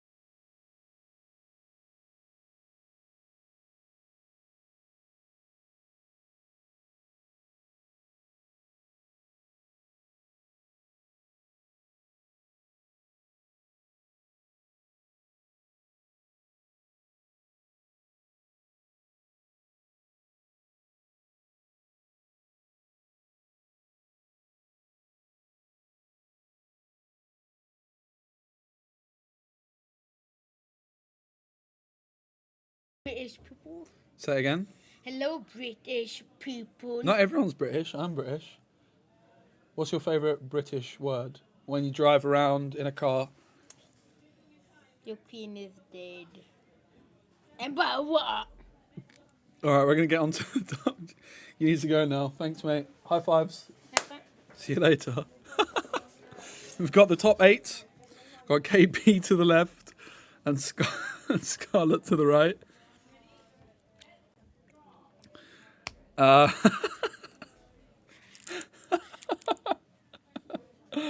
Kid is so funny, mate. So KP is the top seed to the left. Actually, both our players here are from Denmark. Despite being in Sweden, we've got 2 Danes making the short journey across the ocean here to participate in Sweden. So it's the battle of the 2 Danes. I think they're the 2 Danish in the tournament. KP, the top seed. I think also was the top seed yesterday. Yeah, I thought you guys would enjoy that. He's been cracking me up so much yesterday.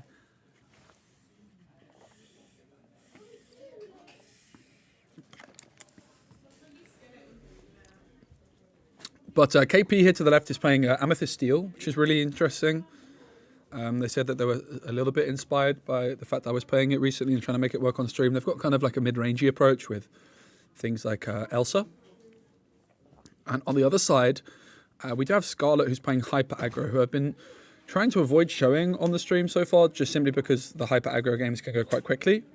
But the plan is, because this game's probably going to end quite quickly, I've kind of informed one of the top 8 players pairings that if they go to like a game 3, basically, if this is over quickly, I'll be pulling on another game from the top 8 to see like their second or third game. That's the plan. But yeah, Scarlett going second. It's going to be really interesting to see how they handle trying to go second despite playing Hyper Aggro. Obviously, the key thing for a Hyper Aggro player is trying to get that higher seeding. And they're going to be up against Amethyst Steel. Definitely a deck which is going to be able to have some control tools to deal with Hyper Aggro somewhat. Things like Fire the Cannons, things like Foxes. This is the top 8 round manual. This is the first round of the top cut. So both these players have secured themselves a Mirabelle Madrigal promo card. There's 8 players left in the tournament. So this is going to be a best of 3. With the higher seed going first in game 1, which is going to be KP to the left, who is the top seed. They were also the top seed going into the set champs yesterday, but lost either in their top 8 or top 4 game. I'm not sure. I think their top 8 game. But I think Scarlett definitely going to have her work cut out for her here, with the fact that they're going second as a Hyper Aggro player up against Steel. But it's going to be really interesting to see how they maneuver their way through this one. And as I say, if it is a quick series, I've got it planned out so we can hop on board with another match. So yeah, this is the top 8 here from the set champs in Sweden. Good luck to both players. Both players from Denmark.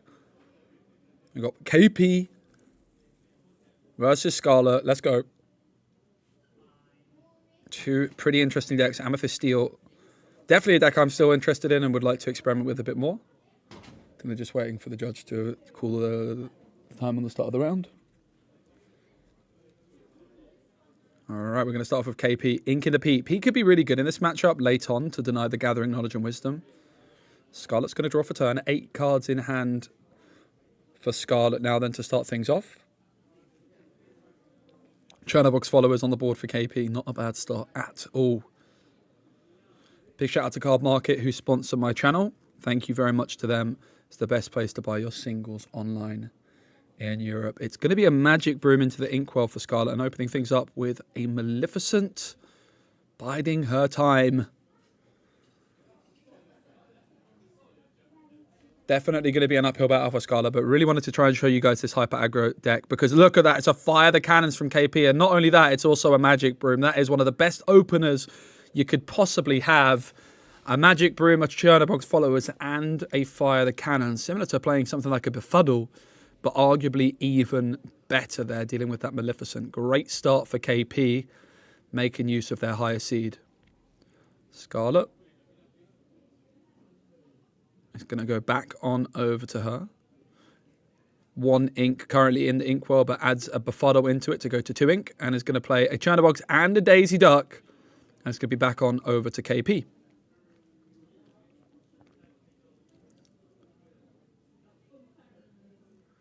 KP. I'm going to reset the camera in a moment as well because the frame rate on the camera seems to have dropped a lot. It's going to be a Quest of the Chernobog's follows, which is going to draw a card. And the Pete into the Inkwell again. Second Pete in the Inkwell now. Magic Broom still ready and waiting to quest as an option. That is going to happen. KP going up to 3 lore. Yeah, this is a top 8 game. The first of the top cut. And in comes a Smee. No draw from the Magic Broom. Not fearing the Fox, but Fox is definitely a possibility on turn 3 for Scarlet here. Could be pretty good. A little bit greedy not to quest with that Magic Broom with the Fox being a potential turn 3 play. Having said that, it's possible Scarlet doesn't play that, and it's also possible that KP knows the list. I think with both players coming from Denmark in particular, it's quite possible that they do know each other's lists inside out. I'm not certain. The Chernobog's follows, quest for 1 and draws for Scarlet. Daisy Duck, of course, when it quests, reveals the top card from your opponent's deck, and if it's a character card, goes into hand. It's going to be a Baloo for 3 as a bodyguard, protecting that Daisy, which quests for 2. And the Daisy trigger, what's it going to be? It's going to be a goat. It's going to go into the hand for KP. Definitely a big moment. Scarlet, I'm sure, would have loved to have hit something like a Fire the Cannons to protect her cards. Maybe a Friends on the other side, Queen's Castle, the Library. All sorts of non-character cards it could have hit, but it hit the goat.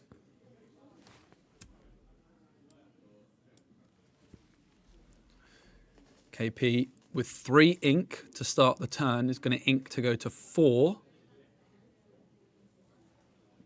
Looks like the Library might be getting inked. Again, apologies for the frame rate drop on the cameras here. I don't know what's going on. I'm not a big fan of the camera that is being used, if I'm honest, but this is what it is. It always seems to have some technical issues, this brand of camera, which I will not name. It is going to be Smee challenging Baloo. But of course, when Baloo is banished, Scarlet gains 2 lore. So Scarlet have 5 lore, despite going second up against a scary steel deck, doing pretty well to keep creeping that lore up.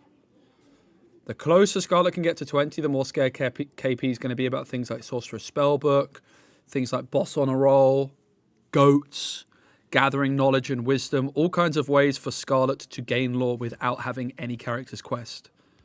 So Scarlet's job here is to just keep gaining as much lore as quickly as she possibly can to begin the game, and then just hope that she can cross the line to 20. It's another Daisy Duck trigger, and it's another card added to KP's hand, and this time it's a crab. No joy with that Daisy Duck thus far. It would be a great opportunity now, though, to bounce this Daisy Duck back into hand potentially and replay it in a readied position. Really, really powerful combining Daisy with those characters that can either ready, like LeFou, or like a Sven, but also the Madam Mim here, being able to add Daisy back into hand, and then potentially Scarlet will be able to replay it. It's going to be the Smee taken out by Scarlet. But the Fox also is banished itself. The Queen is inked. Not something you see every day in a hyper aggro deck. But Daisy is now replayed back on the board, ready and waiting. Definitely a nice combo with the Fox. Magic Broom's going to quest for 1. 6 lore to 7 now. It's going to be 2 spent on a Pinocchio, exerting the Daisy Duck. Pinocchio. That is an absolutely devastating blow.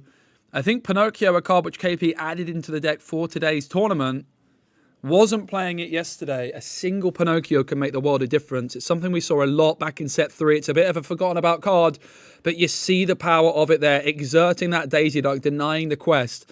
And this looks like KP's game to lose now. Definitely a very tricky matchup for the hyper aggro player while going second in particular, but KP doing a really, really good job nonetheless of controlling the board, denying as much questing as possible. Scarlet's at 4 ink as it stands. 6 lore to 7, so Scarlet is in the lead for now. But KP with that Library, a Goat, and a Pinocchio all on the board.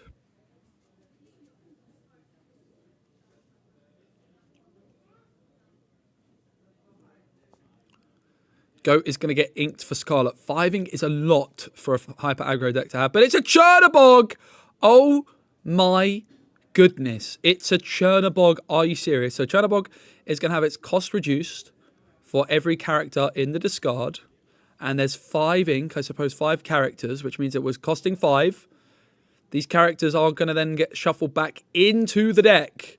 Chernabog absolutely popping off here for Scarlet, putting in some serious work. It's got 9 strength, I think 9 willpower and quest for 3. The Chernabog could be an absolute game changer for Scarlet in this one. Giving them some board control, giving them some questing power. That might not be something which KP was prepared for and ready to deal with easily. So Chernabog, of course, just played, so not able to quest or challenge yet. It's going to be having to wait until the ink has dried on it.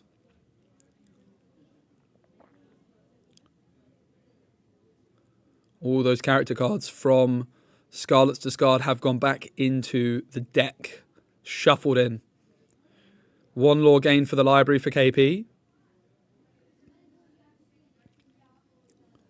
4 for a rabbit. KP going to draw a card, of course. KP may be in a position where they can really try and turn on the pressure and just start questing and ignore the Chernabog. Perhaps try and force Scarlet to to challenge with the Chernabog. Pinocchio is going to move into the library for 1. This is game 1 of the top 8. KP, the top seed, versus Scarlet, the 8th seed. So KP going first. And the plan is, if this one ends quickly, like I anticipate it probably will, because we're watching Hyper Aggro, we are also going to show another one of the top 8 games, but probably just hop in with their game 3. Really wanted to try and showcase this Hyper Aggro deck. Just makes the most sense in the top cut when it's kind of easy to hop on with some other games as we go. So the Chernabog down, ready and waiting. Daisy Duck and a Magic Broom come through. Oh, okay, guys. I don't know what just happened. Bear with me. We're rewinding. Sorry. We just jumped ahead slightly. Spoiler alert, but we're jumping back. Something went very wrong with my YouTube link. That's never happened before. Sorry. Something went wrong there. We're streaming with a slight delay. Right, I think we were about here. So the Chernabog. Spoiler alert. You saw nothing, guys, all right? Nothing happened. It's 12 lore to 10. It is a really tense game. If Scarlet's able to win a game going second, let's not forget, they're going to have an opportunity to win going first. They're going to have an opportunity to, if they win go first, they're going to take it. The Rabbit's going to damage Chernabog by 2 and banish itself to draw a card. Really exciting game. Again, if Scarlet can win going second, all they need to do is win 1 game going first, and they will make it. It will be truly remarkable to see Hyper Aggro taking down a tournament despite being the 8th seed. That would be so exciting. 8th seed versus top seed. KP with steel, but Scarlet really applying a lot of pressure with this Chernabog. We did see a crab enter the hand of KP from Daisy Duck a few turns back. Is it a possibility to use the crab onto the goat, removing the Chernabog? It's going to be the Pinocchio, which damages the Chernabog by 1 more. And KP draws a card because of the library.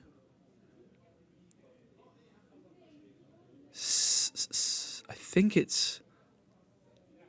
Not sure how many damages on that Chernabog, honestly. It looks like 3. So 6 more needed.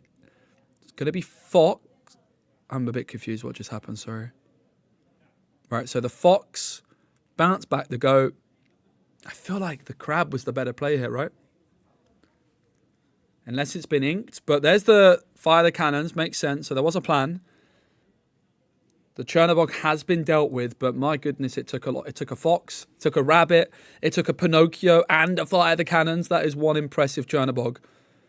And then 3 spent for a friends for KP to draw a couple of cards. I'm sure they would have loved to have developed something here. Is Scarlet doing the impossible and winning with Hyper Aggro going second here, despite being up against Steel? Now that peak could still come in handy. It's a library for Scarlet. Again, not a card you always see in these Hyper Aggro decks. 2 ink spent to move the Daisy and the Broom into the library. And it's going to be a double quest up to 15. Daisy's going to trigger, and it's going to be a Smee.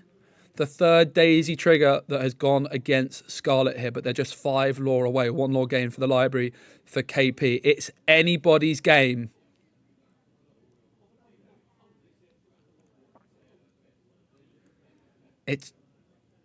Smee to be inked. It's quite possible the crab had been inked previously. I'm not sure there's actually a crab available in hand.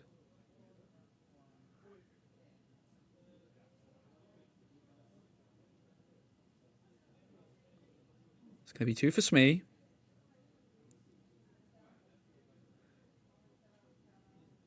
It's going to be 1 for Goat.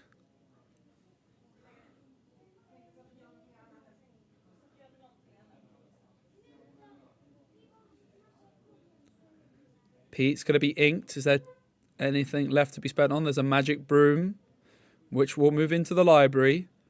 But it's back on over to Scarlet, who is within touching distance. 1 law gain for the library, up to 16. Conquest for 3. Scarlet is a single goat, or a boss on a roll, or a gathering knowledge and wisdom away from victory. But do they have access to such a card? Also the opportunity to maybe draw with the magic broom. If it's a character, it's going to be a daisy trigger. It's Channelbox followers. So up to 19. Scarlet is a single law away.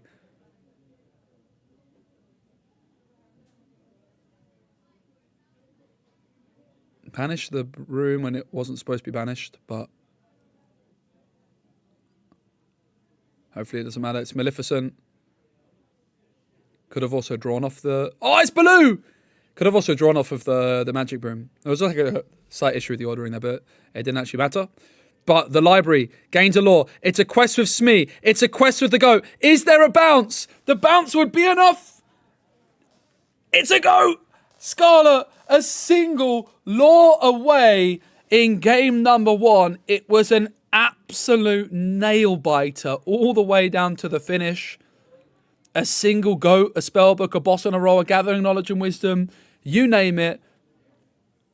Oh my goodness. So close for Scarlet. A single law away, but it is far from over, everybody, because that was just game 1 of 3. KP went first in that game. It will now be Scarlet with the ability to go first. And now we're going to be able to see the power of the hyper aggro deck while going first.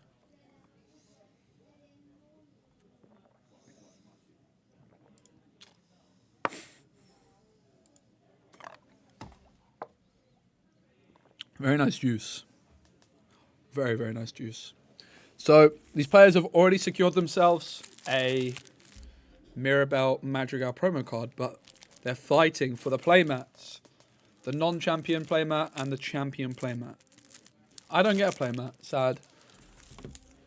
I've let myself down. First set champs, I'm not going to get a playmat. To be fair, I only am playing in 1 set champs this whole month, because I'm doing lots of casting and playing in Seattle one weekend, but still. Yep, I'll be sure to mention it after the game, Richard.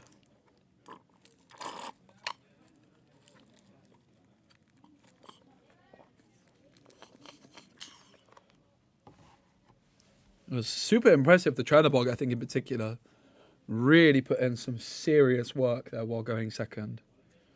But it is going to be Scarlet going first.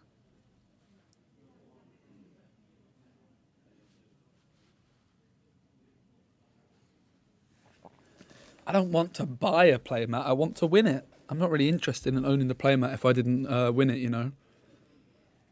You get me? It is what it is. Yeah, I only got to play 1 set champs this time around, unfortunately. I was supposed to cast one yesterday. We just had some technical issues.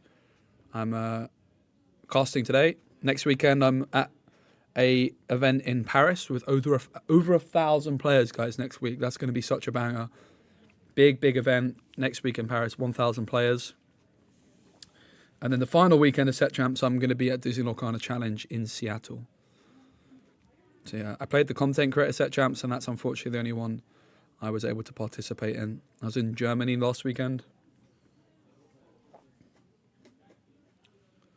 But yeah, here we go. Game number 2. KP took down game 1 by the skin of their teeth. Scarlet is going to be going first in this one, though.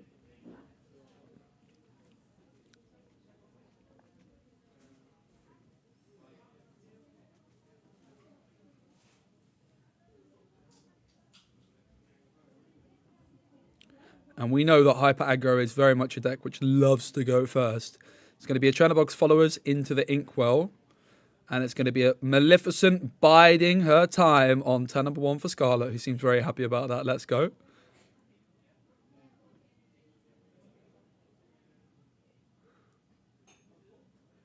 I feel like the reaction you might be seeing on them is them hearing me 3 minutes ago casting the end of their game, which is exactly why I'm doing a delay. I don't want them to be able to hear us in live time. Here is the snake being inked. Is there a Fire the Cannons around? Maybe just a 1-cost character.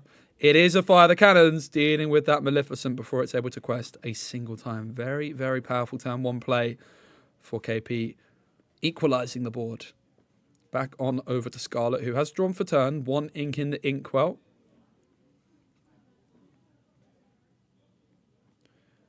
Card inked, I think, is it's a Queen of Hearts, not one you see every day. And speaking of cards you don't see every day, earlier we saw Simba, the 3-lore card on turn 2. Well, this is very similar because it is Pinocchio. We see Happy go into the Inkwell, which is a 2-1 card which has evasive during your own turn. A pretty good way of dealing with Diablo, potentially. And it's Magic Broom and Chernobog's followers for KP. So this Pinocchio, it seems, will be questing. And Scarlet might even try and bounce it back to replay it, perhaps, but not going to be the most efficient use of ink unless you go for a snake and play a 1-cost character. It's going to be... I'm not sure what that is inked. Fox inked. And for 3... possibly a Baloo. It certainly will be. That seems pretty tasty right about now, the Baloo Bodyguard.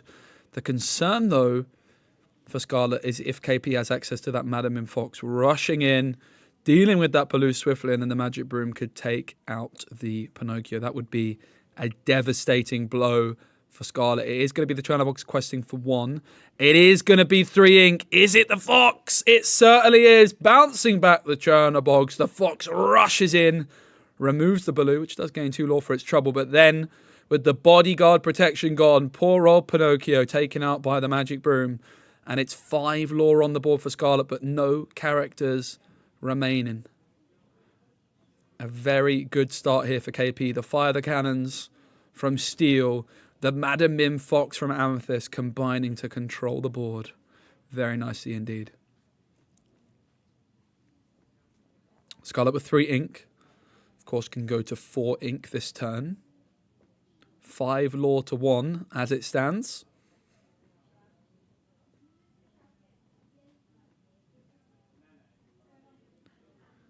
Again, remember, if this one does end quickly, we're going to pull in another one of the top 8 games. It's going to be Lilo. It's going to be Pinocchio. 3 ink spent on a couple of 1 strength, 1 willpower characters. Lilo quest for 2, Pinocchio for 3. So if Scarlet's able to quest with both, they're going to be getting up to 10. And we know how dangerous these decks can be. As soon as you get close to 16, 17, it's just a goat or 2 away from victory. So KP is going to want to remove as much questing power as possible, as quickly as possible. It's going to be a goat. And they're going to sack the Broom to draw a card. And pass back on over to Scarlet, who is going to be able to quest with both Lilo and Pinocchio. Are they going to be able to ready them somehow and threaten to quest with them again? Let's see. As I take a sip of my juice.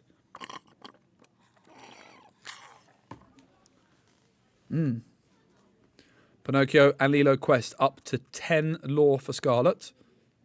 Bam, bam, bam. 3 ink available. They didn't quest last turn. Didn't ink last turn, I beg your pardon. Is it going to be another Fox? Is it going to be a Baloo? It is going to be a Fox. Choice is, do you go for Lilo? Do you go for the Pinocchio? Pinocchio has more questing power. Foxes are going to trade. The Pinocchio has more questing power, but Lilo could have been replayed this turn. But it's going to be a Neverland. You don't see that every day. The 1-cost location. It has 4 willpower and can gain 1 passive lore per turn. KP would love to be able to challenge this Neverland and maybe rush in with something or use a Fire the Cannons to deal with this Lilo. It's going to be Goat. 5 ink available. It's going to be Elsa. That's going to be able to deal with both the location and the Lilo. Elsa removes the Lilo. The goat removes the location. And that is a really, really bad moment there for Scarlet. KP just continuing to answer every single threat placed in front of them.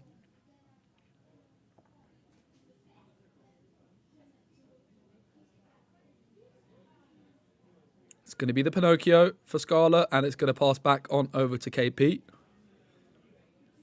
He's going to draw for turn. 3 ink is going to be spent on a library.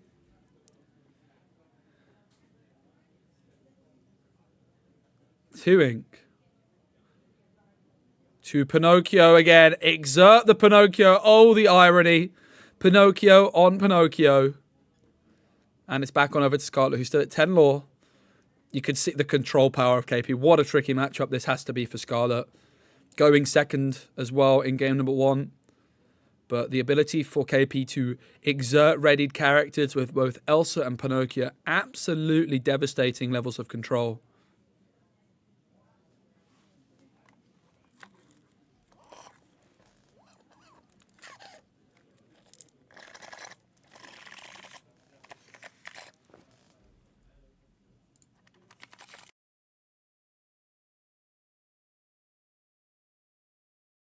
Don't mind me, I'm just sipping the last bit of my juice. It's going to be friends on the other side, and then Zeus is going to be signed to deal with the Queen. Every single time poor Scarlet plays a card, KP's got an answer for it right now. Pinocchio's going to quest for 1. KP's still 13 lore away, but with complete board control. Frenzy on the other side spent for 3 ink. Fire the cannons and a rabbit drawn. And Happy enters the board for 1. And for 1, Pinocchio is going to go into the library as well. Back on over to Scarlet, who I'm not sure if they even have a card in hand. So they might be in top deck mode right about now. Could do with a Chernobog again. That could make things a bit more interesting. It's going to be 4 for a go, up to 11. Inching ever closer. But this is where that Elsa and the Pinocchio, the fire the cannons, just denying all of that lore early on. So important for KP because, you know, if Elsa's close to 20 at this point, you're going to be really, really scared about the goat bounce potential. But I think KP's just in absolute cruise control right now. Another Elsa. Goat swiftly dealt with. It moved into the library as well. So card drawn for KP there. There it is. Pinocchio, Happy, and Elsa can all quest. And it's back on over to Scarlet. 11 to 12. Scarlet's still in the lead, but for how much longer? It's a Queen. Not too much, but it's honest work. And it's back on over to KP, who gains 1 for library. Draws a card for turn. It's going to be a fire the cannons to remove the Queen. Quest through everything. Getting to 16. Still a bunch of ink to spend.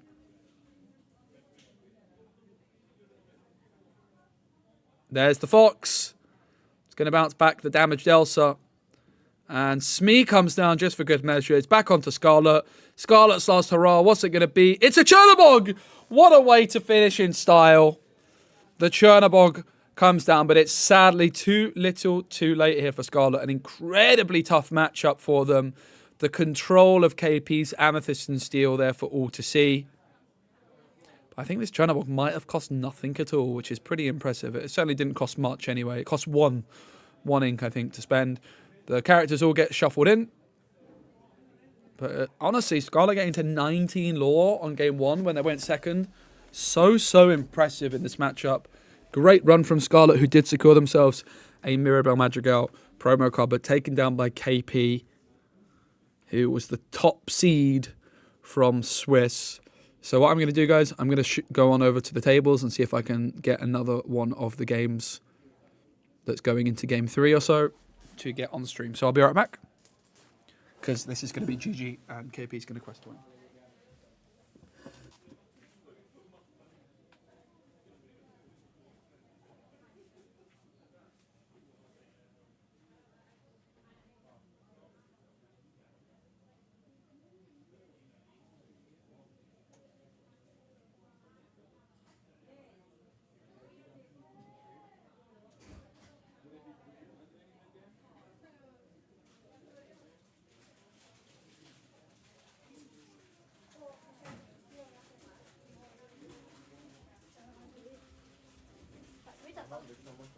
sitter där borta igen.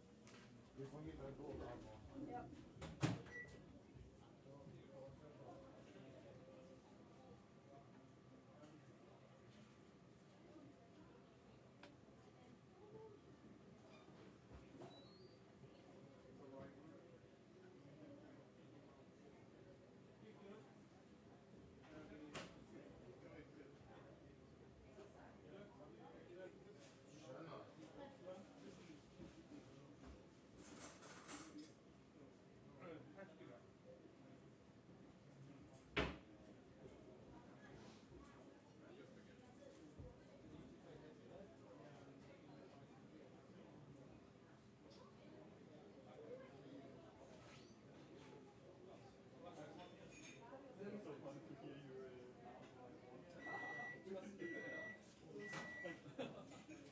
And it was kind of, okay, I have to play until she doesn't get the goal or anything that can instant.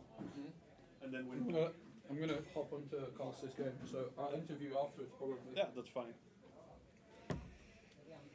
You want to... Actually, there's time if you want to hop on now. What? Because of the delay, you can come on now if you want. That's fine. Makes sense. All right, guys. We have a game 3 just about to happen, but for now I'm joined by KP and a cinnamon bun.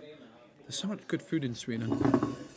KP from Denmark. It was a bit of a nail biter that game 1. Yes. It was me setting. She didn't get the card she needed, a goat, or the one that cost 2 and give 2 lore, or a Donald Duck would also have done it.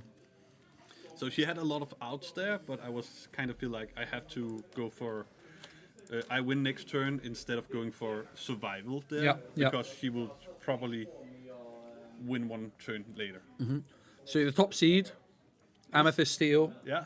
What did you lose to yesterday? Was it Emerald Steel? Emerald Steel, yeah, in the top 8. Okay, so you made it 1 step further this time. Yeah. Were you also top seed lost? Yes, I was. You were right yesterday. I were the same score, 3 wins and 2 draws. So Awesome. Is there any deck you don't want to play against for the rest of the tournament? Amethyst, Ruby, I feel like I have some problems with, and else I feel pretty good into the meta. Nice. Pretty good. I don't want to. Sapphire Ruby is Ruby. I can also be a problem sometimes. Right. Yeah. I can out aggro it sometime, and I can win with libraries. Yes. That's the out.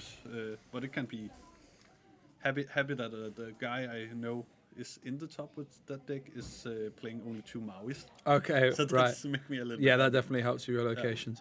I think that was like I tried a little bit of Amethyst Steel earlier this week, but my concern was if I wanted to beat Ruby Sapphire, I needed to build it quite quick. Yeah. And then when I built it quite quick, I just wasn't really vibing with it too much. But you enjoying Amethyst Steel? I'm enjoying it very much. It's kind of feel like you empty your hand, and then your next turn draws 6 cards, and empty your hand again and draw. Yeah. It's so funny, just all the draw power.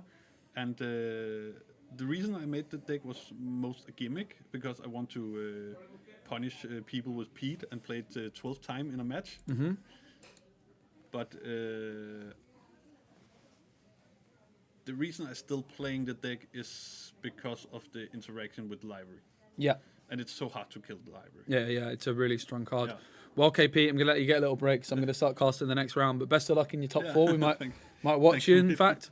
Thanks for joining us. Yeah. And we are now going to be hopping on to game 3. And they're a couple turns in. They very kindly let me move their cards mid-game onto the stream table. So these guys have played against each other a whole bunch before. It is 1-1. This is the top 8 as well. It's 1-1. So this is the deciding game. Ruby Amethyst versus Jafar.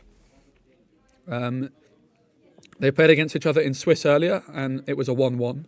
And yesterday, funnily enough, they played against each other yesterday in the top 8 as well. And Samir to the right here with Jafar was able to take it down. But this is game number 3.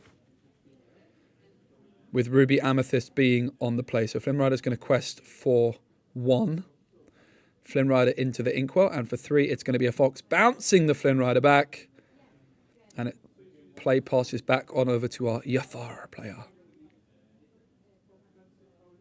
Nice one, Harding. Best of luck. Let me know how it goes. So we've got Jafar versus Ruby Amethyst. Very, very interesting matchup, that's for sure. Jafar going second in this one.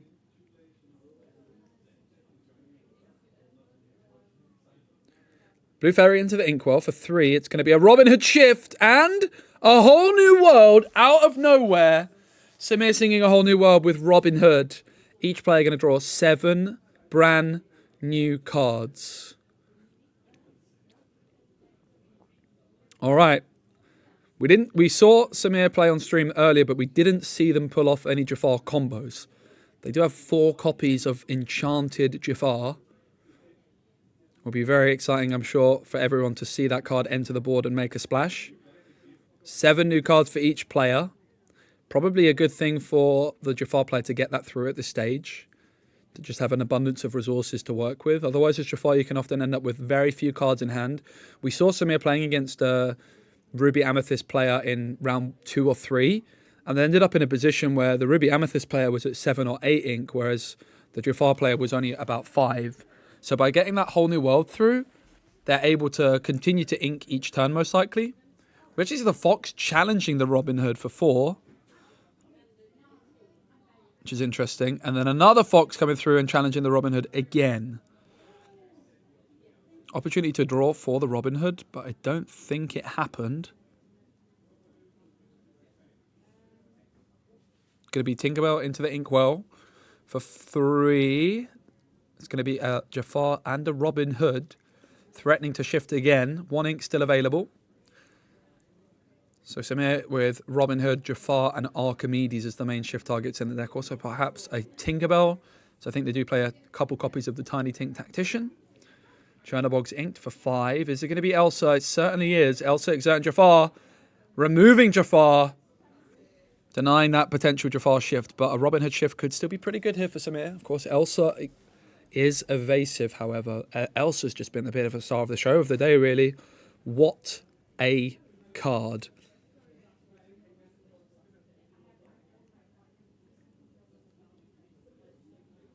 It's going to be Zeus for 4. Removing the Elsa. So a pretty slow turn there by Samir, but controlling the board. Dealing with that Elsa. Jafar, this kind of weird blend of control while having that potential explosive finish with Jafar Shift, the whole new world. But it can be very slow to quest without that, particularly if you don't find the Queen's Castle. 5 ink available for Ruby Amethyst here. It is at this stage you can start playing things like foxes, for things like Madame Medusa, and then bounce them back with foxes and snakes and replay them multiple times. This is the top 8, game number 3. So the winner of this will be booking their place into the top 4. Neither player securing a playmat yesterday. Both players already got 2 Mirabelle Madrigals to their name thanks to yesterday and today. But neither player with a playmat, really both gunning for it. It's going to be Brawl into Robin Hood for 3. And for another 3, it's going to be a Sisu. Back on over to Samir. Was that enchanted Jafar that I've just seen enter the hand of Samir? It might well have been.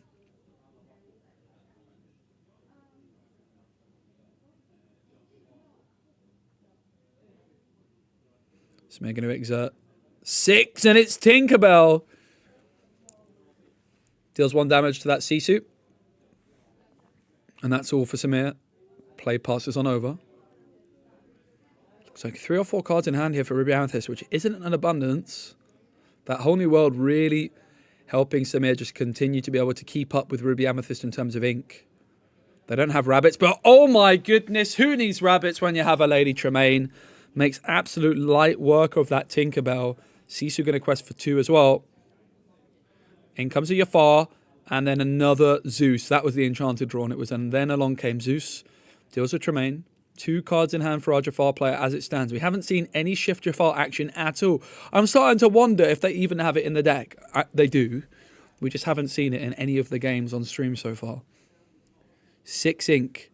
A Medusa this time, dealing with that Jafar, denying any potential shift whole new world shenanigans. Samir's going to draw a card. It's going to be Beast into the Inkwell. And is it going to be time for... It is! Jafar has entered the building. It's that 7 cost Enchanted Jafar. Whenever you draw... whenever this card is exerted... and you draw a card, during your turn, you gain 1 lore. So if you sing a whole new world with Jafar, it exerts, you draw 7 new cards, you gain 7 lore.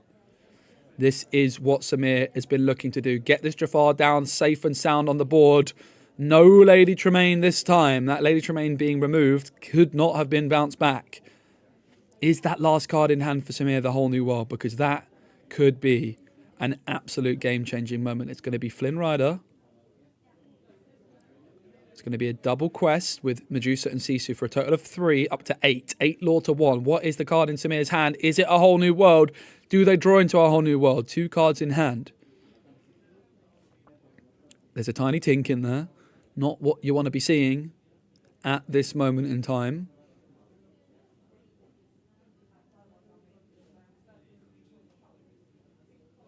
The Jafar is down. Ready and waiting.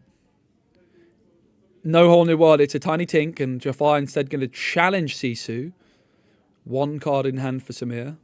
So it only takes 2 damage back. And the pass. So what is that other card in hand? Perhaps a Queen's Castle? Perhaps a Shift Tink out of nowhere? What is it? What do you guys think it is? What card do you think Samir has in hand right now? Let us know in the chat. 6 ink available for Ruby Amethyst. Not that many cards in hand. A rabbit on the board, though. This Jafar is evasive, don't forget. And importantly, Flynn Rider did not trigger here, as the 4 strength of Jafar matches the 4 strength of Medusa, cancelling the ability of Flynn Rider out. 8 lore to 1. Ruby Amethyst can quest up to 11 this turn. It's going to be 4 ink spent on... 3 ink spent on a Sisu, I beg your pardon. 3 ink still available.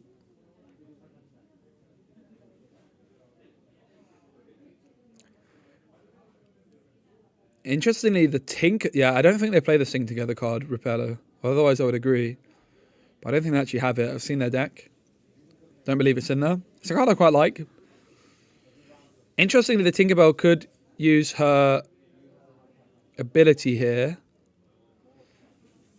Tinkerbell can quest for 1, but also has the ability to exert, to draw a card and then discard a card. That could gain lore with the Jafar if Jafar is already exerted. But Tink instead, going to challenge the Flynn, removing it from the board. Going to take 2 damage back.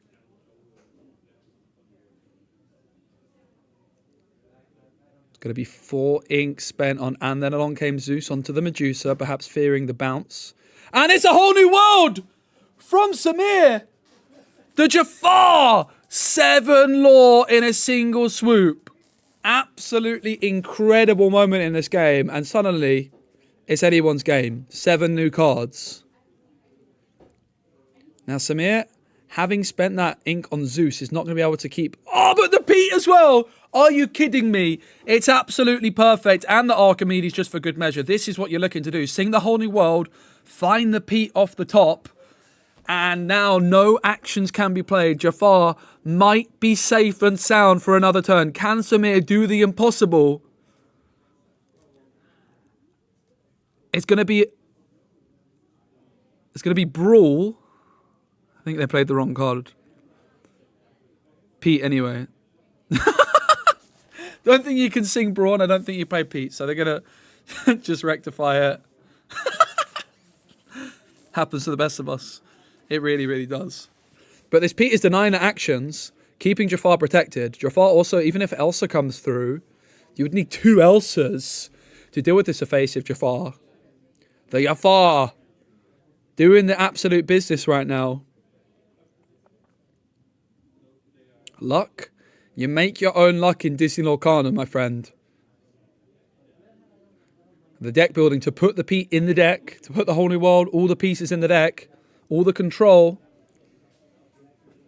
Certainly was very nice for Samir to find that Pete after the whole new world, but they also could have found it before the whole new world. It is a card game after all. I mean, they had like enough ink to play the Pete and then sing a whole new world, right? So I don't think it was even that lucky. In fact, statistically, it was probably quite likely they found it. Medusa's going to remove Pete. And in comes the Chernobog's followers. 13 law to 8. Is there another whole new world waiting in the wings here for our Jafar player? Remember, every time you draw a card with your Jafar exerted during your turn, you gain 1 law. So even things like friends on the other side here. Whole new worlds.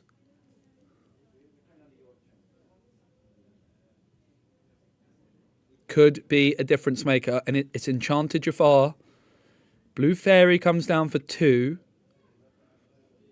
Remember, if you want to gain law for Jafar, it needs to be exerted.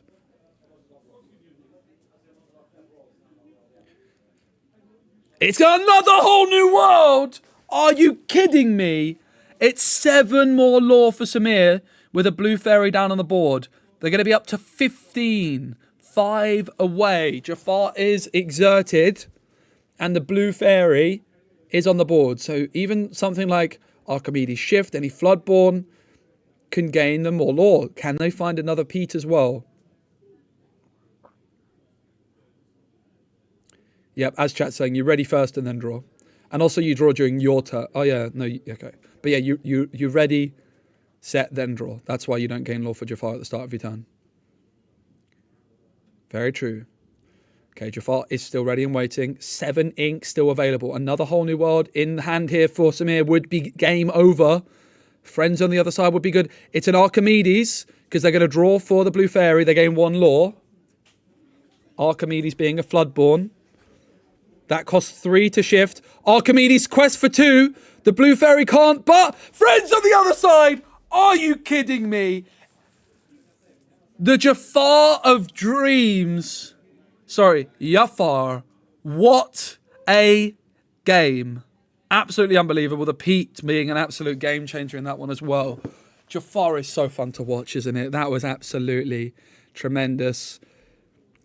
Congratulations to Samir. Really glad we could bring you that round. Game 3. That was the 3rd and final game of that. The Pete shutting everything down. That was an absolute belter. What a nail biter. But we are now going to be going into the top 4 very, very soon. So don't go anywhere. We've got 2 Amethyst Steel players in the top 4. 1 on Jafar, 1 on like a mid-range deck. And then I'm not sure what the other 2 decks are, but I'll go find out. So don't go anywhere. Top 4 games coming very, very soon.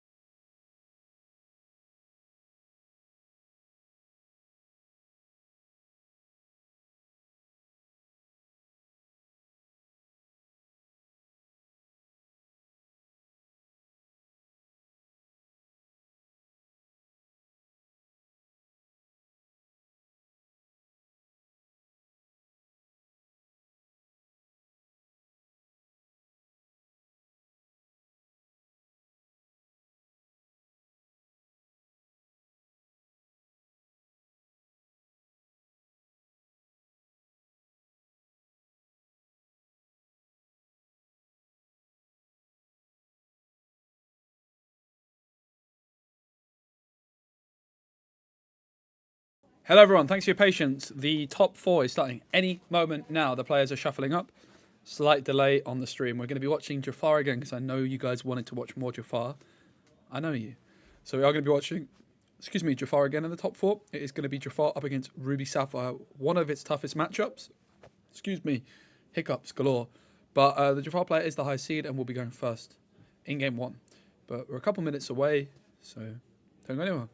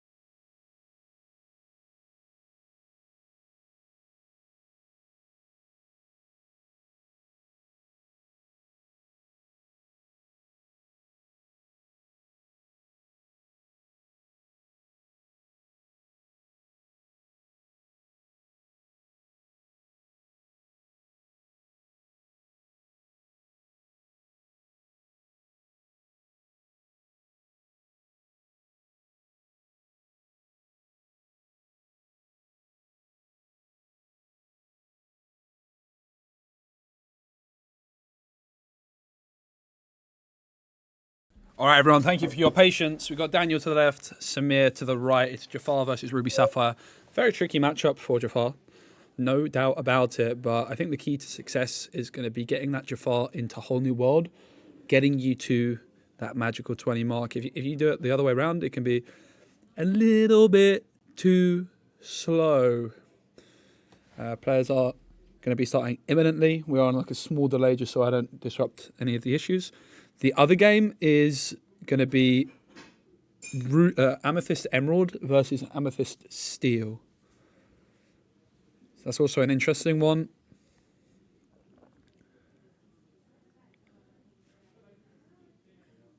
So this is the battle for the playmat. Remember, this is top 4, so players have secured their Mirabelle Madrigal. But the winner of this will be getting one of these wonderful playmats, either the champion mat or the non-champion mat, depending on if they win the final. So let's go. It's the semi-finals of our set championships here. Jafar versus Ruby Sapphire. Jafar is the player going first. There's going to be 5 cards mulligan, so a pretty aggressive one. I know Jafar's going to be the fan favourite here, but Ruby Sapphire definitely a strong deck to deal with Jafar, being able to just try and remove all of the threats. And I think Samir, they do play Queen's Castle. I don't think they have many, but they have 1 or 2. And the Queen's Castle could definitely cause Ruby Sapphire some issues. We had Daniel on the stream earlier. They got this Mufasa in our draft we did last night. I was sat next to Daniel and passed him a Mufasa. And he picked it up. I don't think he put it in his draft deck, but he's put it in his constructed deck for today, which is pretty awesome. I think both players won a Mirabelle yesterday and looking to get another one secured. Well, they've already secured another one today, but neither player won a mat yesterday, so they're both looking to get their mats. Here we go. Samir kicking things off with an Archimedes. It's a Queen's Castle into the Inkwell. I wonder if that might prove to be something which Samir regrets, because I do think the castle could be one of their best outs in this particular matchup. But no turn 1 play here for our Ruby Sapphire player. So Archimedes is going to be most likely free to quest. Of course, there is the threat of a Rush Queen. And Jafar into the Inkwell. Blue Fairy onto the board. Pretty good start, though, for Samir. They're going to be feeling pretty confident about this opening. Not the quickest, but no turn 1 Porpsicle from Ruby Sapphire. Is there a turn 2 player? Maybe a 1 jump ahead would be good. A Tipo, perhaps even better. It is going to be Tipo. Going to be inking a card.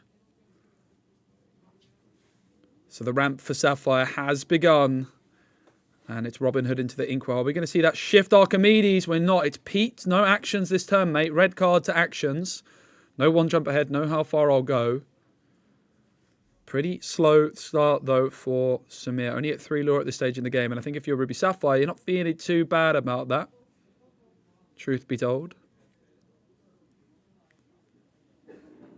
What's the deck you like the most? Probably the Amethyst Steel deck. I don't know. What's the deck? I mean, I like the Jafar deck the most. I'm a bit of a sucker for Jafar. The Amethyst Steel deck I like as well. I just don't really know if I believe in it that much. With its Ruby Sapphire matchup being the thing I'm most worried about. But I think, yeah, I have to give it to the 2 Amethyst Steel decks, the Jafar deck. I also really love the Ruby Emerald aggro deck we saw Vincent playing earlier on. That one's a lot of fun.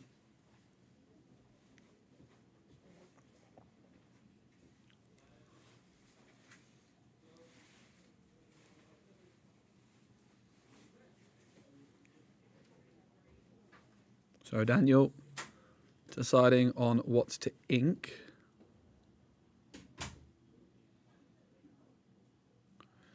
Brawl into the Inkwell. And it's going to be an ice block for 1, and for 3. I'm going to see a Fishbone Quill, perhaps. It's actually going to be a Sisu dealing with the Blue Fairy. Shutting down Samir's draw engine pretty early on here, but they don't have that many cards left in hand here, Daniel. They've got to be careful.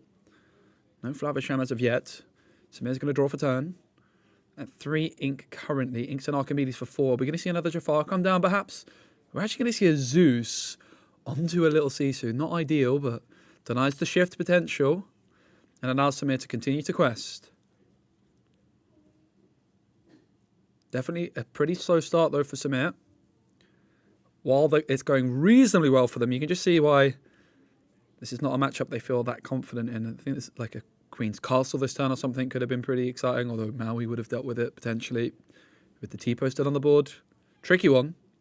It's going to be Brawl onto Archimedes, denying the shift potential. That's for 3 ink, though.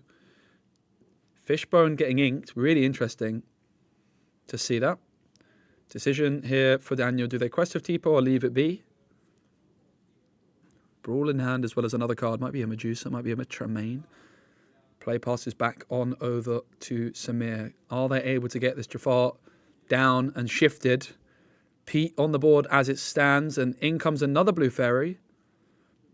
No ink this turn for Samir. This is where things can start to get a little bit tricky. If you don't find that card draw, you don't find that whole new world early on, Samir might just be in a position where they're not able to ink. Meanwhile, Daniel deciding not to play the Fishbone. It's Medusa onto the Blue Fairy. That card draw engine removed instantly. Daniel decided not to go for that Fishbone Quill. And that means that they've been able to preserve quite a lot of cards in hand and continue to ink. They only have 1 card in hand. With that ice block down, they could quite quickly draw some more. It's another Zeus, this time onto a Madame Medusa, denying the bounce potential. And it's going to be Pete removing the T-post. Slow from Samir, but controlling the board. If Daniel can't find any card draws, Samir is not in a bad spot at all here, continuing to just creep away and continue to gain lore. But I think the Hiram Flavisham man has been drawn off the top, which is a big moment. In comes the Toy Maker. 2 cards drawn for Daniel. And still 2 ink to play with.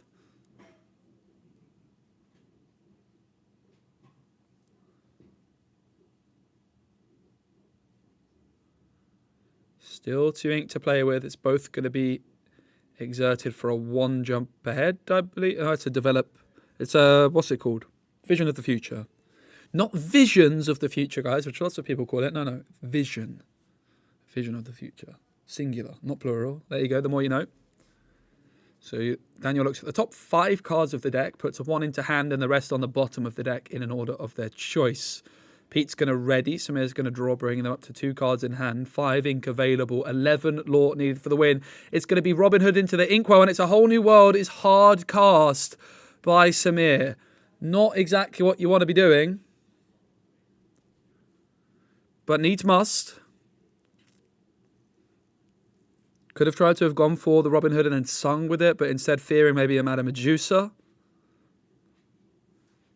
Samir still, I think, with 1 ink remaining, which was from that Robin Hood, is going to quest with Pete and pass 7 law to 1 as it stands.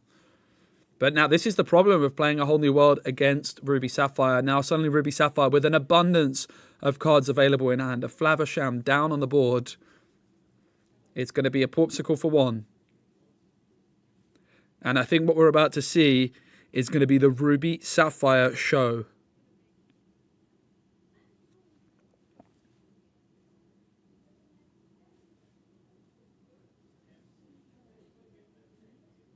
Flaversham still able to quest for 1 and draw Daniel another couple of cards. It looks like it's another Vision of the Future being played.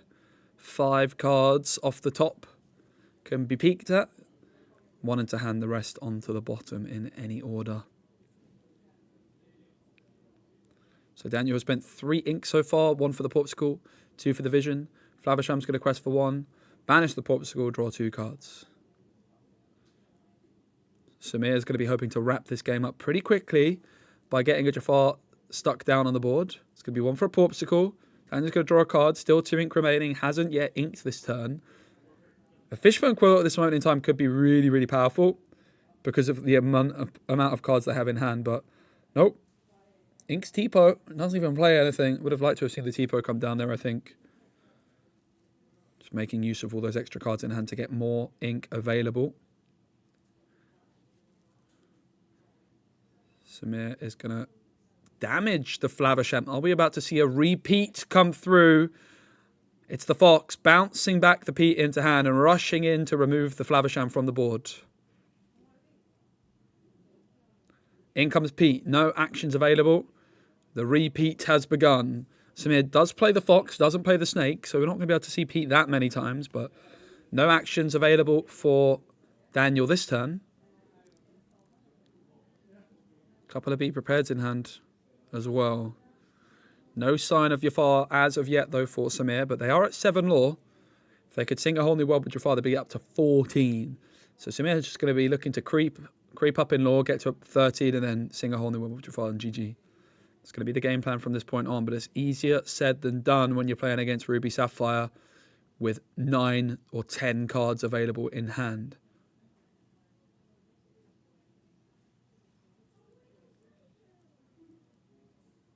I think that's 8 ink available. Is it time for the Krakatoa? 3, 4. Yep, 8 ink available. Is it the Krakatoa? Yep, it looks like it. It certainly is. It's the Krakatoa. It's going to add back an item from the discard back into the hand. Krakatoa, the unofficial name, of course, it is actually Tamatoa, but it's a crab. Hello. My friend Jan Moyen actually thought this card was called Krakatoa. Can you believe? Unironically.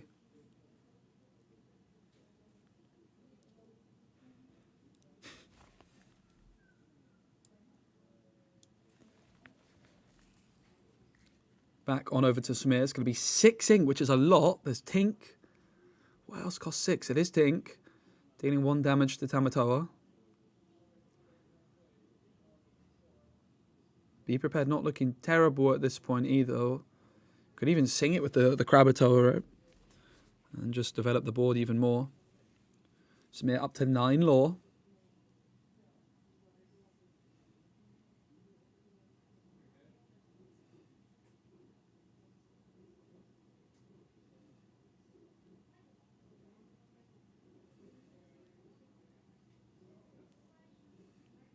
Eight ink for Daniel.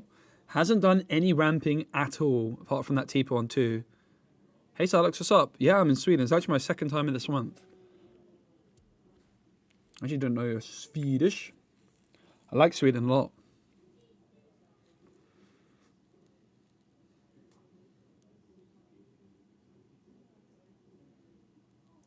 Vision of the Future going to be inked. 9 ink now available for Daniel. No, Malmo, mate. Other side of the country. It's 1 law, 1 ink for Popsicle. 8 ink remaining for Daniel. Tamatoa on the board. Currently questing for 3.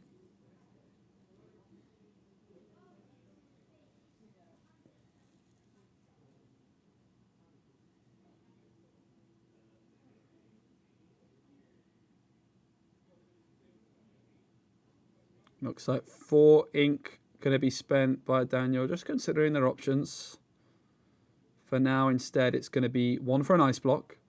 This is adding an extra law to the questing power of the Tamatoa, of course. Tamatoa is going to be... How far I'll go? They exerted it, didn't play it. Yeah, all good. So 1 card into the inkwell face down and exerted. The other card into the hand. But it costs 4 ink to play.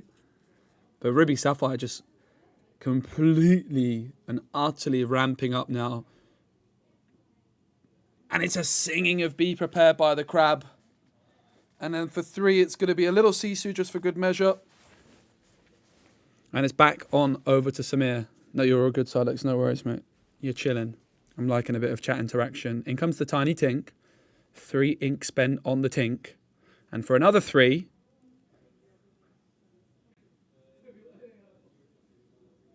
it's going to be a Let the Storm Rage On. Removing that Sisu. Samir also able to draw a card from the Storm. 1 ink still to spend. No sign of that Jafar as of yet.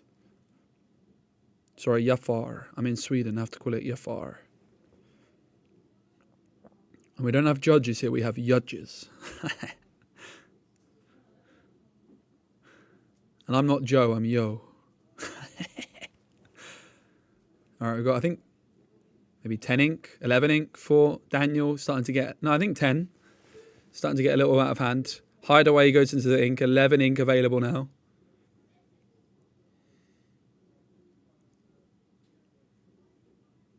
Oh, it's the legendary Sisu. Cleaning up that tiny Tink. Poor Tinkerbell. Cheetah as well, the promo version of Cheetah, just for good measure. Back on over to Samir, who's at 9. Law right now. Jafar singing A Whole New World could get them 7. So they're not a million miles away from just that position where if they can get Jafar to stick and sing A Whole New World, they can win. They're actually doing pretty decent. That's not bad either, answering the Sisu before it quests.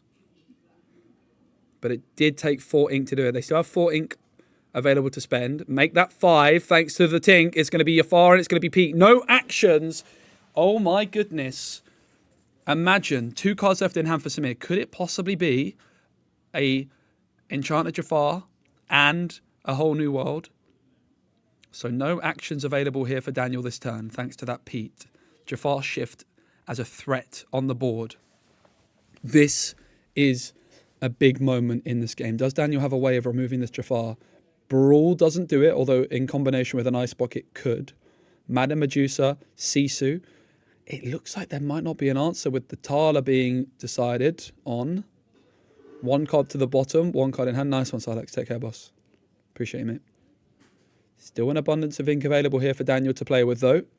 But that Tala might just suggest that they're digging for an answer for this Jafar. Brawl won't do it, of course, because of the Pete. So it would need to be a Medusa. Legendary Sisu. So the Pete combining with the Jafar. Potentially in a deadly manner here. It's a lot of ink, though. What is that? Is it the legendary Sisu of Dreams? Is it a Krakatoa? What could it possibly be for Daniel here? They don't look too happy. It's a fishbone quilt into the ink, and for about 8, maybe 9. Maleficent Monstrous Dragon, of course, could deal with the Jafar as well, if that's an option available. Is it the Blue Fassa? Is it the Blue Fassa? Considering their options.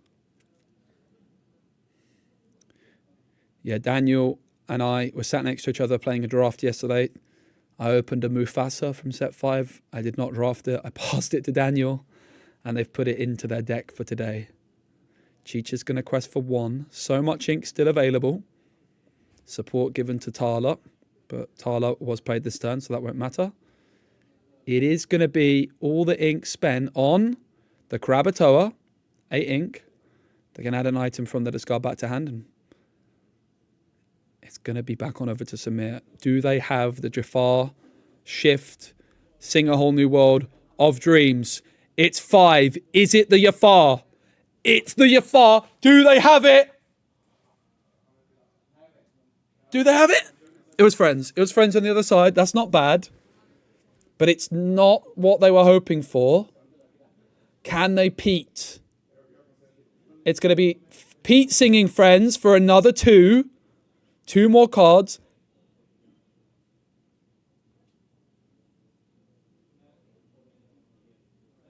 $13 law to 3 as it stands. It's another 3. This one on Let the Storm Rage On, which is going to remove Chicha. And Samir, of course, going to draw a card, thanks to that Storm Rage On, gaining a law. But the possibility here of a board clear without having played Pete is very, very real. 1 ink still to play with.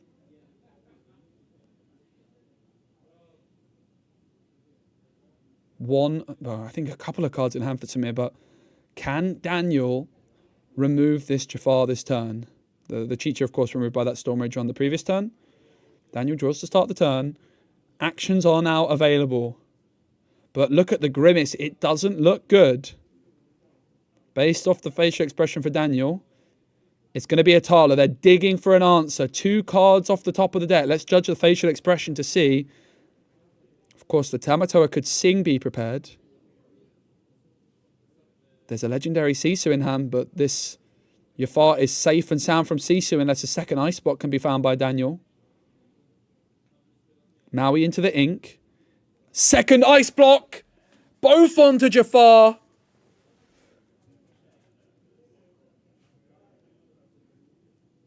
And the Sisu did come down. I didn't even see the Sisu, but it is there. And Tamatoa now questing.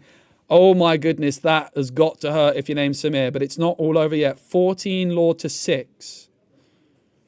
That's a lot of ink. It's an Archimedes and a second Archimedes. Are you kidding me? Double Archimedes in a single turn for 10 ink.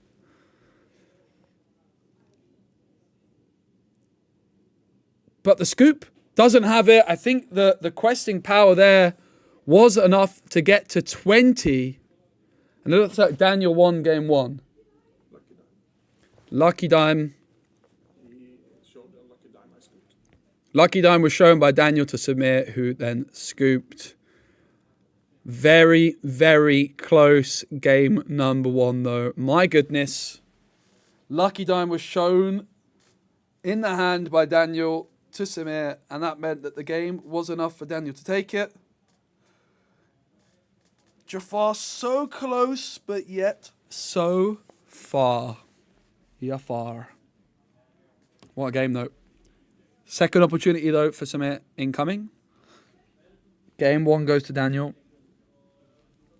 Looks like the players are just going to get a short break, so I'm going to go and check on the other game in our top 4, and I'll give you an update on how we're getting on. So we'll be right back in just a moment for game 2 of this semi-final.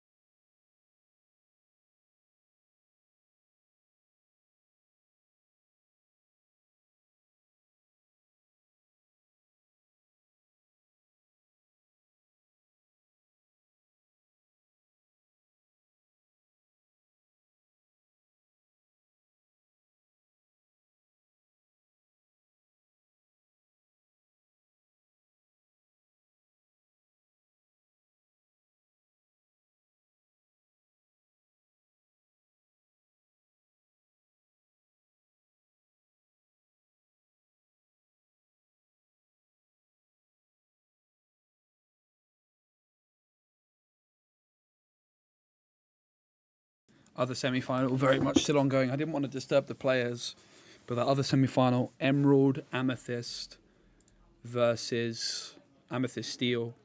So we're going to be going on to game 2 very shortly. The players have started, but just with a slight delay. I think they just went through a little bit of a toilet break in between. It will be, excuse me. It's going to be Ruby Sapphire going second again. And seeing if Jafar can do the impossible and take down one of its toughest matchups. And yeah, Emerald Amethyst versus Amethyst Steel, the other decks in the final, in the other semi-final. So nice variety of decks. Looks like the players are almost ready to start things back off. Thank you everyone for being here. Hope you're enjoying the set champs here from Sweden.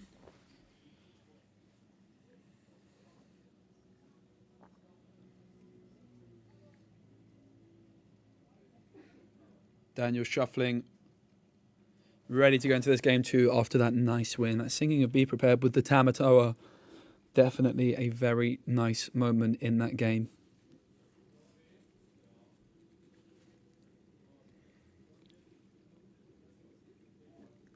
I do think what was interesting was that turn 1 inking decision by Samir, inking that Queen's Castle. Might have just been forced to by having uninkables, things like Zeus, Whole New World. Sometimes you're a little bit forced to ink what you don't want to ink.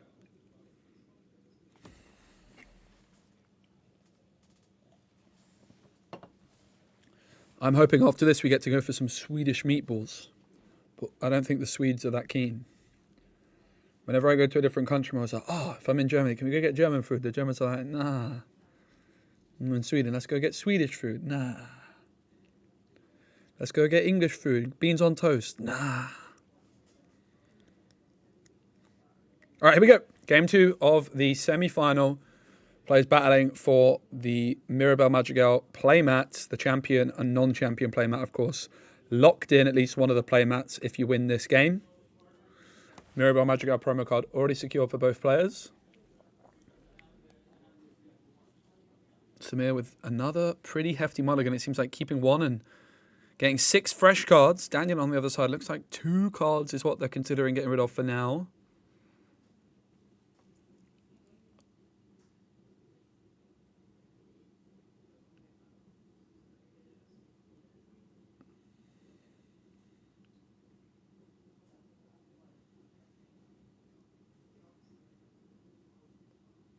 Here we go. Game number 2 of the semi-final. Daniel 1-0 up. Samir will be going first again for the second time of asking. They weren't a million miles away. Hopefully next time, Olaf. Good to see you though, mate. Here we go. Game 2 of this semi-final. Ruby Sapphire versus Amethyst Steel Jafar. So we're going to start things off by inking a tink, playing a Robin Hood and passing the turn over to Ruby Sapphire. Daniel, you're going to draw for turn. Draws into that legendary Sisu. There's a How Far I'll Go. There's an ice block in there as well. Is there that turn 1 Porpsicle? There is. Back on over to Samir. Going to be looking to quest for this Robin Hood. I'm sure the Jafar into the Inkwell. Sorry, the Jafar. But no turn 2 play. Looks like a grab your swords in hand for Samir, which is not going to help them out in this match. That's for sure.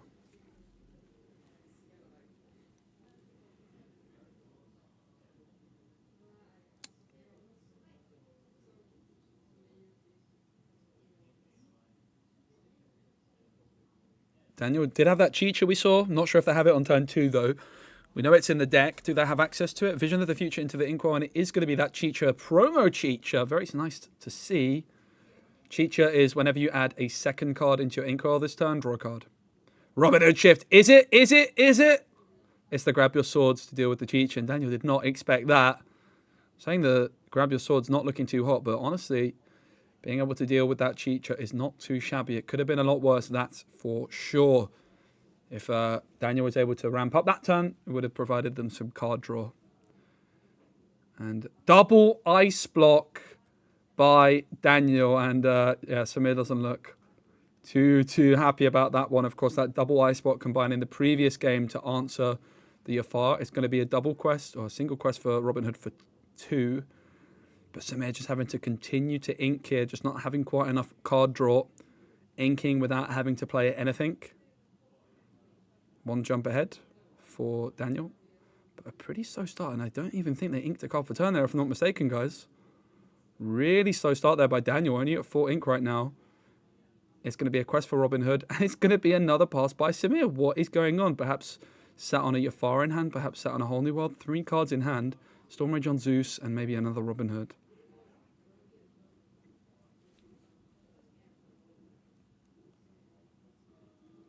It's going to be a Falavisham man, getting rid of the popsicle, drawing a couple of cards.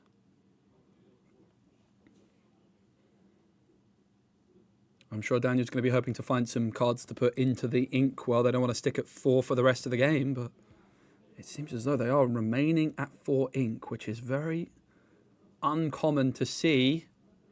It's going to be let the Stormrage on, spent for 3, dealing 2 damage to Flavisham. Still need 4 more damage to take it out, though. Is Robin Hood singing? It is. It's going to be Zeus. Getting rid of the Flavisham and really shutting down the card draw potential for Daniel. In comes Pete. No actions, mate. The red card has been given to any actions for this turn. 1 card in hand for Samir. What is it? Is it a Jafar? Is it a Whole New World? It's a lot of cards for Daniel, isn't it? It certainly is. A lot of cards.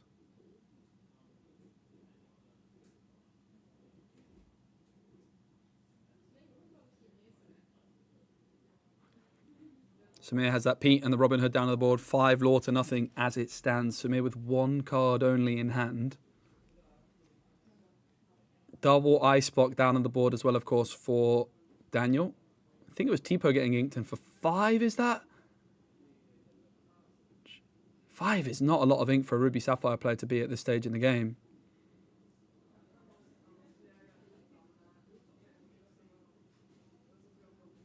I think they're just considering their options here for a moment.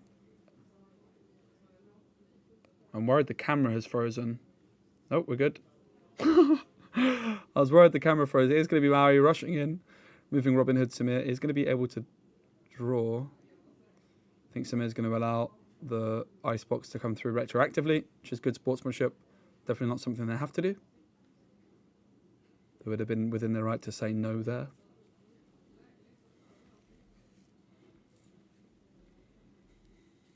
Six ink. Jafar getting inked. But is it another one? It is. And the big question is it going to stick around? Those 2 ice blocks down on the board could be the difference maker. We saw it in the last game. We saw Daniel keep an ice block in hand. Is that last card in hand for Samir, a Whole New World? It's going to be How Far I'll Go, signed by Maui. Is that looking for the Medusa? 2 ice blocks plus a Brawl or a Medusa is going to be enough to take it out. I don't think there's enough ink right now for the legendary Sisu. So Brawl or Medusa, the cards which Daniel's going to be looking for. So many cards in hand, but do they have the ones they need at this moment in time?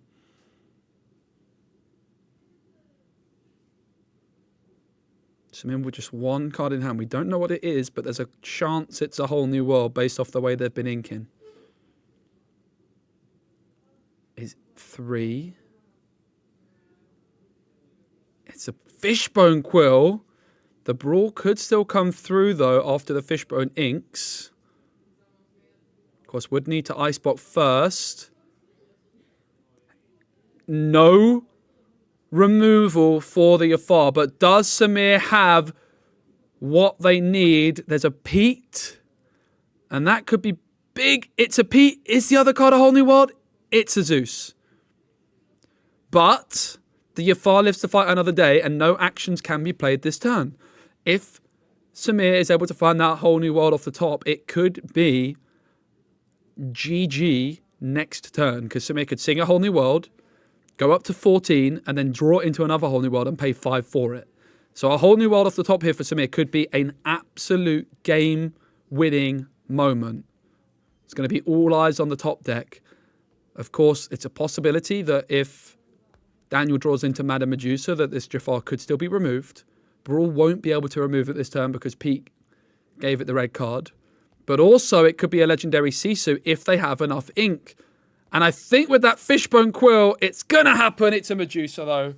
Medusa has been found by Daniel and the Jafar has been removed. And that could be curtains here for Samir. Double Pete on the board. Card off the top drawn for Samir. I didn't catch what it was. Maybe Archimedes. It's actually the Queen's Castle, which honestly is not too bad at all. Pete's are going to move into the castle. I feel like this Jafar deck is really wanting to play this castle. If I was having watched Samir play a bit more today, I feel like I would be playing 4 copies of Queen's Castle if I was them. I think there are 2. But it's in this position which the castle is maybe giving them a real chance in this one. They spend 2 to move the Pete's into the castle and neither quest, hoping to get some card draw off those Pete's. Can Daniel remove the castle this turn? Medusa deals 4, but 3 more would be needed. Alternatively, could just disrupt and remove the cards from the castle with a Be Prepared. 4 damage dealt into the castle by the Medusa. It's going to be an ice block on both Pete's. Are we going to see the legendary Sisu? We certainly are. Clearing the Pete's away. Those ice blocks have been a game changer, but 2 lore game for the castle, but just 1 card drawn for Samir. It's going to be 6 for a Tinkerbell, 7 to move it into the castle, 1 damage on the Medusa and the Sisu, but I'm not sure it's going to matter at this point.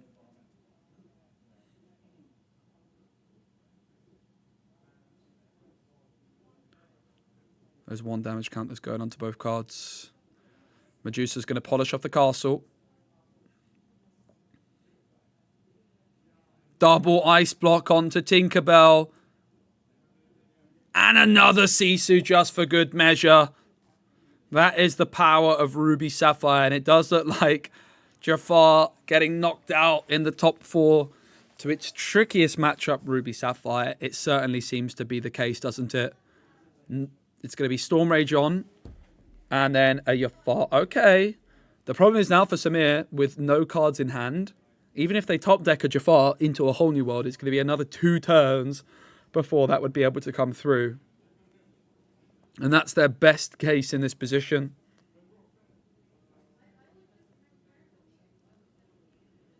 I'm going to let this one play out. I'm going to see if I can just grab the other table to put them onto our stream table as quickly as possible so we don't have a big break.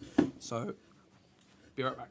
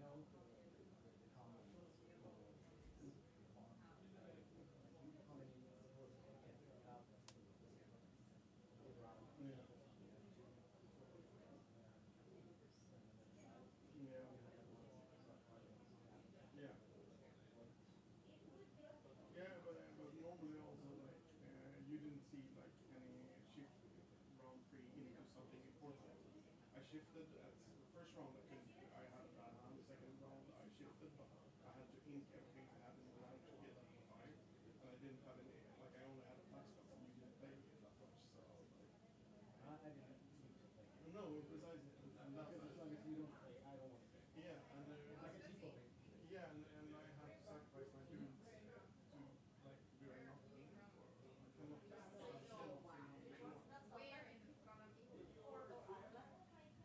just stand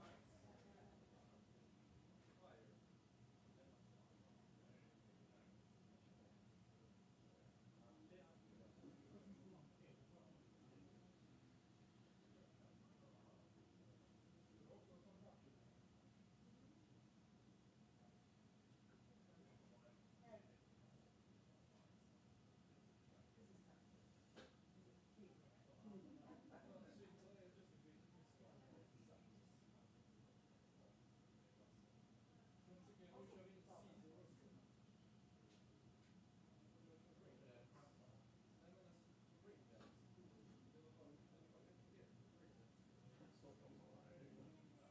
It's not that people watch the match. They're like discussing the our match. I'm like, let's see you guys. No, they like say like they like that I'm still playing really hard. And I was like, I had 2 bad hands. You just jumped and I had nothing to do. You really good stuff. And I said, as long as you ramp, you will automatically draw something that will get start your deck late game. Because you don't get hurt as long as you can ramp. Oh, okay. With the little sweaty, with double peak and castle, and boom, ice box. It's the worst Ruby Sapphire against my deck because I stop the actions. I cannot stop ice blocks. Medusa. Yeah, but the thing is, I wasn't sure if you had another season in hand, or if you had a season at that point. So I'd rather, like, you could have traded away one, and then I would have drawn 1 card, but I had no cards, and I needed the cards so much.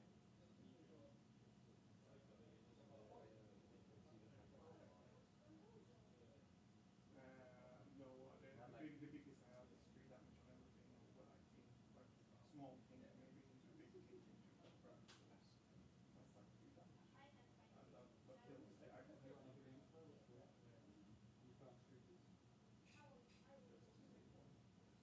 more.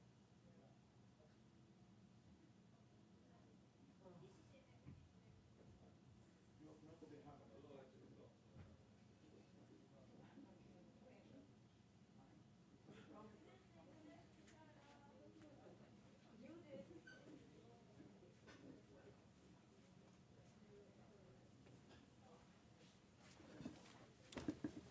All right, guys, sorry for the delay. We are going to be hopping into game 3 of the other semi-final. It's 1-1. We're going to be starting in about 4 minutes' time because the players are just setting up now. 3-minute delay. So in about 4 minutes, we're going to be seeing the third game of the second semi-final. Then we're going to jump into the final. So we've got Emerald Amethyst versus Amethyst Steel. It's going to be a belter.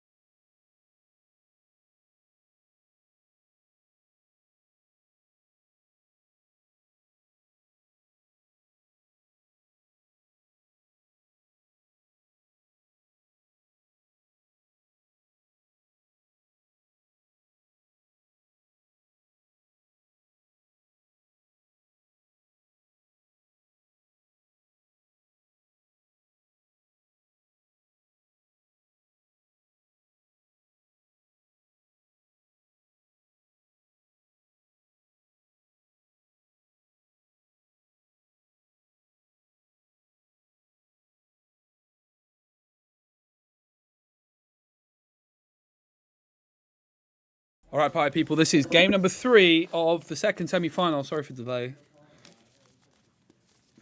Amethyst, Steel, top seed. KP from Denmark to the right. Louise from Sweden to the left playing Emerald Amethyst. So it's Amethyst versus Amethyst, but Louise playing Emerald. KP playing Steel. Louise came second at yesterday's set championships. KP lost their top 8 games, so both players already secured 2 Mirabelles. Louise already secured themselves a runner-up playmat, but they're going for that victory. They're going for the championship. KP looking after having been top seed in Swiss both days. Really looking to secure that player mat after a tough top 8 loss yesterday to the eventual winner of the tournament. But this is game 3. I did catch the end of game 2. Louise was going first in that one. KP's the highest seed. At least I assume that Louise was going first in that one because she ran away with it. So both players who have gone first have won a game so far. And it is going to be KP going first this time. But now maybe Louise has a little bit more experience playing against KP's deck. KP playing Steel Amethyst, not something you see all the time. And of course, whoever wins this will be battling it out against Ruby Sapphire in our grand finals here of the Set Champs. It's going to be Pete and Happy on turn 1. Pete into the Inkwell Happy. So Happy is evasive during your own turn. It's a 2/1 character which quests for 1. I had Happy in my... in fact, look, I've got Happy right here. Pegasus play. Look, Happy. I had it in my draft deck yesterday. Very cool card. Bit underrated.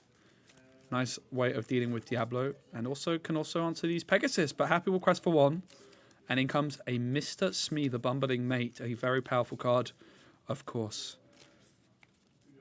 It's going to be passing back on over to Louise, who has 1 ink to play with. Elsa into the Inkwell. Pretty expensive card to ink, but in comes Ursa the Deceiver, hoping to find a song, but KP has not given her an inch there. No songs in the hand for KP, and that Ursa suddenly is going to feel quite bad. Ursa's such an interesting card. If you play it and you hit, you feel great. If you play it and you miss, you feel pretty awful. And in that case, Louise missing with Ursula, and KP is going to be feeling very, very happy about that. It's a double quest. Smee for 2, Happy for 1, brings KP up to 4 lore now.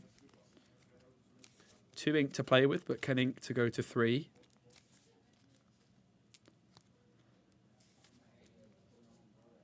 It's about 7 p.m. here in Sweden, so we've been going a very, very long time. Tournament started at about 11 a.m. It's going to be 2 for the Madam Mim Snake.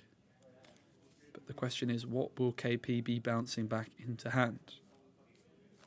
It's going to be the Happy. The Broom got inked, and 1 is going to be spent on the Happy. Interesting to see that the Happy was replayed and the Broom wasn't. There was also like a little pause from KP to suggest they might have regretted what they did. I'm not sure. But I feel like the Broom might have been a better card to come down rather than the Happy. But we'll see. Maybe I'm wrong. Happy being able to deal some extra damage to Elsa could be impactful. Second Elsa for Louise into the Inkwell. Not what you want to be seeing, really. Kit Cloud Kicker comes through and bounces back that Happy into the hand of KP. As Pegasus and us the quest for 1 apiece, making it 3 lore to 4, still in favour of KP, who did go first in this game, let's not forget, as they draw to begin their turn. 3 ink can go to 4 this turn. Joanna Boggs Followers gets inked. The Snake is going to remove the Ursula from the board pretty swiftly. Could question whether Louise should really have quested that, or might have just been better leaving the Ursula ready and waiting for an extra turn, because that just provides a really efficient trade for KP, I think that. But KP is always going to be happy to take. Joanna Box Followers has been inked, no ink spent. For 4, it's a rabbit. KP draws a card. The Battle of the Rabbits have begun. Both players have access to this Amethyst Bounce package, and the first rabbit of the game is for KP. Smee now has 2 damage counters on it. This is where that Ursa could have been nice to just polish it off quite efficiently. Of course, Pegasus could, so could the Kit Cloud Kicker.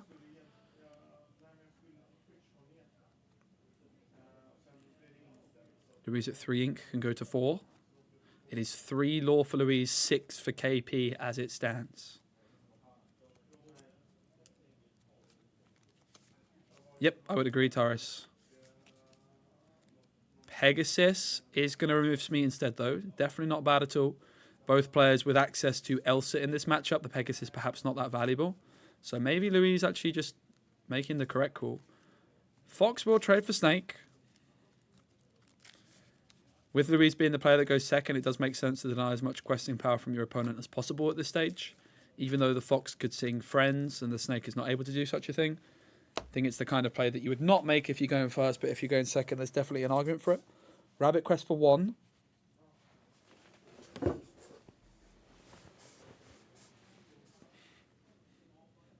And it's going to be the goat as well for 1 extra lore. KP still with 1 ink remaining, but not able to spend it. Or not willing to spend it. Either way. Louise draws. No cards on the board for her as it stands. And 2 Merlins staring her down.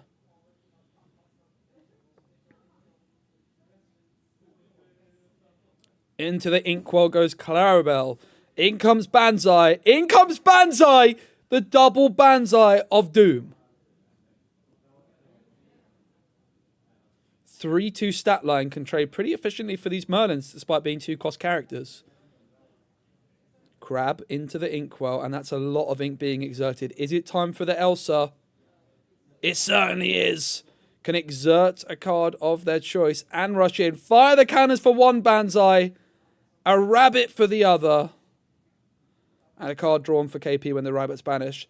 The power of Elsa, the power of Fire the Cannons there for all to see. As KP inches ever closer towards that grand finals. The Danish man in Sweden looking to secure that playmat. Louise got that 2nd place finish yesterday. Really gunning for that set champs win. It's going to be the rabbit down onto the board. 1 ink remaining. In comes the 1-cost Clarabelle, perhaps potentially setting up a shift, which could be very powerful. Even if it doesn't draw you that many cards, the 5-6 stat line at this stage in the game could be a bit of a game changer for Louise. And especially if it's going to draw some cards. It's a double quest, up to 11 for KP. It's a lot of ink exerted. It's 3. Is it going to be a bit of bouncing? It certainly is. Going to be bouncing the goat, replaying the goat, and gaining an extra lore up to 12. It's now back on over to Louise. Do they have that Clarabelle shift? I think there's 1 card in hand for KP, but 1 card drawn is still significant. Elsa evasive, hard to take out. It's going to be friend sung by Rabbit. That's a big moment for Louise. But the question is, can she stabilise? Lyle Tiberius Rourke could be a big game changer in this one to start trying to steal that lore away from KP and make the game go on a little bit longer. The longer the game goes on, the more I would favour Emerald in this one, if I'm honest. Queen's Castle into the inkwell. In comes a Sir Hiss. Can definitely deal a little bit of damage to Elsa. In comes the second the castle inked. 1 castle played. Clarabelle quest for 1. Back to KP with 1 card in hand, I believe, but will draw for turn to go up to 2. It's a full quest. It's not. It's actually a full challenge at the castle and onto the Sir Hiss. So a slower turn here by KP. Challenging the castle with the fox and with the snake. Sorry, the fox and the goat. And then the Elsa challenging the Sir Hiss. There's now 6 lore needed here for the victory. Louise at 5 lore, trailing pretty significantly. The board here is a pure amethyst flood for KP. A couple of Madam Mims, a goat and an Elsa staring Louise down in the face. Sir Hiss able to deal damage to that Elsa though, being evasive. But is it too little, too late? No sign of Lyle as it stands. Sir Hiss is going to take out the fox. 6 ink. That's a lot of ink. It's going to be the Robin Hood Daydreamer. A card you guys know I absolutely adore. Questing for 6. Big stats. Sorry, questing for 4. Costing 6. But in this position, it might just be too little, too late. You can see the advantage of going first really shining for KP. That turn they dealt with both Banzais, I think, was particularly impactful. Pete's going to come through. The quest for 3. KP's within touching distance, and it's a library just for good measure. The snake moves into the library, and it's back on over to Louise. She has the Robin Hood Daydreamer, but is it enough?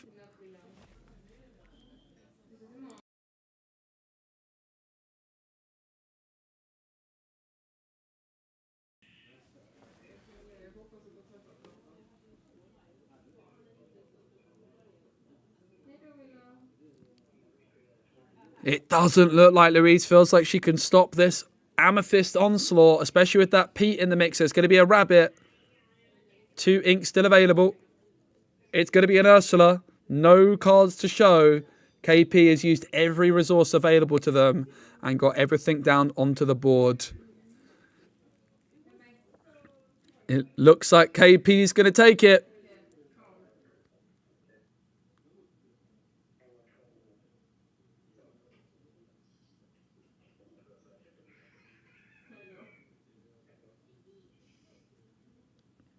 GG.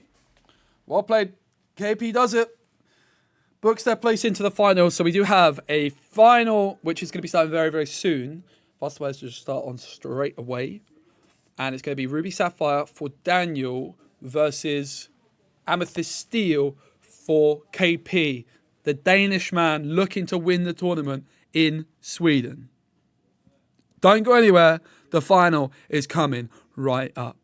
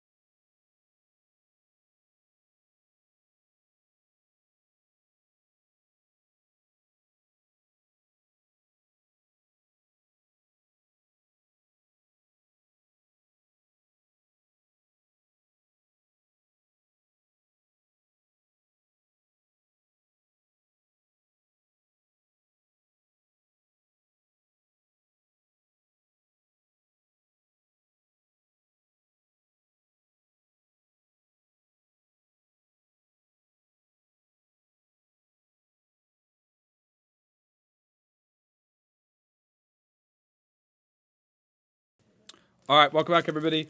This is what we're playing for. Champion play mat is mirrored versus non-champion. Winner gets the champion mat. Bam! Let's go. We got Daniel versus KP, Sweden versus Denmark, Ruby Sapphire versus Amethyst Steel. 4 different ink colors represented. Let's have it. Hey, Magnus, great to see you, my buddy. Probably not, Abu. Nobody knows. Definitely no time soon. Hopefully one day. But here we go. It is the grand finals of this set championships here in Sweden. We've got the top seed of the Swiss up against Daniel, who we saw Daniel earlier drawing with our friend Vincent, that 8-year-old, but has still put their place into the finals. They took out the Jafar deck in the semi. We saw KP taking out Emerald Amethyst. Both players have secured a playmat, but they're fighting for the glory of being the set champs winner. I think especially the fact it's streamed adds that extra little bit of incentive to take the W home.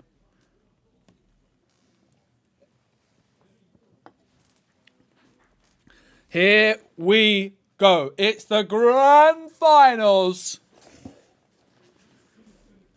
7 cards drawn for each player. Let's take a look at these mulligans. It will be KP leading things off. So the important thing in this matchup for KP, they don't really have that many aggressive questers. My actual biggest concern about KP's deck is how consistent it's going to be in this matchup. Having said that, KP has a lot of locations, and locations can be a real issue. That, my friends, is an incredibly confident mulligan. Just 1 mulligan drawn for KP. Daniel on the other side. Looks like they're considering 3 or 4 cards to mulligan. Of course, it's Ruby Sapphire looking for that early ramp, but then you're looking for that ball control, maybe Maui to deal with some locations. It looks like 4 cards will be kept and 3 brand new cards will be found off the mulligan as then the players shuffle their decks. I'm going to go adjust the camera slightly because it's going to bug me that it's off.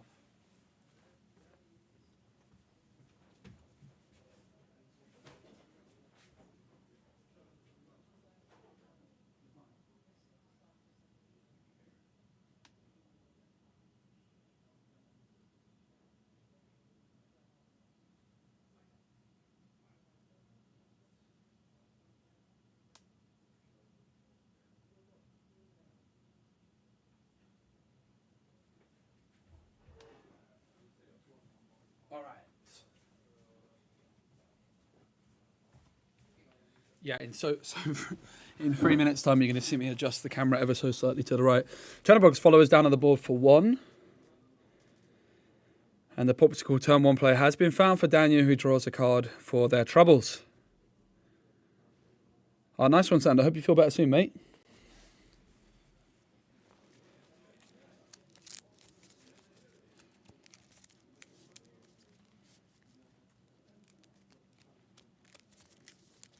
Or is it KB? I've been saying KP. KB. Oops. KB. My bad. Sounds the same, really, doesn't it? So the Channelbox is going to be banished to draw. Quite early to be doing that, in truth. Not an immediate threat unless there's a queen. I would have liked to have seen the Channelbox remain on the board for longer and get as much lore as possible. I think the Channelbox and the Brooms are really the key to getting enough lore early on in this matchup. Chicha comes through. Like, the Channelbox here could have quested again and now drawn, right? Like, I'm not convinced it was necessary to sack it at that moment in time.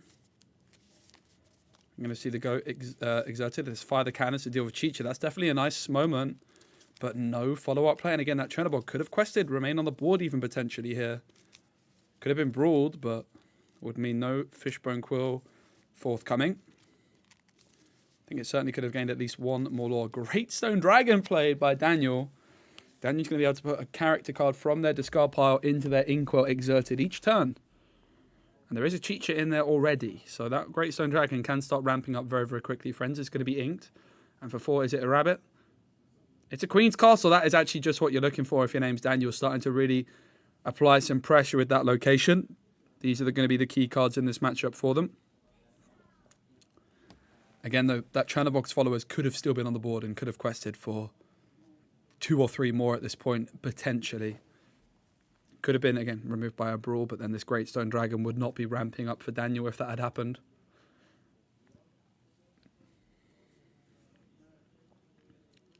But Queen's Castle with that 7 willpower means even a Maui is not able to deal with it. It is KP. Okay, that's a relief. Sander, nice one, mate.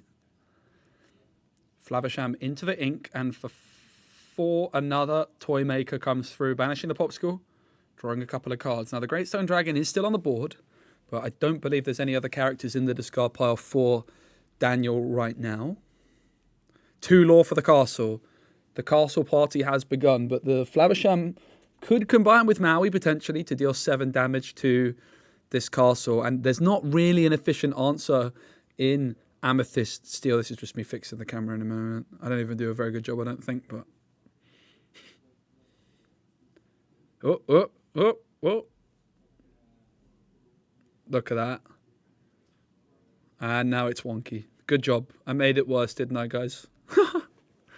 I think I made it worse. The left one is much bigger than the right one now.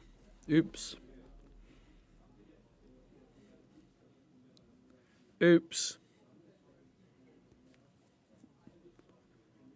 So 3 lore for KP with the rabbit in the castle. Maui would be a really, really big play here for Daniel. But I think you can see why I'm just a bit concerned about this Amethyst Steel deck in general. As good as it can be elsewhere, it's this matchup I think it's going to really struggle. And Hideaway is a great way of dealing with that castle. No need for Maui. Hideaway, a 2-cost action, which can put a item or location into the player's inkwell face down and exerted. So 2 ink spent to deal with that castle. Kind of like a let it go. Brawl comes through to remove the rabbit. KP is going to draw. But I think you can see why I'm a bit fearful of this Amethyst Steel deck in this particular matchup. It just doesn't have that questing power of the Maleficence. I played a lot of Amethyst Steel in set 3, and I was using Maleficent for this matchup. But I'm not sure I'd even want to play Maleficent now with the prevalence of something like the human Sisu in the metagame. But there's Pete.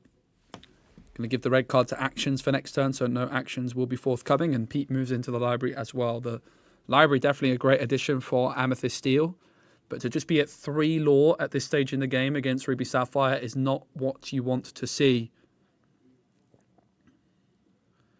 Daniel spending 1 on the Popsicle, going to draw a card. Flavisham going to quest for 1, going to banish the Popsicle, draw 2 more cards. It is the Ruby Sapphire show right now.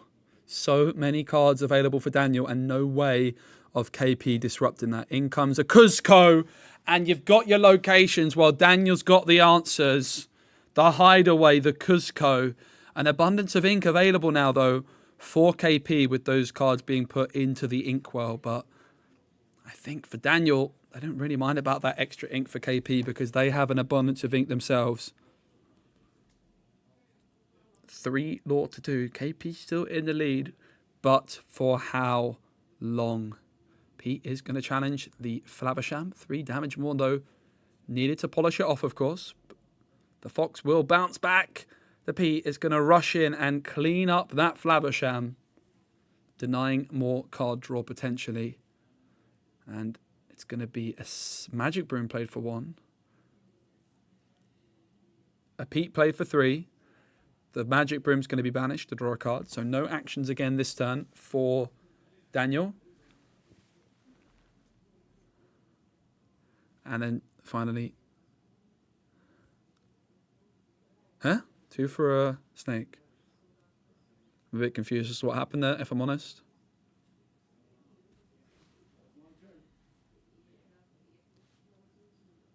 It's going to be the Great Stone Dragon.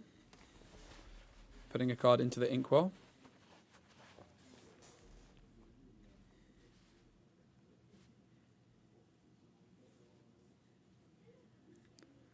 Fishbone Quill inked.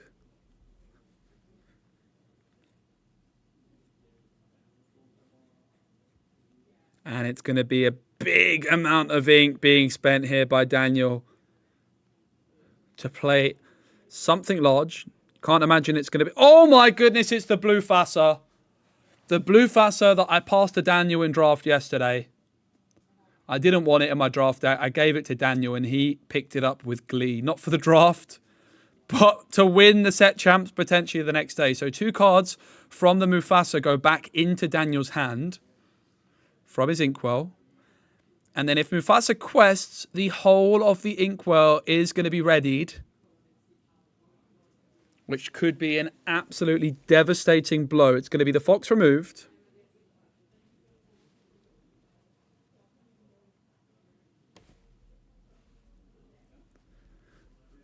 And it's 3-2. So KP still in the lead. But with that Mufasa staring them down in the face, the Channelbox followers comes down for 1 ink. Fire the cannons, removes the Cusco in combination with some challenging there, I think. Or maybe it just polished it up. Anyway, I think double quest, 5-2. But this Mufasa has stuck around. And if Mufasa sticks around, it can be an absolute show. So Mufasa, when it quests, you ready every card in your inkwell. It's going to be the Great Stone Dragon, putting a card from the discard into the inkwell, which is coming in exerted, but that Mufasa can ready it when it quests. But of course, the key here for Daniel is going to be spend as much ink as possible, then quest with Mufasa, ready everything, and then play again. So Daniel's going to be able to play about 16 inks worth. Medusa is going to deal with Pete.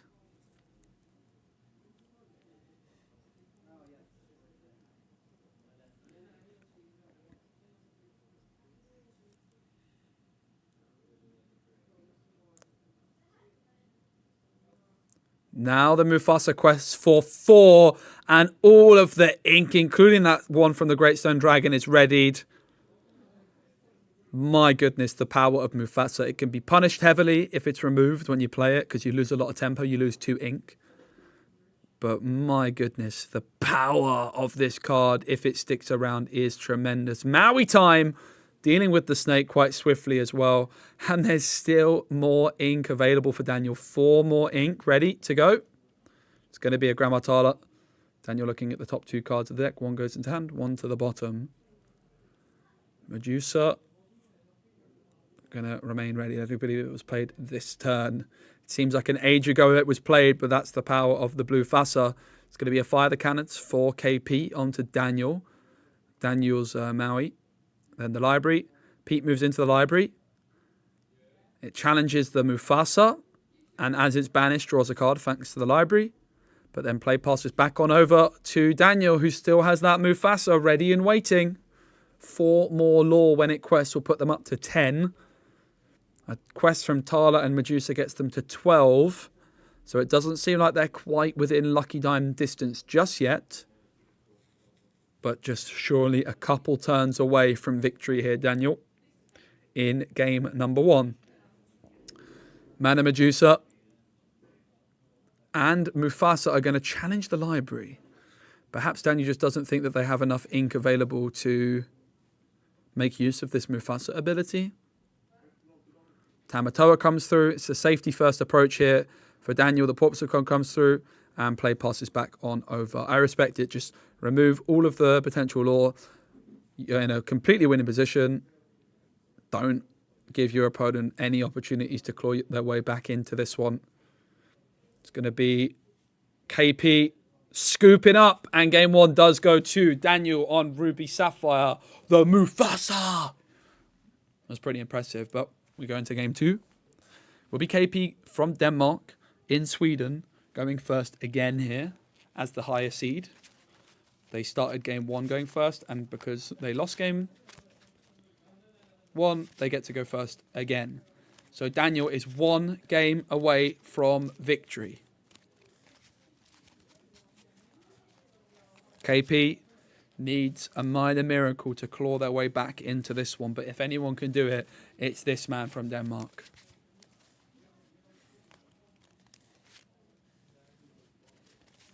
Big shout out to Card Market, who sponsor my channel.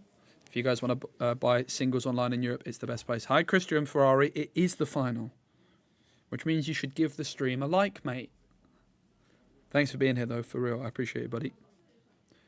Good to see you, Sean Guzma. What's up, guys? Thanks for being here. Again, don't forget, next week, there is going to be a really big tournament happening in Paris with about 1,000 plus players. And I will be broadcasting all of the action on both Saturday and Sunday next weekend. So you don't want to miss out on that. Going to be live from Paris next weekend for that huge event. The biggest we've had, I think, in Europe that's not a DLC event. Possibly the biggest event we've had ever that's not a DLC event. I'm not sure if we've ever had an 1,000-player event in the States either, but it's possible. As to my knowledge, we certainly haven't in Europe. French community for Lorcana is crazy. I think we've got the highest level of play in France. Many, I think we've got 2 or 3 DLC winners are French. Yeah, we have Frank Carsten, who's Dutch. Italian one recently, whose name is escaping me, apologies. And then we had Ely from France, and we had, what's his name? Theatum from France as well. It's because I didn't cast the finals of the last one. I can't remember. I have the face. But yep, here we go. And of course, no English players have won a DLC yet, but that could all change in Seattle. Because in 2 weeks' time, I'll be in Seattle competing at a Disney Lorcana Challenge, which I'm really excited for.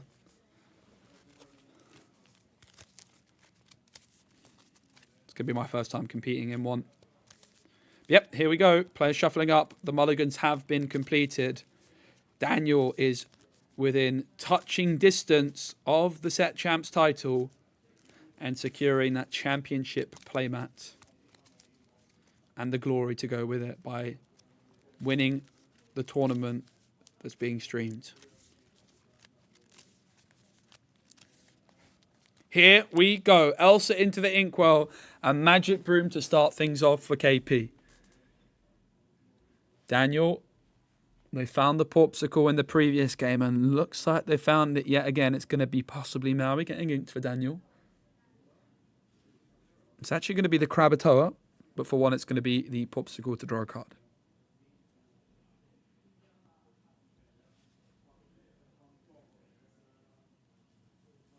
KP drawing a card. Fox into the inkwell. Smee onto the board. Questing for 1. No Magic Broom stat this time, which is something I like to see. I was critical of the Chernobogs maybe being banished a little bit prematurely in the previous game, but KP holding on to that Magic Broom for now. No real threat of it being removed.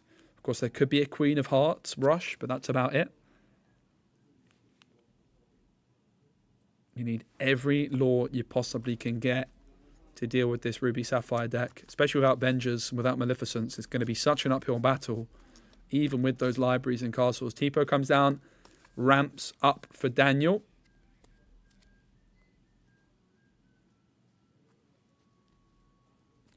Mr. Smee on the board, and there's also a Magic Broom. It's going to be a quest with the Smee to start things off on turn 3 here for KP. 2 ink in the inkwell, but can of course ink to 3. Inks the Fox in order to play a second Smee, and this Broom also banished to draw to play another Broom. Now, again, I would argue, was it super necessary to banish this Broom at this point? I don't think so. I think the Broom might have been better just being left on the board there.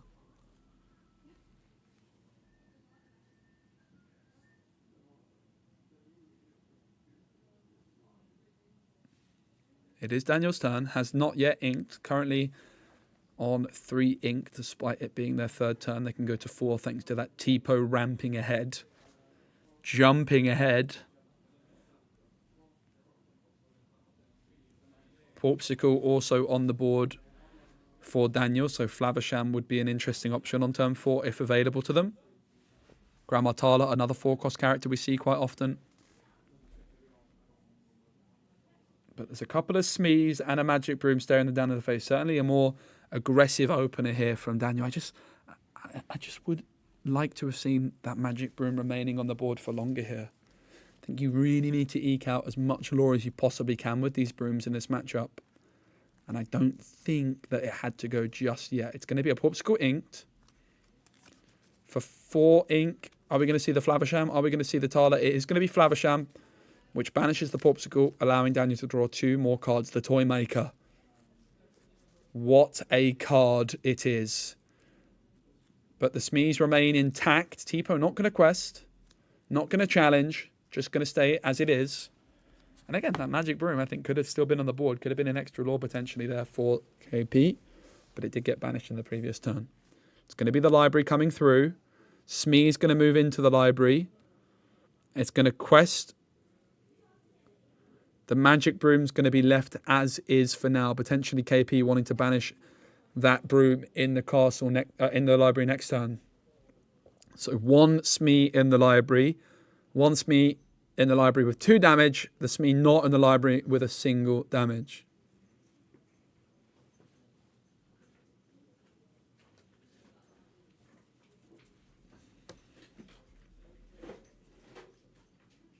Daniel sending everything into the library. Tipo, Flavisham and Maui to deal the 8 damage necessary to remove the library from the board. No card draw coming from that Smee. But Daniel has got more lore this game than they did in the whole of the last one already. Goat gets inked. Inking a Goat can't feel great up against Ruby Sapphire, I have to say. But that's the problem with playing things like Fire the Cannons as uninkables over Babooms.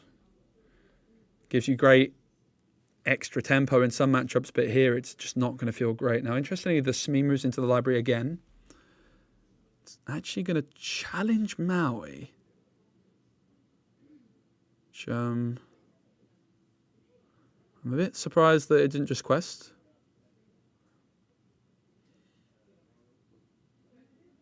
I think this other Smee moved into the library and then challenged again. Cleaning up the Maui. I suppose just wanting to protect the library for a bit longer.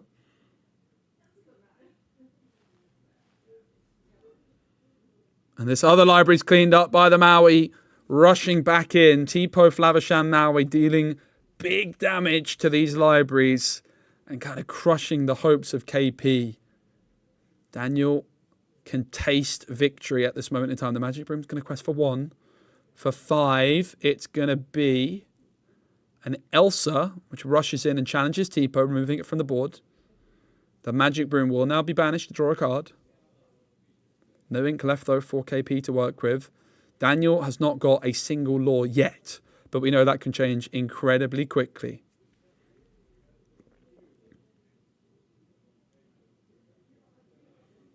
How far I'll go will be sung by Flavisham. Top 2 cards of the deck being looked at by Daniel. 1 goes into the hand and the other goes into the inkwell, face down and exerted. Not bad at all to just sing with a Flavisham. Very, very strong combination. This is the final Vedex. Ruby Sapphire 1-0 up in the final. Trailing by 9 lore as it stands. But for how long? And yeah, that card that went on the bottom should be in the inkwell, face down and exerted, and that is just rectified. Maui unable to challenge Elsa, of course, because it's evasive. I saw that coming a mile off. Maui perhaps could have sung How Far I'll Go instead then.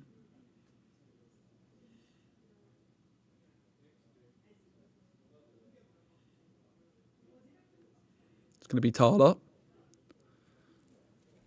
Top 2 cards looked, 1 on the bottom, 1 in the hand.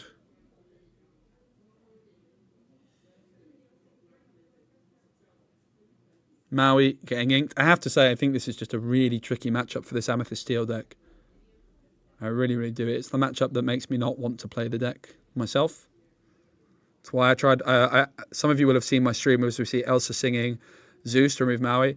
When I streamed this deck a couple days ago, I was trying a more aggro build. Because I just don't like the idea of playing a deck which is so tricky to beat Ruby Sapphire. And I didn't have too much joy with with the aggro deck either. Which is why I kind of stopped wanting to play the colour combination.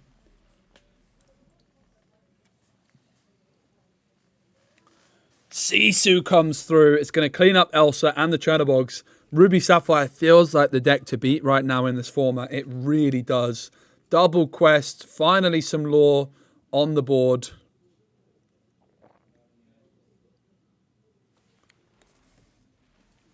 That would have been awkward if there was only 7 ink, but fortunately, it is.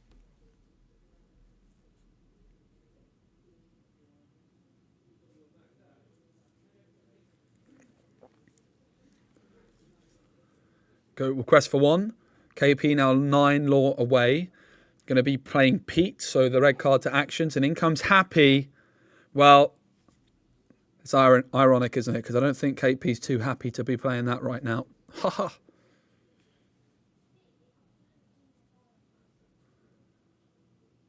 I think the word cheated is not quite appropriate. But yeah. Let's relax. Definitely worth making sure. Happy Pete and Goat on the board for KP on the other side. Daniel trades out the Tyler for the Goat. So KP inching ever closer towards that 20 mark. In comes another Sisu. And that's not a very happy sight, is it? The Flaversham quest for 1. Daniel's still trailing by 6 law, though. The Zeus deals with the Sisu. The Pete is going to quest. No, it's going to challenge the Sisu and fire the cannons will polish it off. But I fear KP might have no cards left in hand on the other side. It's another Thaler. This is the power of Ruby Sapphire. Just the ultimate consistency with these Thalers, with the vision of the future, with the Flavershams. Thaler going to be putting a card onto the bottom of the deck, of course. And a card into hand. Flaversham going to sing How Far I'll Go. One of these cards will go into the Inkwell face down and exerted, the other into the hand. And all this time, Daniel just able to continue to find that consistency, looking for something like a Porpsicle, which I actually think might have gone into the Inkwell. Could have been a really nice target for that Flaversham, but perhaps a really good card was found instead. It's going to be a Sisu and a 1 jump ahead. No Porpsicle. Friends is going to be played by KP, who draws 2 cards. I think that's the only 2 cards that have in hand. 2 ink available. Happy. Let's fire the cannons on Sisu. Happy? No. Sad. Daniel still trailing by 6. Thaler and Flaversham on the board. And an abundance of ink. Speaking of abundance of ink, here comes a Fishbone Quill. It's not actually going to be used, though. It's just going to be banished by the Flaversham to draw 2 cards, essentially spending 3 ink to draw 2 cards. Don't mind if I do. Frenzy on the side, Quill, more like. That was a bad one, sorry.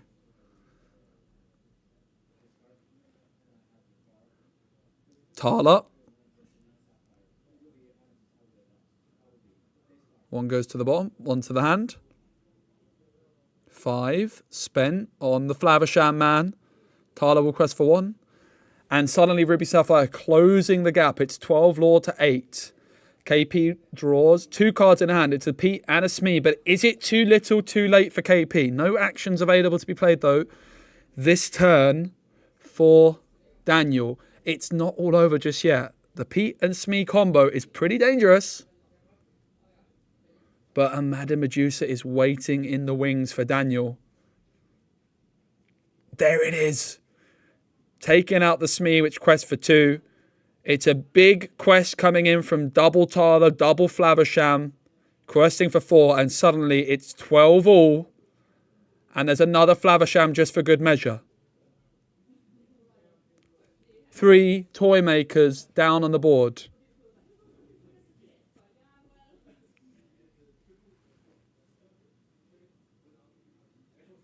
Pete's going to remove a Thaler. Desperate times call for desperate measures for KP. Daniel can taste the victory and the champion playmat. In comes the Porpsicle, draws a card. Flaversham quests for 1, banishes the Porpsicle, draws a couple of cards. Medusa, Thaler, Flaversham, not quite enough to get to 20 this turn.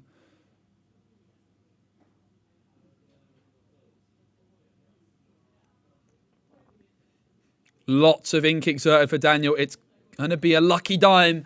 And that means that it might just be a turn away for the game. But that's it. KP says Daniel is the champion. Congratulations to Daniel, who has won with Ruby Sapphire. Commiserations to KP from Denmark, doing really well to get all the way to the final with a really spicy deck. But Daniel is the champion here in Sweden and will be getting this glorious champion mat if they can get it off me. Maybe if I leave. I'm kidding. Big congratulations. Big thank you to everyone here who has been helping out. All the players, all the staff, the judges, all the people in the community for coming. Thanks everyone for having me. Thanks to the viewers for watching. That was our set champs here in Sweden. It was a lot of fun. See if we can get the players on for a last little moment with the play mats. Because I don't think they're going to forget about them. If they do, maybe I can sneak one home. I don't think I'm going to do that, though. As a joke. A bad joke. But yeah, thanks everyone so much for watching. It was really fun. And I'll see if I can maybe... Can I get Daniel with his champion mat? Can I get Daniel on with his champion mat? He's going to get some water first. KP, come on. Come and get your mat, mate. Come on.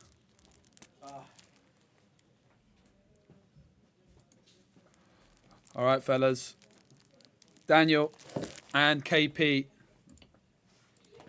Whoops. One sec. Wait for it. We'll wait for it. Well done, mate. Thank you. Congratulations. Congratulations.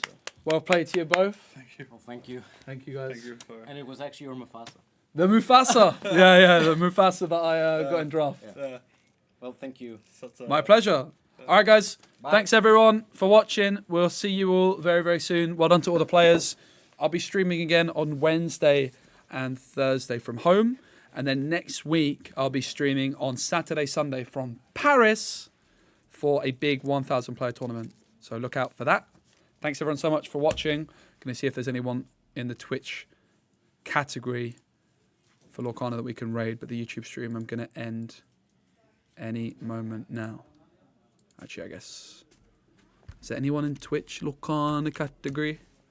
Let's have a see. That's my attempt at doing Swedish. Hopefully you can't hear Twitch, because I can't. Is this some kind of trading game? Actually, I don't even know if... I don't think I can... Yeah, I can't actually host anyone. Oh, no, I can. Take TV. Yeah. Let's go for that. Official ICG. Official ICG. Oh no, the curse of the Swedish keyboard, mate. I don't know where the / is. The Swedish keyboard. The final boss of the day. Bro, this keyboard is crazy. 7? Shift set. That is so random, mate. Thank you, though. I don't even know if this is going to work. Official ICG. I have a feeling it won't. I don't think I can raid from here. I'm not logged in properly. Yeah, I'm not able to raid from here, unfortunately. All right, guys. Thank you so much.